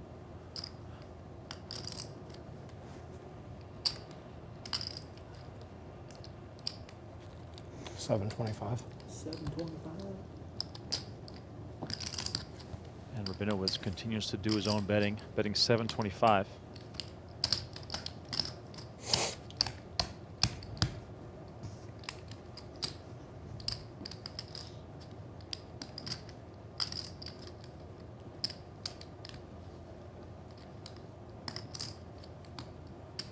Now, Donnie, if you're Seth and you come along on a sort of a speculative hand and then you hit your hand, it becomes that much harder to accept defeat. Sure, and you saw that earlier against Morris when he floated with the ace high, hit the ace on the turn, he ended up calling down. That said, I think if you have a decent ace that is going to just try and go all streets of value, you probably do size it like this. If you're Rabinowitz, you can come very small on this sort of flop texture. You know, it's not a flush draw out there. It is pretty disconnected. You know, then you can size it up on the turn, and then you can really go for it here on the river. I would expect Rabinowitz to come with a jam. You know, maybe he does one of those bet 1.9 million, leaves a chip behind or whatever it is. But I think this is pretty clean here for him overall. So just come with it, sir.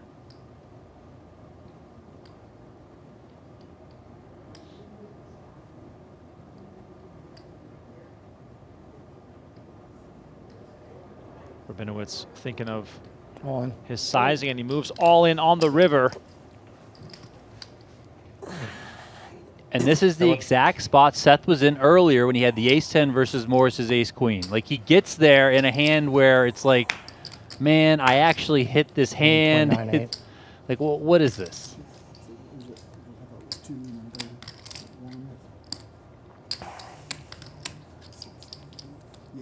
Are you a fan of Rabinowitz's shove here, or would you have been more inclined to go smaller? No, I think this is, you want to try and get the max value here. I think he sized it well on all the streets. Here on the end, he's betting 2 million, or just shy of it, into 2.6 million. So I think this is very well sized. Trying to target a hand like a 5, trying to target a worse ace here.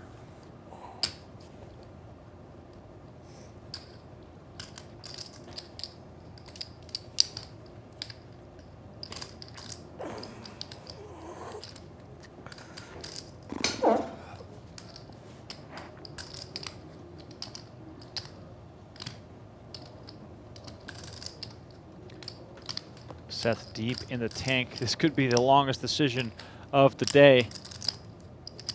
I vividly remember the final hand last week where it was straight versus straight, and Seth just could not believe that his straight was the winning hand on the paired board. Ultimately, he did pull the trigger and ended the tournament, but right now, if he does pull the trigger, it would be Rabinowitz back into the chip lead. Their stacks would basically flip-flop. Andy Seth we can assume is a non-believer. He's simply going through the motions trying to figure out whether he's going to be right more often than not.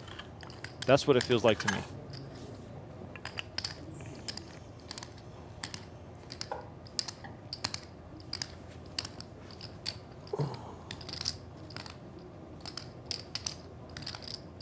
Would you fault Andy Seth here for calling? Can Rabinowitz blast off here on 3 streets for his tournament life? I mean, but what is he blasting off with? I mean, hands that I feel like let's take a king-jack, for example. I mean, king-queen, you do have a blocker there, but let's put that in there too. Queen-jack, stuff like that. I mean, I think the king highs probably just check back. It's over in the corner. Oh, my God. And then the queen highs, I mean, you block the queen highs. So this seems like it's value quite a bit. Is he taking this line with a hand like kings, queens, jacks? And even if he is, you don't beat those hands. So you can't call off against those hands. So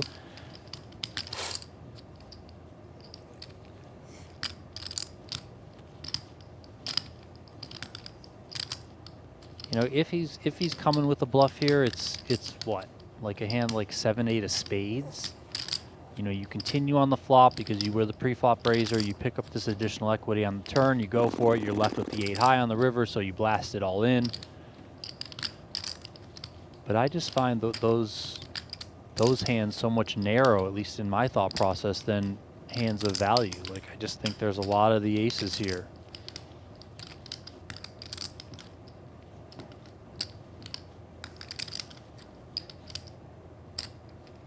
Oh, that to me felt for a second I thought it was going in. I felt my sort of stomach drop. I was like, oh my God, he's really doing this. And again, going back to that hand with Morris and Seth, I mean, Rabinowitz he loves it. Oh, makes the call. Disaster for Seth. Rabinowitz gets the maximum value Queen 9. from his shove. Shove. You're after for the stream, man. 1.98. Rabinowitz with the double up back into the lead. Say what you will about Andy Seth, but he follows his read. He makes the big decision, but this time it didn't work out.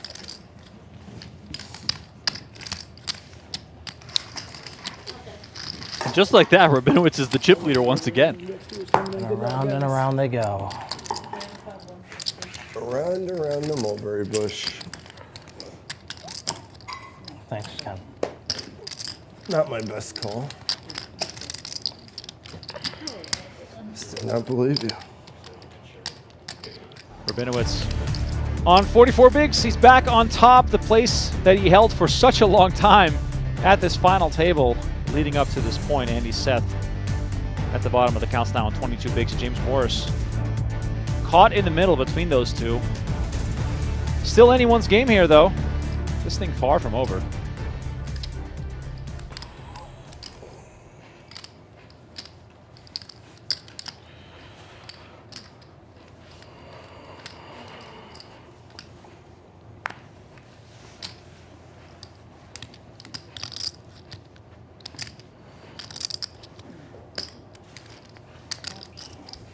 Andy Seth restarting the engines. Ace-3 of hearts.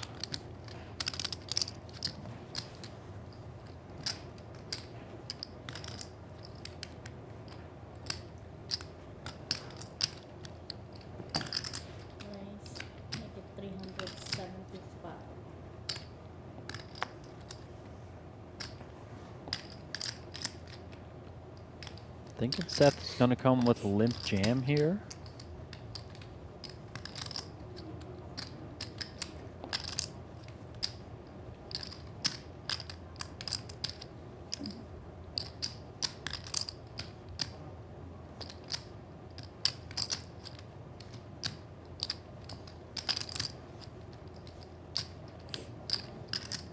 On. And there it is. Seth pulls the trigger. The limp shove.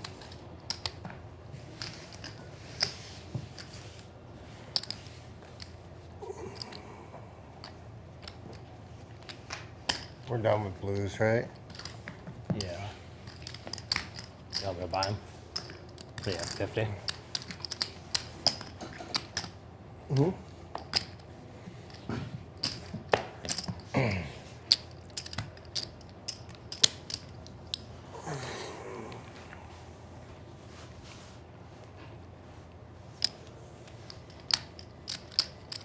You want to race me off?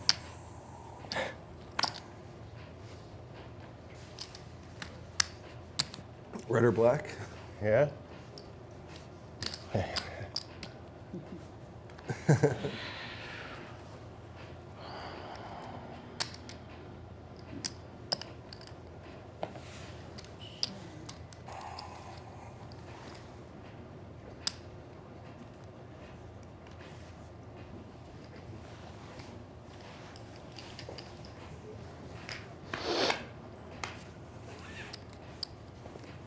King, Queen, 10, 2 diamonds. Morris flops top pair. Donnie, if you're Morris here, you're very aware of the resumes of both your opponents. So far, we've not seen Morris intimidated by the moment. We've not seen him buckle under the pressure. However, in this spot, three-handed, there's no place to hide. Do you think he should adjust his strategy, and what advice would you give him in this moment? If it ain't broke, don't fix it. What you've been doing has been working very well for you. You're in a great spot here. Three-handed, second in chips, and I think that now that you have really settled in, you've been at this final table for several hours now. So, yeah, these guys are pretty accomplished, and Seth specifically is on an incredible run as of late, but you're right there with them. You know, you're battling there with them. You're making big folds, big plays. I think back to that 10-7 check raise bluff on the river, you know, that sort of stuff. So, you know, have a lot of confidence in yourself, and I think just continue to play your game.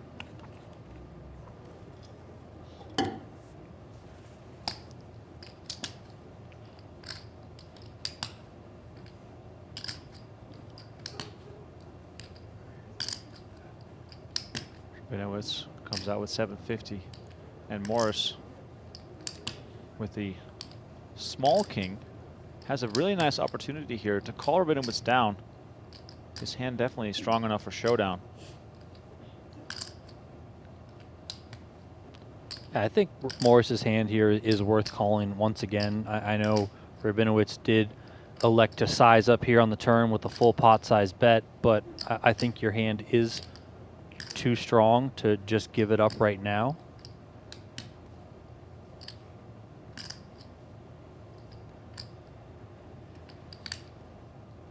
Morris taking a really long time here on the turn.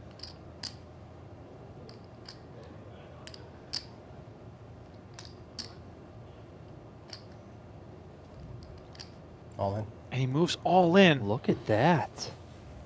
I did not see that coming, but well done by him. Now, what sort of thought process could be hiding behind the jam there? To me, and this might be too obvious thinking, it just feels as though you're not going to get value from anything worse, and you're getting snapped off by any better hands that have beaten you already. I can't disagree. But what I'll say is that maybe Morris simply thought, my hand is too good to give up on. But I also don't want to necessarily call, and this could be going back to your point kind of about the lack of experience, at least compared to these two players. I don't want to just call and then have to face like a jam on the river. Sure. So, you know what? If you got it, pal. And I'm just going to go with my hand. I've seen a safe card on the turn. That 6 of hearts is not really probably doing anything for anyone's range here, so I'm all in.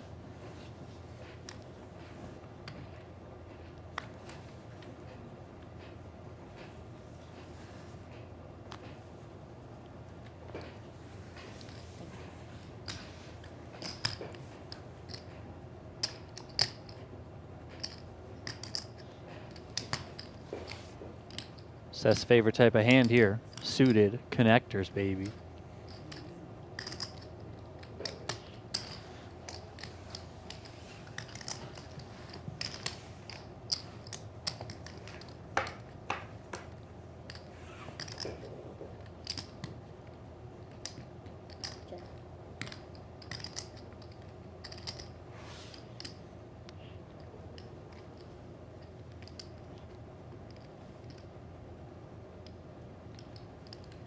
Queen 7-6. Gut shot there for Rabinowitz. Seth with a pair of 6s.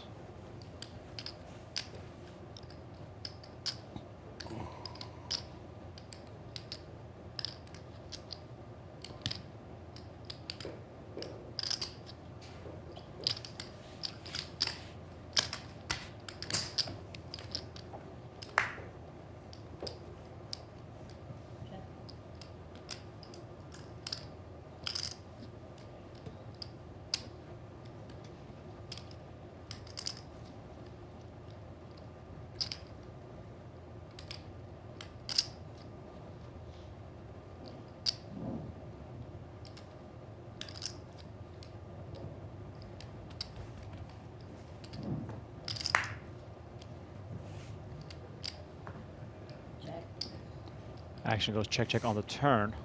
Seth now, again with a check on the river, does get the check mark, most importantly.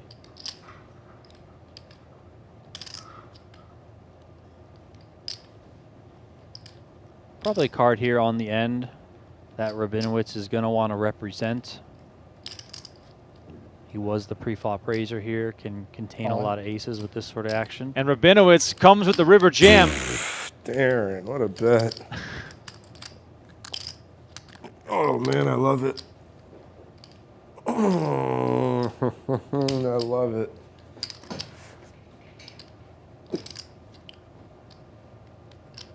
Oh, this is good. I'll tell you what. Seth could very well call here, given what we've seen from him so far. Honestly, Donnie, that just crossed my mind also, and that would be epic.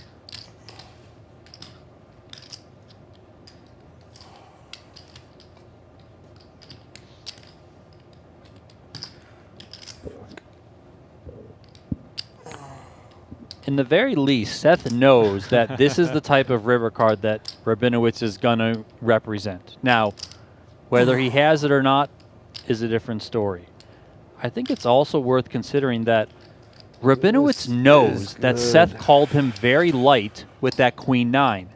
So even if Rabinowitz has a very bad ace, let's say ace 3. Right. He could rip this for value thinking, listen, this guy's going to call me with a 7. Or this guy's going to call me with a 6. Like, you know, he's going to call me with that sort of stuff. All of that is for sure playing out in the head of Andy Seth as he contemplates a big, big decision here.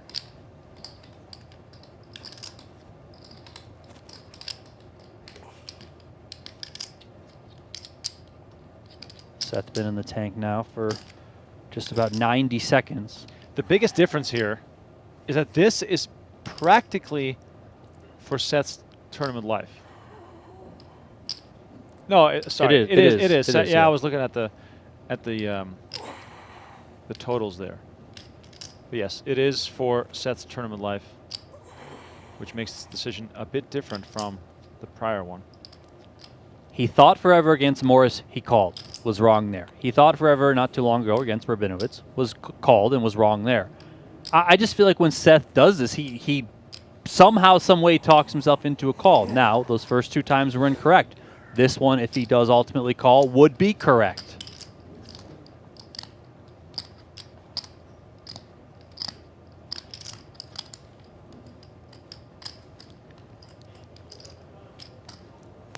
It's now 2.5 minutes in the tank for Andy Seth.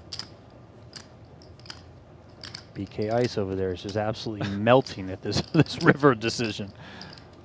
I love the fact that he, you know, takes these spots. Aye, Darren. Love your bets.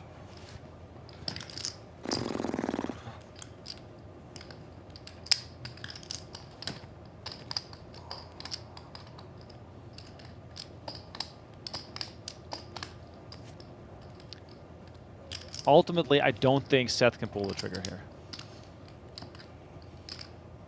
I think he calls. Wow, I mean, that'd be so sick. I would. I love mean, that. he always calls when he does know, this. That's I know. the thing. Oh my God, that'd be really sick.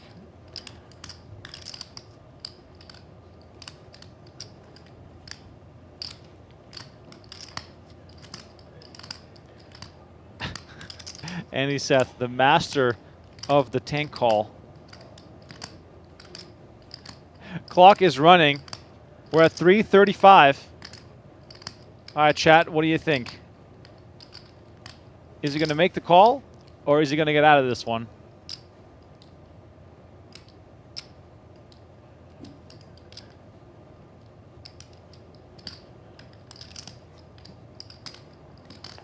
Andy Seth, just absolute non-believer. And I wonder how much of the previous hand will play through his mind. Jesus, man. I'm not going to decide before a break if you want to wait for a break. No, that's cool. Oh, man. How much time is left before break?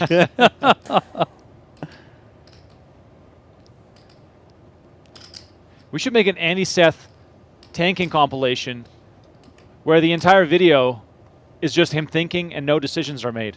And then people can just respond in the comments on what they think he ultimately would end up doing. I mean, his spidey senses are on point. Darren is bluffing here. The question is, can he put the chips in for his tournament life? If he calls and is wrong, which obviously he doesn't know that he has the best hand, he's out in 3rd place. Now, Donnie, of all the players I've seen tank, Seth is among the best as far as tanking goes. Yeah, he's about to go in the corner again. Oh, he's gonna. Oh, I thought he was gonna sit down. Yeah, a little stretch. I mean, this is simply quality entertainment. Look at this. You have Vogel saying tanking, and you have Andy Seth tanking. They're not in the same ballpark. This is a whole different universe. What's their counter at? 5.5? Yeah, 5.5.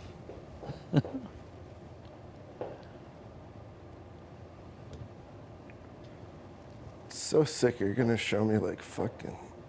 No matter what I do, if I fold, you're going to show me 10 high. Wow, I he call, you're called gonna show it me 10 ace high. four.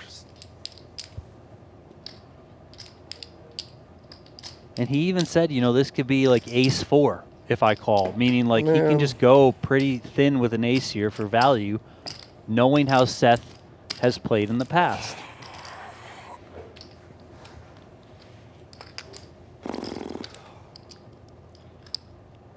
You know, I would say the best hands here for Rabinowitz are probably ace 7, ace 6, maybe ace deuce.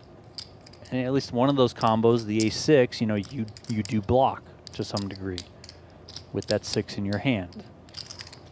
Now, Rabinowitz could play an ace 7 like this, raises pre, bets the flop, flopping second pair, decides to check back turn for a little pot control, and then, of course, blasts it all in here on the end. And again, don't forget that Rabinowitz knows, and then in turn, Seth knows that Rabinowitz fired all 3 streets earlier with that ace-10 and got picked off by worse, by a 9. So in Seth's mind, he can easily think, okay, Rabinowitz has something kind of thinnish here for value because he knows I'm capable of calling off very thin. Now over 7 minutes in the tank for Andy Seth. Well, he already said he's going until the break, so we might as well prepare ourselves for another, I guess, minute or so. But Andy Seth here setting a new Venetian Poker Live record for longest tank. I fold, Darren. And he does give it up. Show the 10-8. 10 high. 10 high? Oh, he says it too. He shows it. Oh, baby.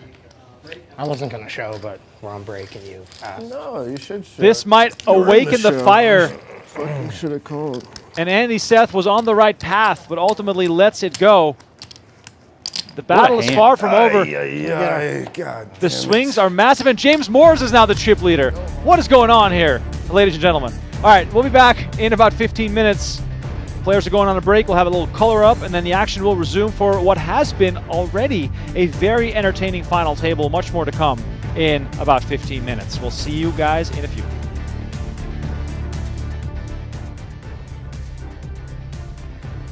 You got my ass. 6. Race is 6,000. 6,000. Open on the button with Jack 10 of hearts. Beautiful hand to squeeze here. You get some raise folds. You get some hands that you're in pretty good shape against to call, and then Call 6,000. you also have the range advantage. Here we see the King Jack suited just make a cold call out of the blinds. So it's going to have the Jack 10 suited dominated, but Oaken will be in position. And Was, Call 6,000. the 6-9-0, an infamous hand in poker. Just because of the value of the cards, Remco, nothing else there. I was trying to think, what am I missing here? Jack 6 deuce, King Charles with a beautiful flop here, top pair, and the spade draw. Wasserson, by the way, and Sebas still in search for a squid button, along with Oaken. All in. And look at this. Oaken just moves all in for 30,000 with Jack 10, and King Charles doesn't hesitate. I guess I can't call. Maybe Twice? bet 10. Yeah. Wasserson obviously gets out of the that's way. not good.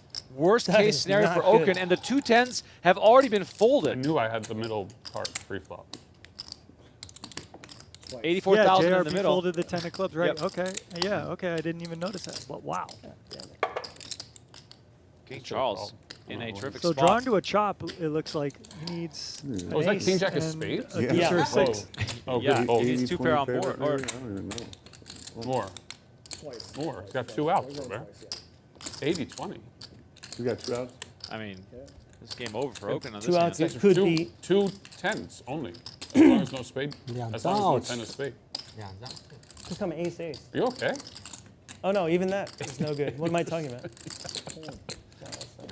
He's at 80%. And that's it. And that's it. I knew I was going to Brian Oaken is going to lose this $84,000 pot, and King Charles You have more than 30, right? also winning 3 hands already during the squid game Alright. here. That's adding up quickly. He's cooking. He is cooking. 15K in the middle. Peter maybe regretting just calling now. 7-7-4 on the flop.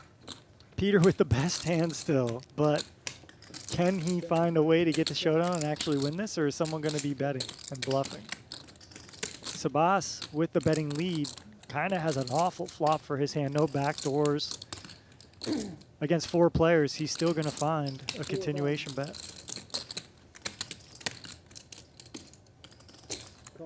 Well, at least Peter is not giving up right away, which is good to see.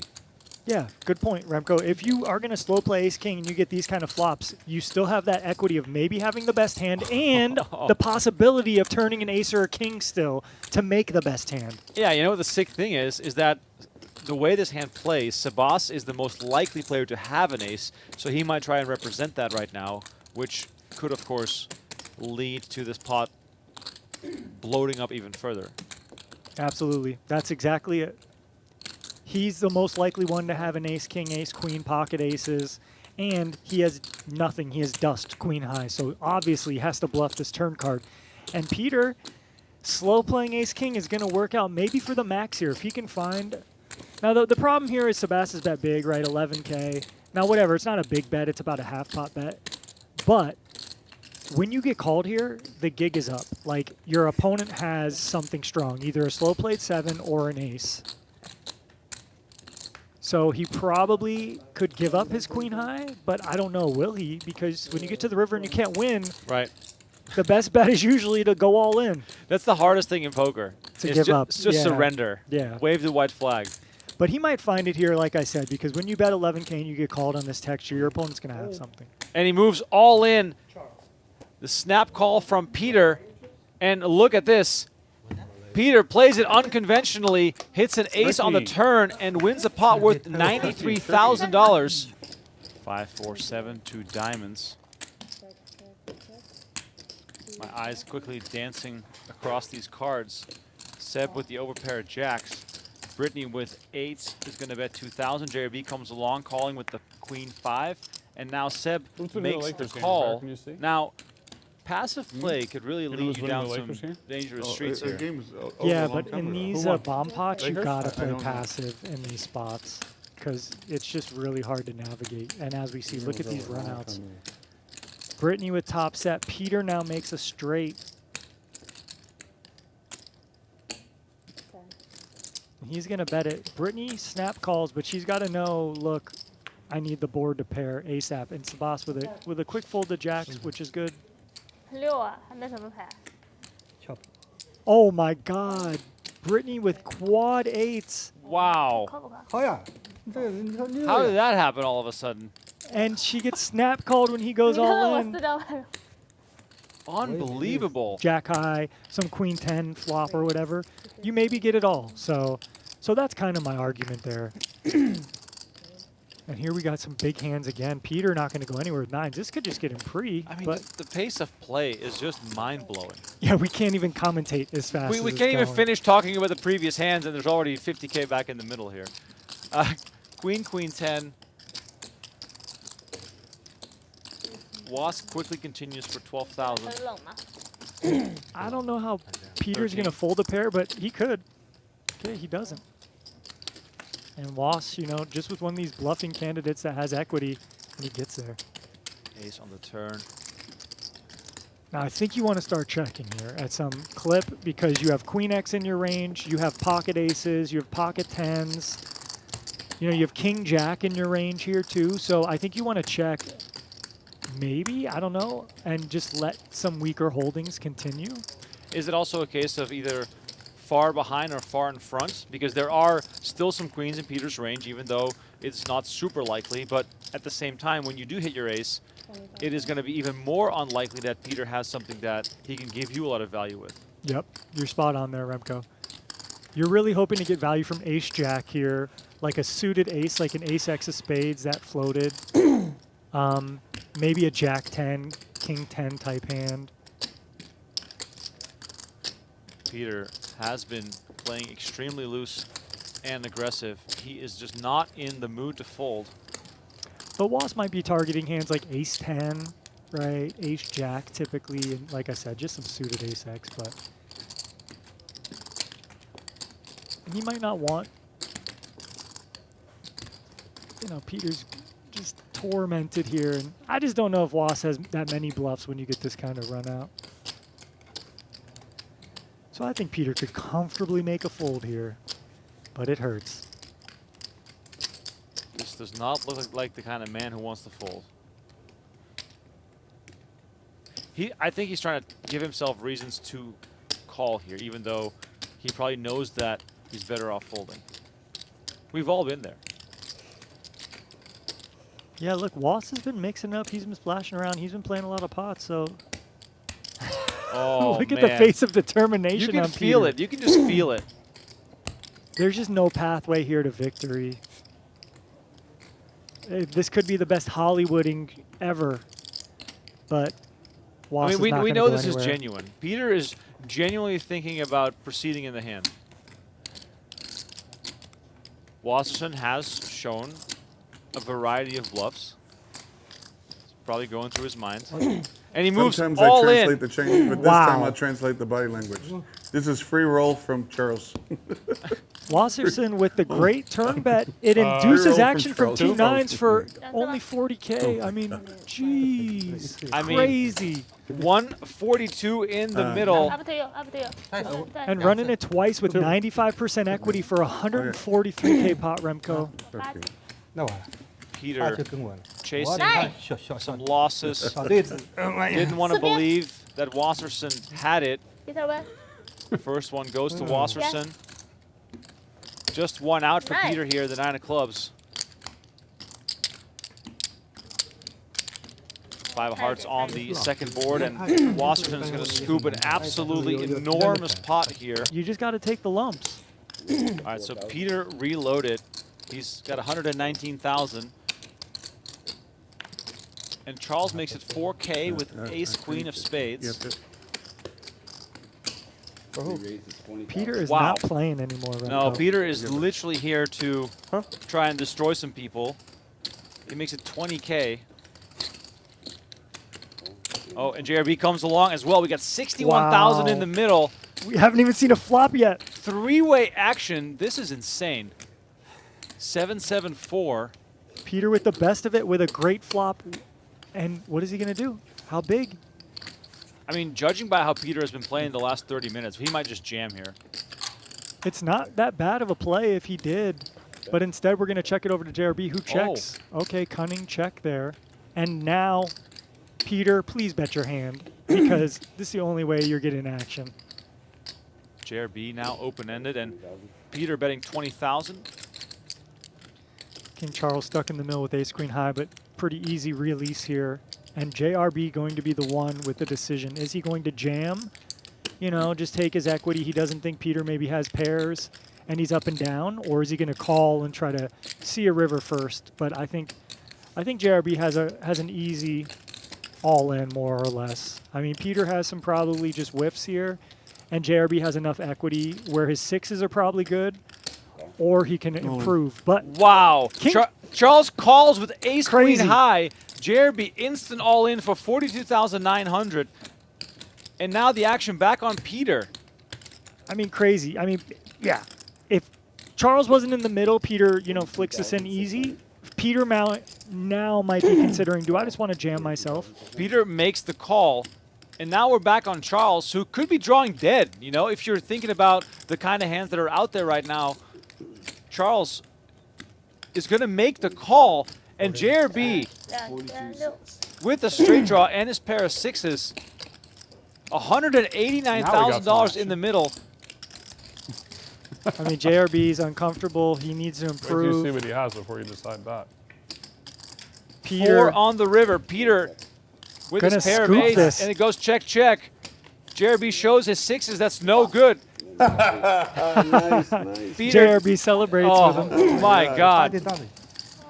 Peter tables the eights. That's a monster Oh pot. my God. After the hand he lost against Wasserson, everybody probably thought this man is just on tilt. Without a clock and time extensions and all of that in play at these final tables, it's good. You know, there's not too much tanking. I know we've had some longer hands, but understandably so given those decisions. But you know, things are moving. Seeing lots of love for LaPlante, for She in the chat.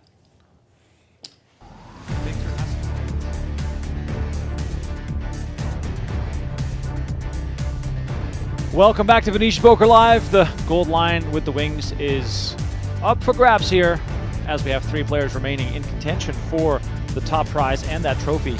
Blinds are going to be a 100K, 200K with a 200K big blind ante, and this really is anyone's game. 28,900 guaranteed for the final 3, 40,000 for second, and 56 for first. My name is Remco Rinkema. Donnie Peters alongside me in the booth. Donnie, give me your finishing order of these 3. I know you don't want to. I know you don't want to hurt any feelings here, but give me your best shot. Listen, I know he's second in chips, but I think it's going to be hard to overtake Darren Rabinowitz. He is pretty deep here with just about 30 big blinds. And again, I know he's second to James Morris, but I have to give the experience nod to Darren Rabinowitz. And then I'll say James Morris finishes in second, and Andy Seth comes in third. Now, Seth does have the benefit from, I think it helps him that last hand, which we saw a 7-minute, 15-second tank from him, ultimately got bluffed in a big way by Rabinowitz. It helps that he was able to go right on break. Kind of cool off, maybe take a walk around the shops here at Palazzo. You know, get it off his mind, come back, lock in once again, play these 15 big blinds to the best of his ability.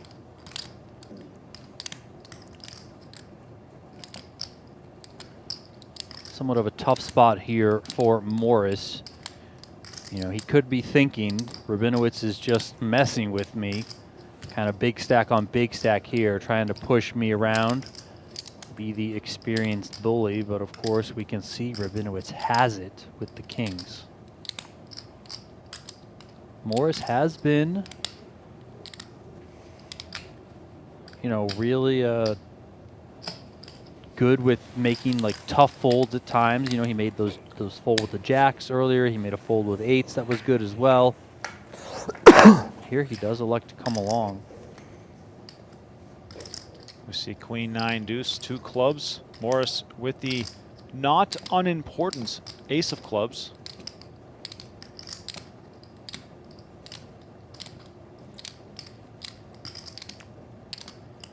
Yeah, Rabinowitz here just licensed to fire away.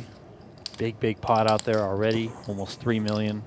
1.2. 1.2? About 1.2. Yeah.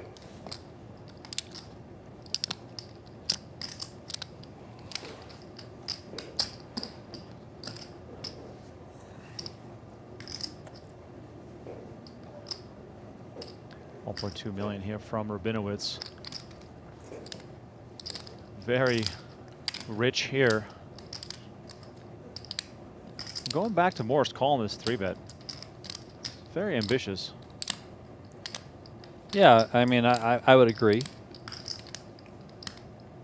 I think the suited variety, probably fine to call pre in position.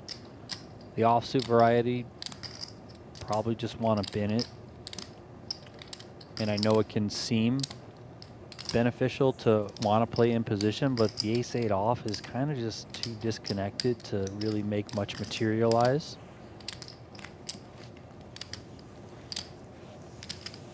And Morris lets it go.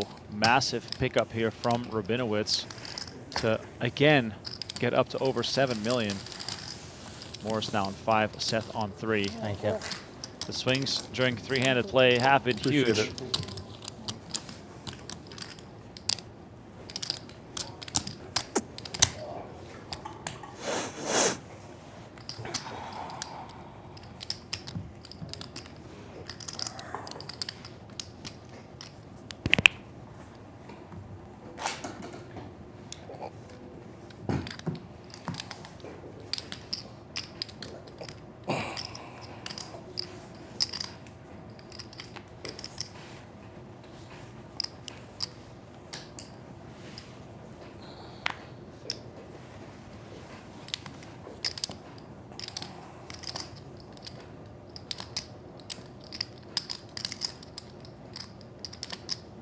Rabinowitz from the small blind. King 5.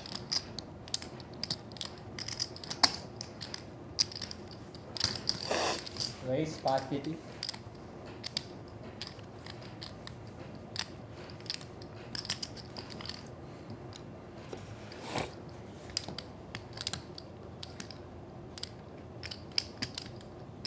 Exactly 3. All my chips. All in. Morris announces all in with ace-3. That one gets it done.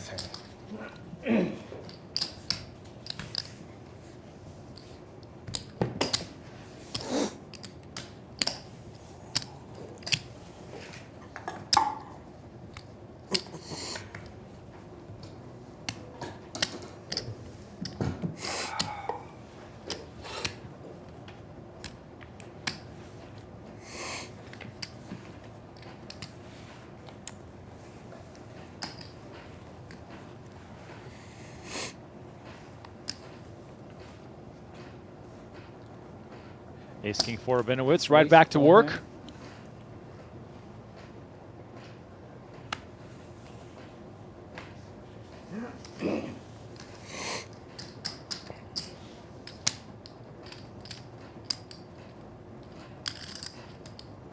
On. Wow, Seth comes with a jam with Queen 10. His timing is off as he jams into the Ace-King of Rabinowitz. And Andy Seth's dream for a three-peat might be ending soon, as he is now at risk of being eliminated and an underdog holding Queen 10. Still 40% though. Could be much worse. What do you think your odds of winning this hand are, Darren? Like 20%?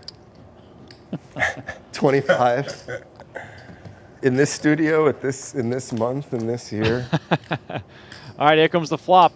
3, 5, 6, as clean as it gets.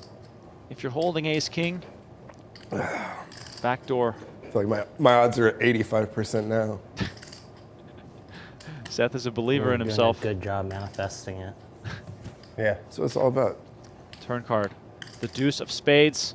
The 4 now available for a chop. Seth looking for a queen or a 10 to double up, or else this thing is down to heads-up play. River card. The 7 of clubs, and that is it. No three-peat for Andy Seth. Hell of a month. Yeah, nice. Appreciate it. Y'all played great. It's been one hell of a month Awesome luck, indeed. Darren. Seth collects $28,900 for his third-place finish. James get his ass. And Darren Rabinowitz now heads up with the big chip lead good fold, versus James Morris. Andy was. He was the big one. He was the big one? Yeah. So you were the bug? Yes. First place for 55K, first place for 55K, small, third right? place for 28K. Pretty darn good if you ask me. Man, love it. I had the ace of clubs too, Pretty darn good if which you ask me. made it, All right, 40K guaranteed you here know, a little tough. Hit ace for 10. James Morrison. Ace 8. Darren Rabinowitz. James Morris now officially registering the largest live tournament result of his poker playing career, eclipsing a score he had last year in May. May has been good to him. Morris comes into this final table with 161,000 in career earnings, so this event a major milestone for him. Darren Rabinowitz has been around the block. He has 3.6 million in earnings. This would be a very nice addition to his resume if he could close this one out after finishing 4th just 2 weeks ago. Oh, was it last week? Sorry, it was last week. It all blurs It's together, all man. 800. It was the last stream that we did here. You have just under 5, yeah? Yeah, now I have 4, no, I have over 5. Just over 5. Okay. How many chips are in? I know. I was trying to do it that way. I 15. Just 2, 4, 6, And I 8, have 9. 5.3. I have 10 exactly. You have 10 exactly almost, right? Yeah, I have 10 and a quarter. Big one. Yep. Mike Holtz, also from last 2-2, week's right? final table, in the chat says Darren's got swag. Raise. Welcome, 400. sir. Dika Costa on the Venetian Poker Live channel. 140K 3-week stretch, not too shabby. I mean, I'll take it. Especially when I'll take it. when you consider the buy-in, the average buy-in level. Yeah, 800 for the first one. Second one was 1100. This one's 800. So, I mean, that's crushing.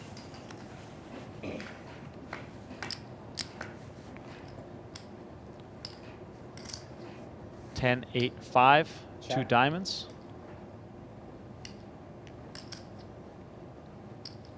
Seven, quite an interesting card in this hand here. Check. Instead, we see the 9 of spades. Open-ended now for Rabinowitz. Check. Check.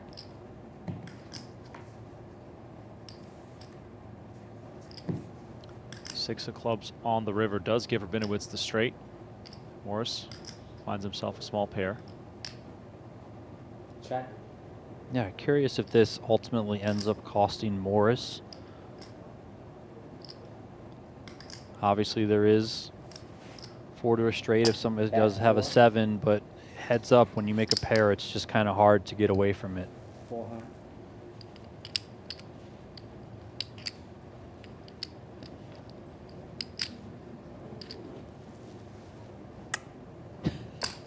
Straight. Yeah, you can say goodbye to those chips as Rabinowitz widens the gap up to 11 million to 4.3.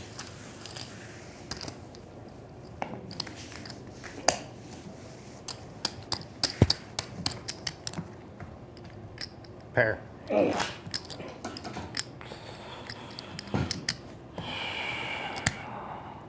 Once again, welcome to everyone watching, whether it's your first time or whether you're a regular. Very much appreciate everyone for hanging out with us on both PokerGo and the Venetian Poker Live channel. Please make sure to hit that like button, subscribe to the channel, and find the Venetian Poker Live channel and add it to your list of subscribed channels. Have we hit 7,000 yet? No, we're Come on. slowly climbing. Come on, people. Let's go. We're for sure getting to 10,000 over the summer. Oh, have to. 100%. Yes.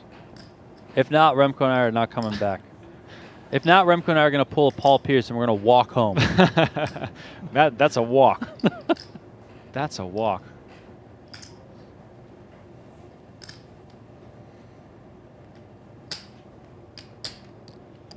$1 million. And Rabinowitz is just absolutely locked in here. Firing back with the 3-bet here with Queen 5, and I mean, I would imagine this just works. Jack 4 off. I can't really see Morris doing much other than just that.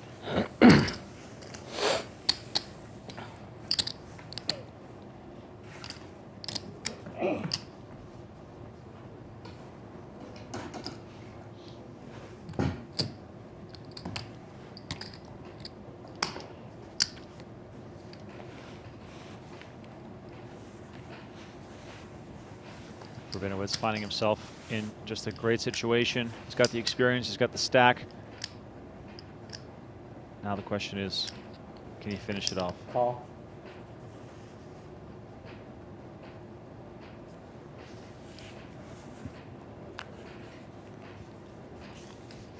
Check.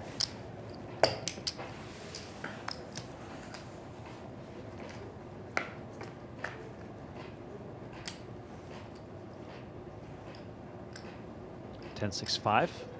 Check. On the next flop here, the limp pot. Rabinowitz with a pair of 5s. 3 now, giving Morris a pair as well.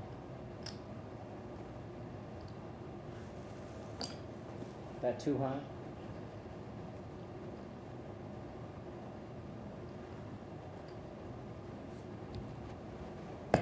Call.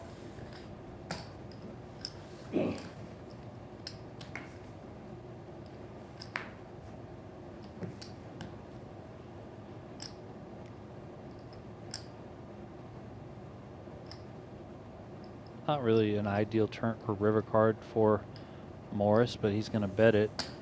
Bet 500. See if he can get this one through. I mean, Rabinowitz Call. just he's locked in. What can you do?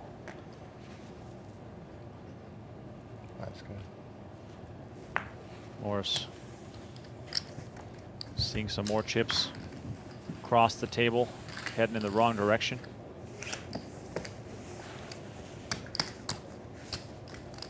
And this is a tough spot for Morris. You know, not only is it an uphill battle in terms of the experience that Rabinowitz has over you, the chip stack that he started heads-up play with over you.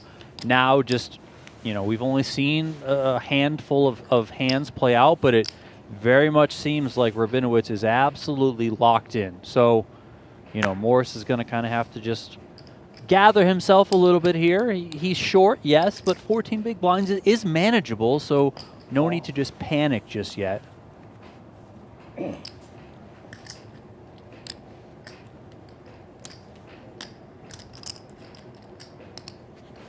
Check. Morris limps in, Rabinowitz checks. To the flop we go.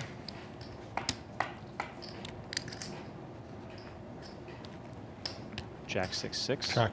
Check. And this could be quite the cooler setup here. Top pair versus trips. Morris perhaps with a chance to get some money back here.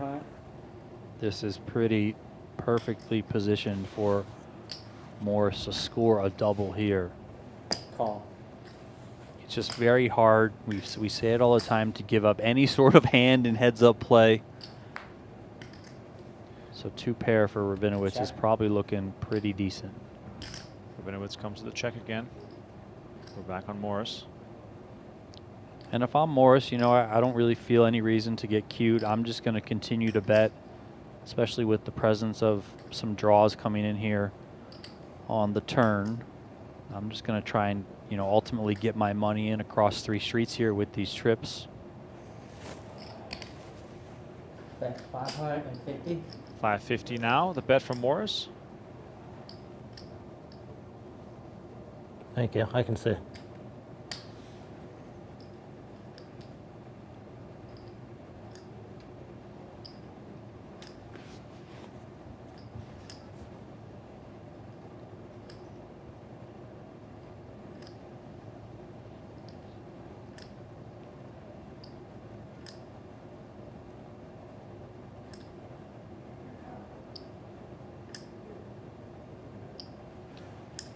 Rabinowitz Call.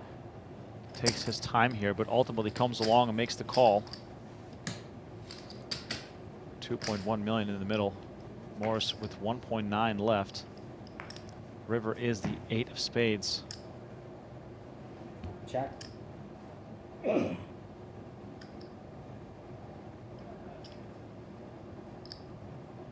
All in. All in. All in. And there comes Morris, moves all in. And look at this, Rabinowitz with the snap fold.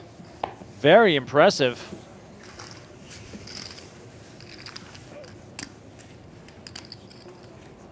I mean, I think that's just an experience type of thing. You know, Rabinowitz has probably seen some more sorts of spots like that hundreds, if not thousands of times. And you saw it kind of with his little head shake there, like this guy just always has it, muck. Like, Right, you know, right, he just knows. Bottom of the range there for my opponent is probably a 6, if not some sort of 8. So whatever, and the muck it goes.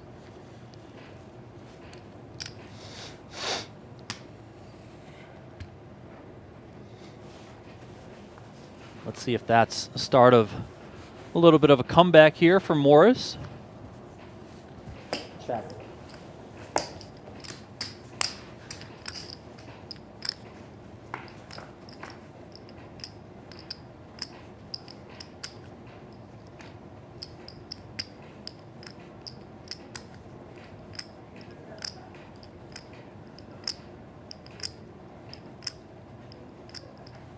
Check.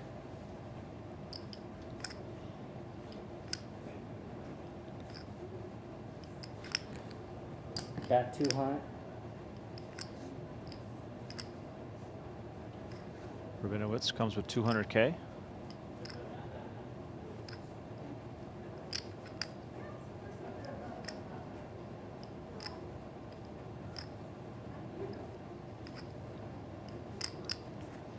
Fold.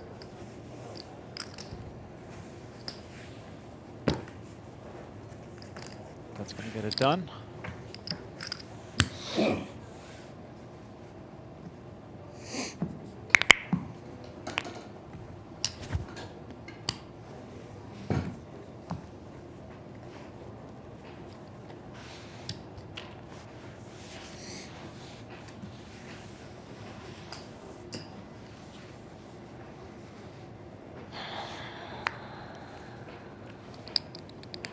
Queen Jack here for Morris. He's really facing such a tough spot here. 450. Rabinowitz so far has not let go of a single chip without resistance and just made a pretty good fold there on that river shove. Call.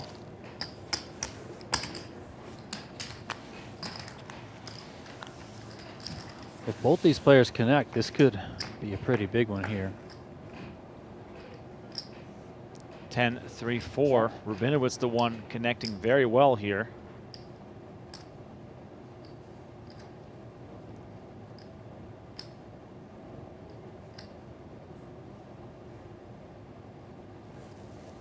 Bet 300.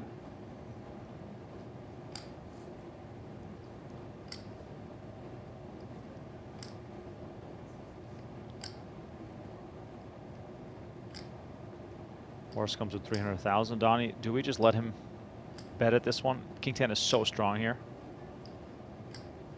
Yeah, Raise. I think you can just call. I think maybe some fraction of the time you can put in a raise here. I think if you have a hand like, let's say, a Jack 10 or maybe a 10-9, maybe I'm a little bit more likely to put in the raise. A little bit more vulnerability in your top pair there. But with the king kicker, or if you had an ace kicker, I think check calling is also fine. But I don't mind the check raise if you're Darren. I think he's ultimately going to take whatever approach he wants to try and get the money in. And you can see now stacked to pot ratio, 2.2 behind for Morris, 2.9 out there. So let's see if Rabinowitz just says all of it. There it is. Comes the jam on the turn.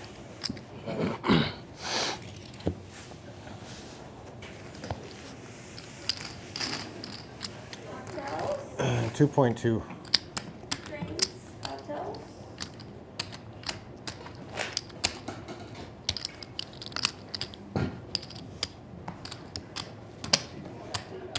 Rabinowitz locked in, looking to close this thing out. Morris hoping for some cards, I guess, some cards to begin with. Call. Rabinowitz has 6 outright wins on his live poker resume. Most recent one in October of 2024. Before that, a 10-year gap between 2014 and 2024. He did not win a single live tournament. Right now, he's closing in on his second win in just 8 months.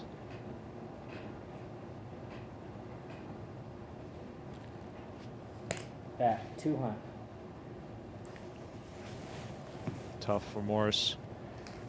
It's hard for him to put up any resistance unless he has it.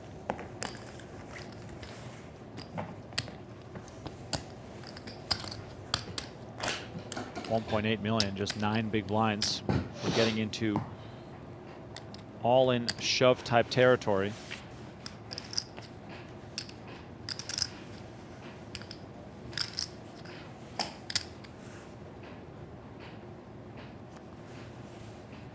Deuce diamonds here for Morris.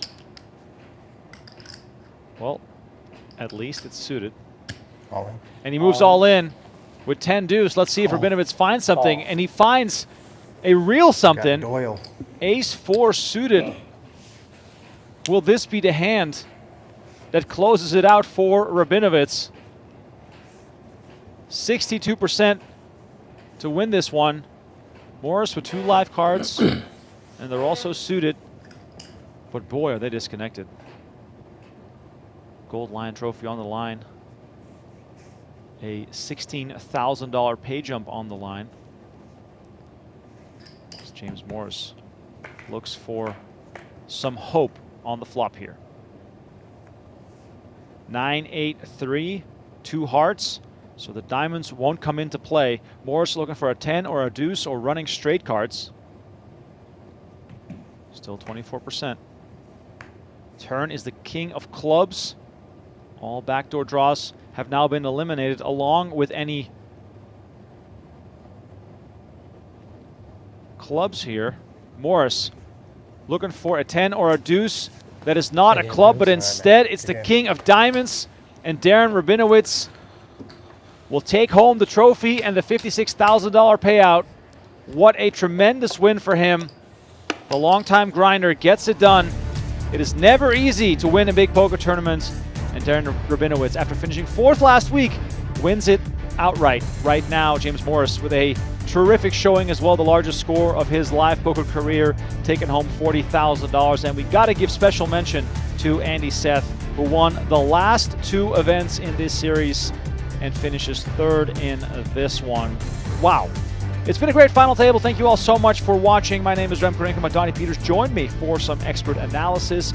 We'll be back on Saturday night for the JRB cash game.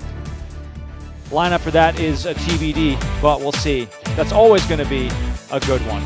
There it is, Rabinowitz posing behind the trophy. I'm sure that thing will get a nice placement inside the Rabinowitz household. There it is, holding it up. Once again, congrats to Darren and the other players for putting on a nice show. We'll see you on Saturday when the cash game returns. Good night.